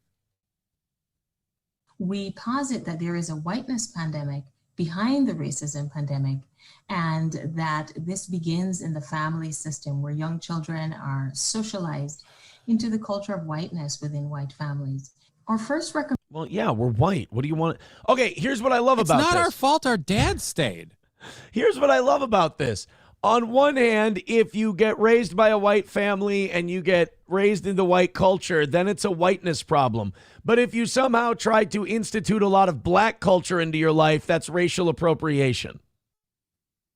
So if you get raised as a black family in a black culture, somehow anything that criticizes what that person does is racist. It's weird. It's just, These rules seem like they move. It's almost like you pull them out of your ass as you keep losing. Recommendation is to remember that the whiteness pandemic is a pandemic. If you were born and raised in... I'm going to go around coughing on black people. Oh, sorry, you caught whiteness. Maybe that's what we should do. Maybe we should all go teach them the ways of whiteness, and they can all act white too, and then the whiteness pandemic will all become inoculated against it. Exposure. It's the one thing I hate about COVID now. We call everything a fucking pandemic. Right, yeah. And I feel like that's a mistake because that word has lost a lot of pop with people because of COVID. But like, if whiteness is a pandemic, why don't we all expose everyone? Let's get, what do they call it? Herd immunity. So my whiteness can rub off on other people if I don't maintain a 6-foot distance? I guess so. So you got to, look, if we're going to solve this problem, I think we all got to get really, really close to black people. Someone's getting stabbed. United States, especially in a white family, then you've been raised in the pandemic, and you can play a role in halting and reversing this pandemic. Oh. We have two specific. I call up my boomer parents and tell them they're evil Klansmen, and that'll help me not being. Oh, I get it. So if we alienate our fathers, we'll be just like them, and then we'll all be equal. Again, I feel like I'm cutting off my nose to spite my face here. This is wrong. Recommendations to that end. The first is No. You'll get a wider nose. I could use that. But then won't I be breathing more? I'll be spreading my whiteness more. That's true. I'll be like a crop duster of whiteness. Can't win. White parents to invest time in their own racial identity development through joining an organization like Showing Up for Racial Justice or your local BLM chapter. Oh, so you can't celebrate your own whiteness, like your own culture, your own, like, hey, we're of these people, and it goes back this far. No. You can only celebrate your whiteness by going to imwrongandimabadperson.com and your local what chapter? That would be BLM. Oh, so I have to go celebrate someone else's race, otherwise I'm being a bad whitey. Yeah. Okay, ma'am, I have a question. Now do black people and Asians. Go. Fuck is wrong with you, new fish? How do you ain't getting this? This good shit she's giving us. Oh. And you're just spitting at it. 15 Diane says, what a racist bitch. How dare you? Hey, Diane needs a membership. Let's hook her up. Skybrick with $2 says, this is my last super chat for you, Toe. Good luck. That sounds ominous. I know she means like today. Right. Like, this is my last super chat for you today. But that sounded almost threatening. Thank you either way. Thank you very much, Skybrick. I appreciate it. Numero Uno with $5. Thank you, Numero Uno. He says, I have the perfect monologue for you. Oh, God. Nicole Kidman's infamous summer at Cape Cod. I timestamped it to the juicy bit, but you'd kill the whole thing, in my opinion. Oh, thank you. Should we take a look before you go today? Let's take a quick gander at this. All right. So it's I timestamped it to the bit. All right.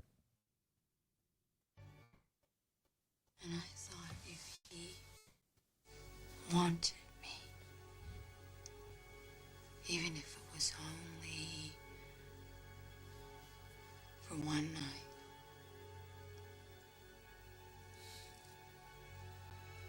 I was ready to give up everything. I don't understand why he thinks that role in particular would be one I could nail. I don't know. I don't get it. Do you understand? I don't understand.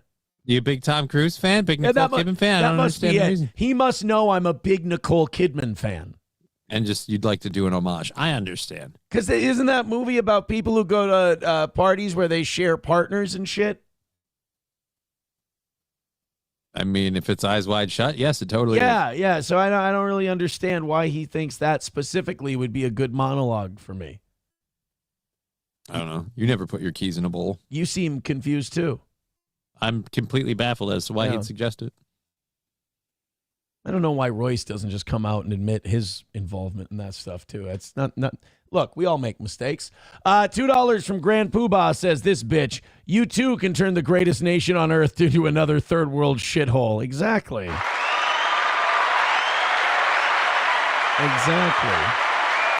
All right, Johnny, thank you very much for being here this week. I mean, I guess you're going to make an appearance on the Rumble on the Friday Black Friday show, yeah. Yeah, the 5th anniversary show. So thank you for that. And thank you for this week. Are you going to be on today or no? Yeah, I'm going to be on today. Hopefully me and Digger will be on today. I'm off tomorrow, but I'm on today. I'm doing a whole show. I don't have any other appointments. I'm just doing the thing. All right, just 1 p.m.? 1 p.m. Central Standard Time, all the usual channels. Look forward to seeing all of you there. All right, Johnny, have a good one, and we will talk to you again very soon. Couple of days. Happy Thanksgiving. Happy Thanksgiving, you too. Bye. All right, there he goes. There goes Johnny. He left now. Still alive, but he's gone. Thank you to... Now, am I not supposed to say who this is? $5 between you and me, Aaron. Joey Caravello is a pig. Yeah, that's probably correct. I keep forgetting that we got our first snowfall of the year, our first accumulated snowfall of the year. And I keep thinking that right after the show today, I'm going to head off to the gym. I'm going to play some ball. I'm going to do a little lifting, a little sauna, a little boxing. And I keep forgetting that I'll probably have to shovel the old driveway first. Son of a bitch. That's a momentum killer. Anyway, thank you guys very much for being here today. Continue to hit like, continue to hit follow. We appreciate it. We're coming back down again. We are at 6:55 according to Rumble Studio, which I'm very happy about. Proud of, like, follow, etc. And if you want to throw in a membership, I tell you what, we're only 19 away from 600, and that would look good to me. What is this now? What? Oh, no. Oh, no. I don't want to play this. Would anyone else's day be ruined if we played something from, what's her name? Dylan Mulvaney. There's a video that came out of Dylan Mulvaney singing a song about Jesus and what it means to be a man. And we've had an amazing show. We've had a great 3 days of morning shows. We've had a great last 2 weeks of morning shows, and I appreciate that. I feel like I'm ruining it if I play the Dylan Mulvaney. Oh, people are saying yes, play it. One Head Rex wants it. Cleaner wants it. Dr. Doom wants it. All right. I shouldn't have brought it up. Sack Johnny Crutches says, isn't it starting to get ridiculous having Johnny on the show when he puts in so little effort? I feel like he did fine. Maybe I'm wrong. I mean, maybe, everybody gets their own opinion and you and I disagree, but I think Johnny does fine. All right, let's, Hobo Chili Recipe says, did you say you're lifting? I probably shouldn't admit to that because, it's like people are going to say, I'm not exactly seeing the gains, but yeah, I do. L Train becoming a member for a month says, hey, Hobo, you ever let snow stop you from lifting? All right, shut up. I didn't say it's going to stop me. I just said that I want to just go right to the gym after the show's over and not have to shovel for you sons of bitches. All right, you guys asked for the Dylan Mulvaney thing. This is Dylan Mulvaney, who I thought was gone, and I was happier when I thought Dylan Mulvaney was gone. This is Dylan Mulvaney singing a song about Jesus and being a man. Oh, boy. With his own death, Jesus knew that he had to. Hit it with lightning. Hit it with how do you do it? By the way, even the little twink that Dylan Mulvaney is, you can still see all the male skeletal and muscle structure. Even though he's trying to look like a woman, trying to do the hair like a woman, no titties, man titties, doesn't have to wear that dress. And you can still see in this tiny little twink figure, you can still see the male muscle and skeletal structure. This is fantastic. Man up, he had to man up. So he crawled up on that cross and he stuck it out. He manned up. Christ, he manned up. Dude, Nathan Lane has a more effeminate voice than you do. And he taught us all what real manning up is about. I don't think he did it so that you could do this, though. Remember, he didn't die for our freedom. He died for our sins. That's not... Jesus died so I could pretend to have tits and a cunt. That's not why he did it. I don't believe that's what the crucifixion was all about. It was really more about Jewish jealousy than anything else. But all right. What is wrong? Like, why does it have to be trans? You can just be a gay dude. Like, you're so clearly a gay dude. I'll even go as far as to say, if you want to be a gay dude who wants to have a vagina installed in your body because you want to take a high hard one in a vagina to see what it feels like, go ahead. It's just, you're not a woman. That's the compromise. You're a dude who's kind of a freak. Be a freak. It's fine. Just leave me alone. Cue testosterone. And now it's up to me and it's time to man up. Jesus had his time, so now it's fine to man up. Oh, fuck you guys for saying yes, we should play this. Now I'm mad.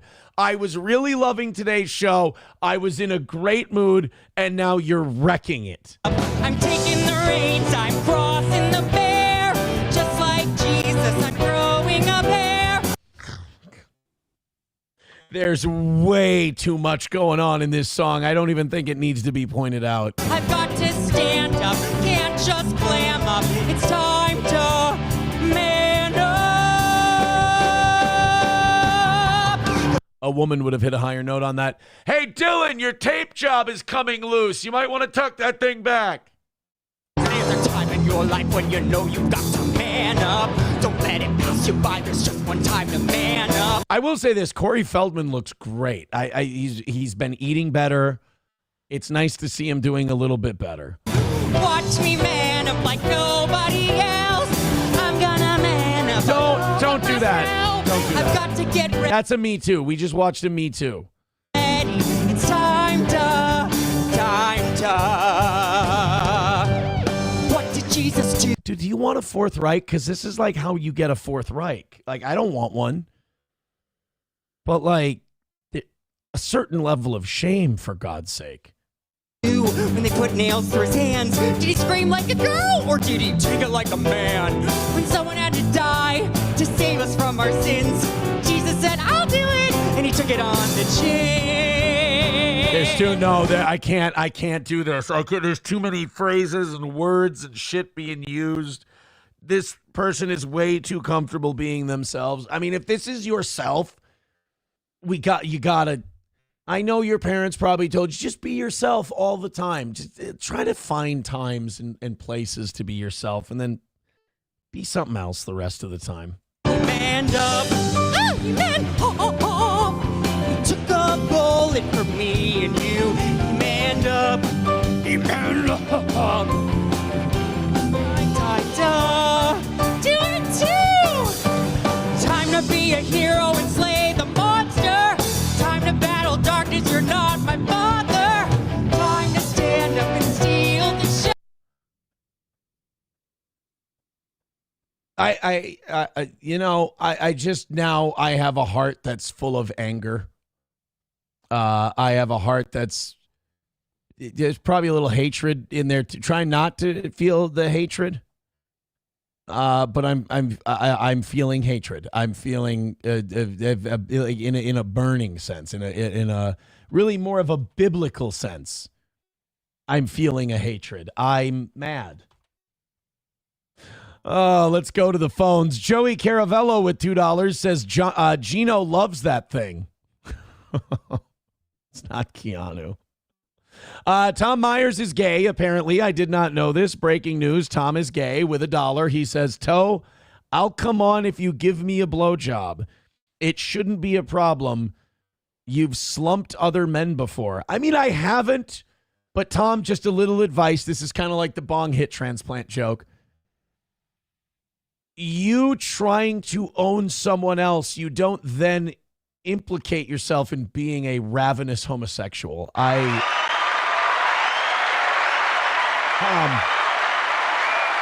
We got to work on your shit talking, Tom. I feel like Riley and Jonesy from Letterkenny, like I have to teach you how to chirp because much like joke writing, it's not your thing.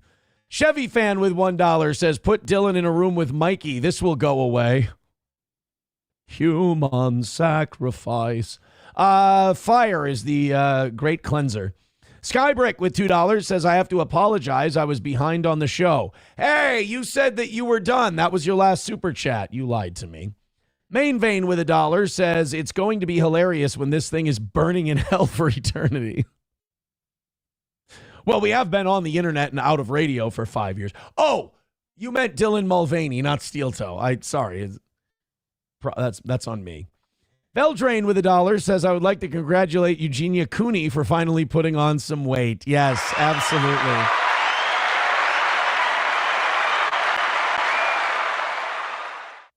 Miss Tay says, stop giving that retard attention. I mean, I understand that you don't want me to give him attention, but he's so easy to pick on because he doesn't understand that he's getting picked on. So you're right. I should be a better person. I apologize.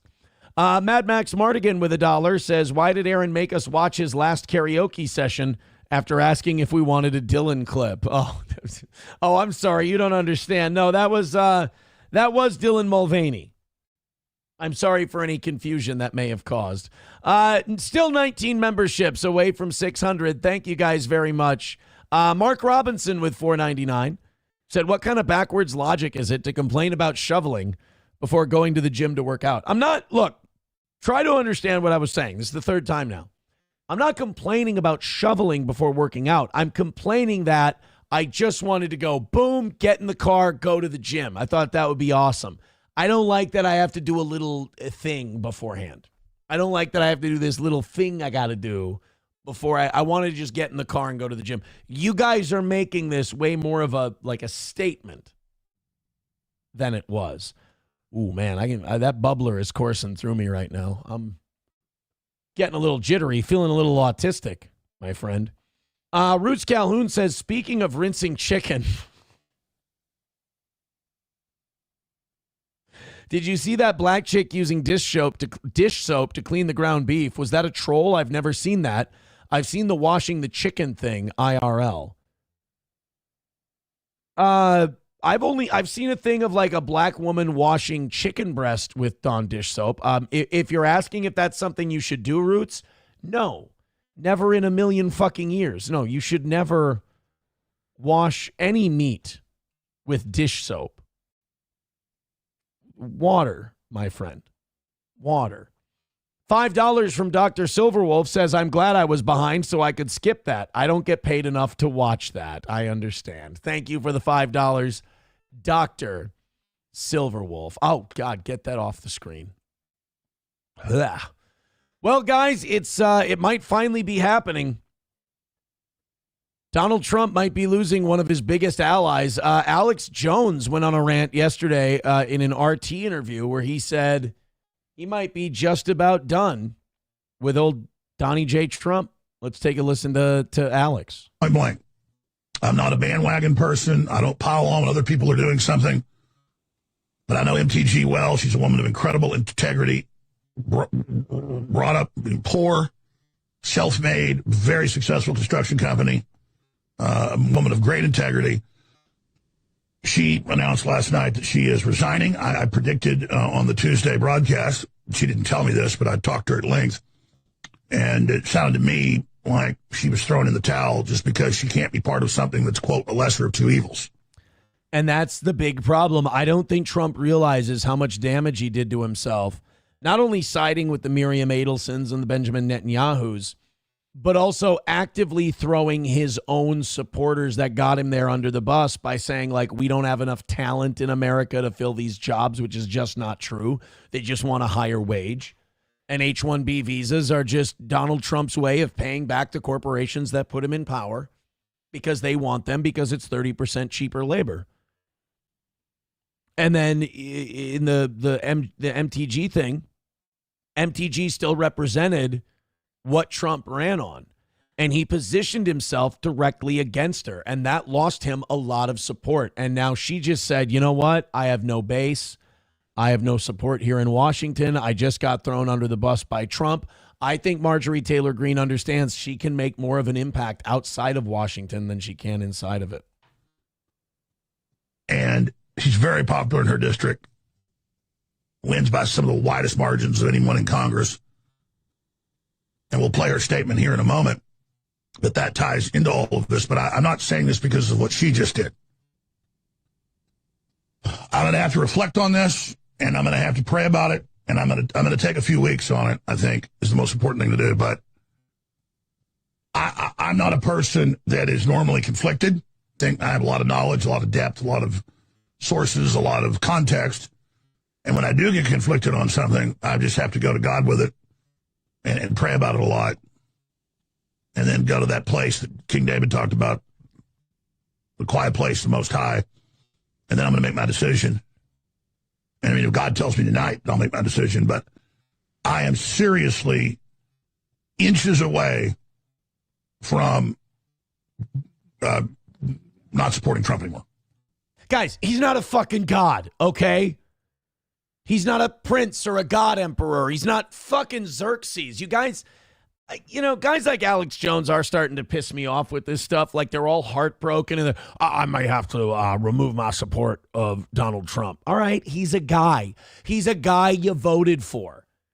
And he didn't do the thing that you voted for him to do. I mean, Alex is what, pushing 60? You should be aware of this by now. You should be used to this by now. I'm 38 and still an optimist. I still think shit can work out. And even I'm not this naive. I knew that Trump wasn't going to be able to do everything he said he was going to do. I was kind of hoping he would do some of it. And, I mean, he's been given a year. But, I mean, all these guys who act like their fucking dog just died or act like they're, they're going through some sort of a breakup where they're like, I'm not going to support Trump anymore. It's like, you guys aren't helping the stereotype that you guys are some kind of a cult. When you go, I'm going to have to talk to God and God's going to have to tell me if I support Donald Trump or not. You can do it, all right? You can decide whether or not you support him. And God isn't going to tell you who to vote for. God damn with these guys. You know what? You can cut your support, and if he does something good, you can bring it back tomorrow, Alex. It's fine. People go to Alex because he's like stalwart and he's solid and he knows his shit and he has his own beliefs. And you don't have to support anyone, Alex. Just do your shit. Veldrain with $1 says, you would think with how much jawbone was removed that Dylan's physician would strongly advise against singing.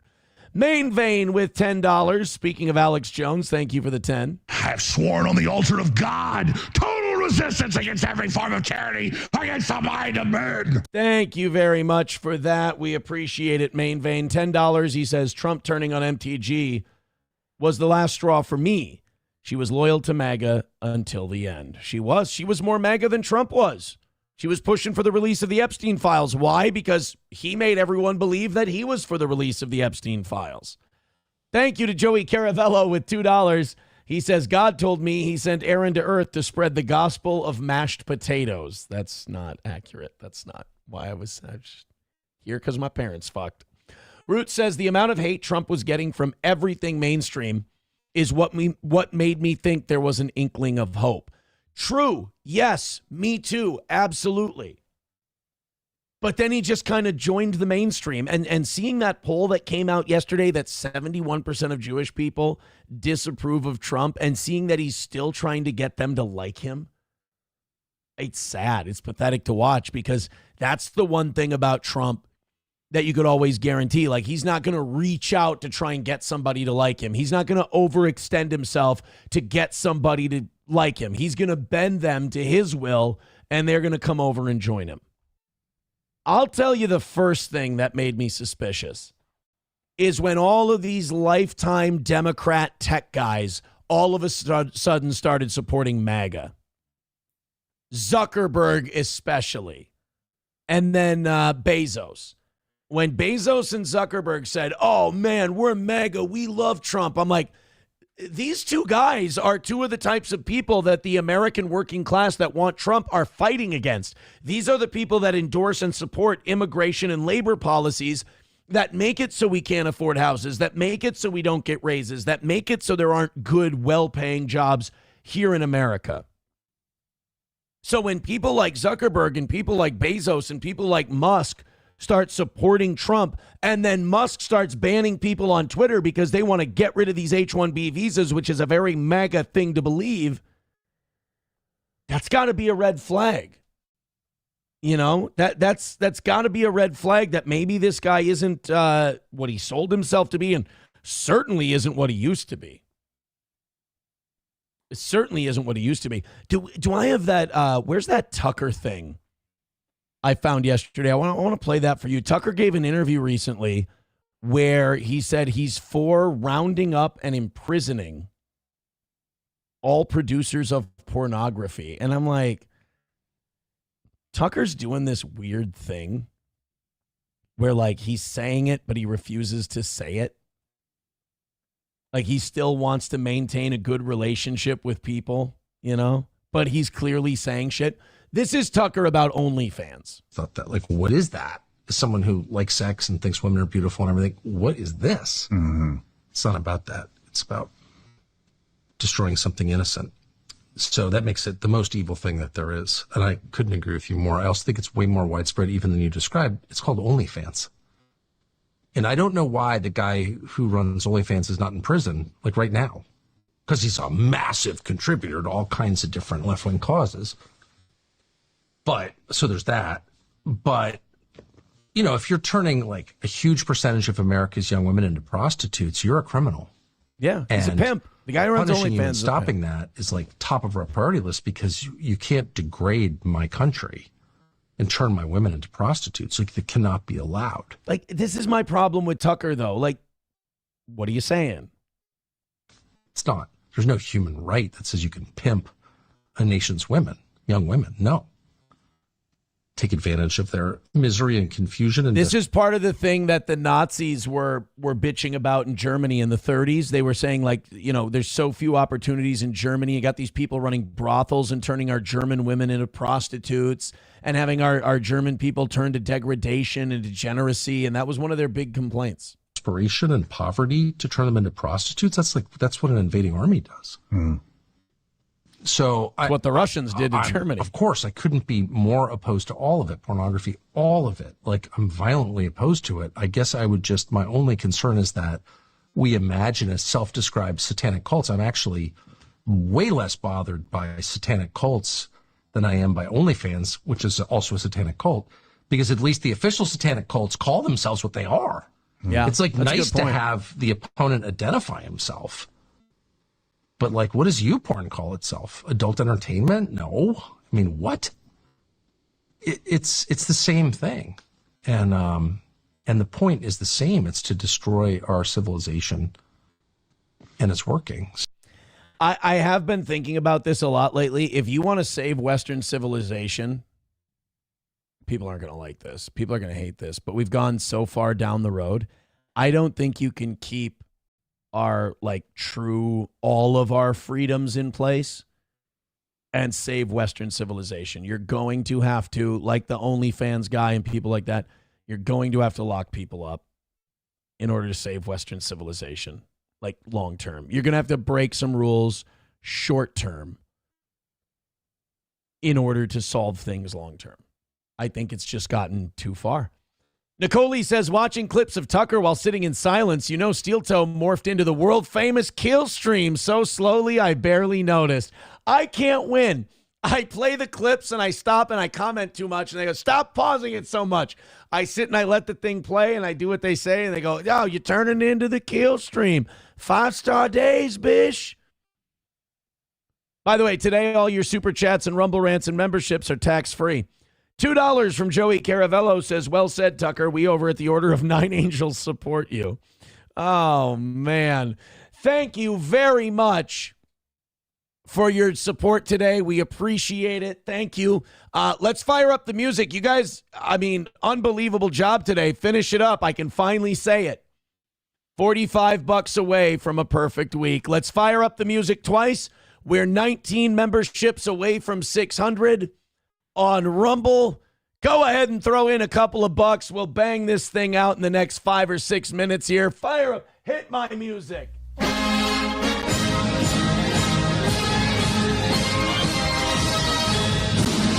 There we go.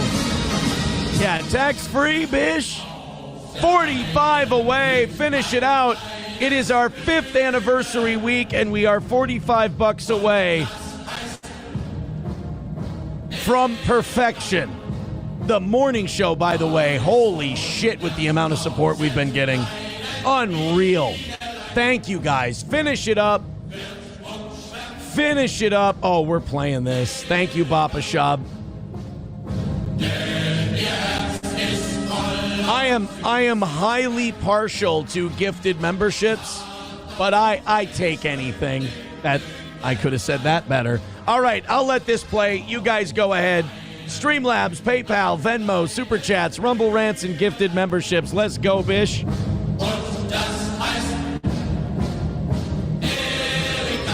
Oh, man. Happy Thanksgiving.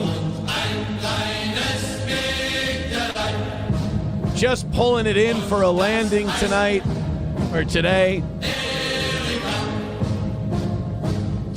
Tom Myers with $1 says, this is my opinion of the idea of doing your show. We'll get to that in a second, Tom. 45 away. Knock it out. Let's call it. Everybody jumping in. We'll get that 45 hammered out in no time. All the links are in the chat. You've got this. We're just passing the old Catholic basket around. Drop a 5 or a 10 in there. Call it a win.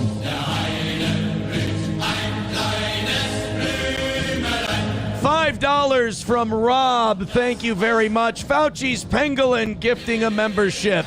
$35 away from making it perfect. Nicole got a membership finally.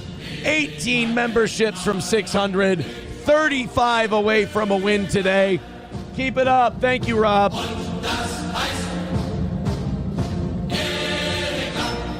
$2 from Joey Caravello says, Tom Myers said he wanted a threesome with Johnny's wheelchair after he farted on it and Chrissy Mayer.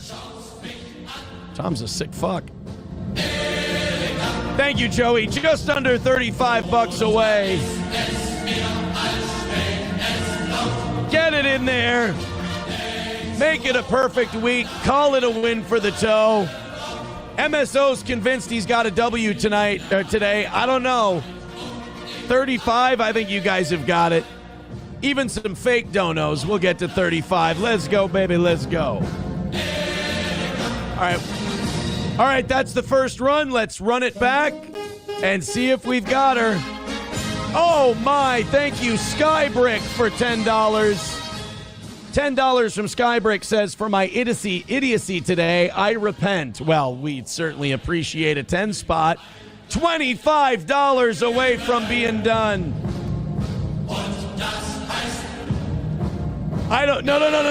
No, MSO, don't you go rooting for the goal. No. 5 gifted memberships away from a perfect week for the toe. I don't like this MSO rooting for the goal when it gets to 25. No. Stop it.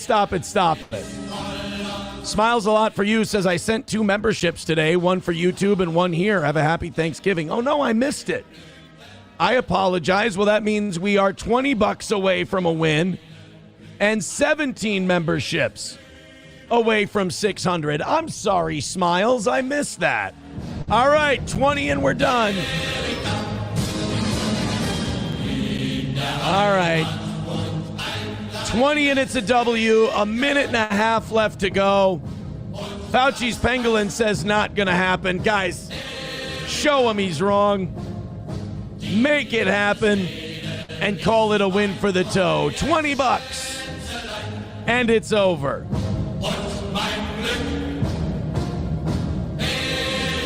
$20 and we'll play it out with the tax-free song by Ethan Ralph since someone sent it in. Thank you. Hit that last 20 and call it a win for the toe.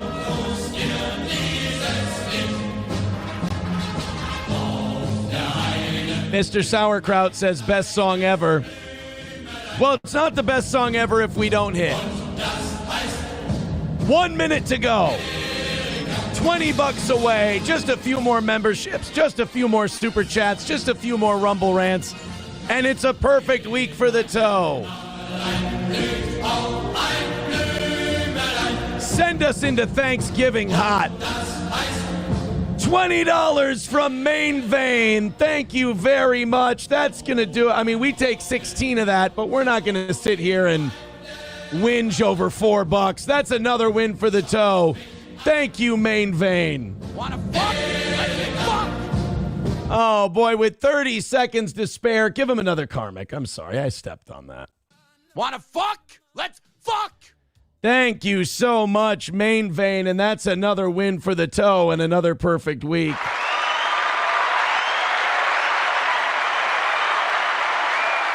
Give them the big win. Have some tax-free days, guys. Have a very happy Thanksgiving. Let's have this one play us out. Appreciate it. And again, we're going to hit 600 memberships by Friday. Thanks again. We'll be back at 6 a.m. Friday for the 5th anniversary show. I understand if you can't make it, it's a holiday, but we're going to be here doing it for those that want it. Take it easy. Have a great rest of your day and enjoy the music. Did you hear me? it is tax-free.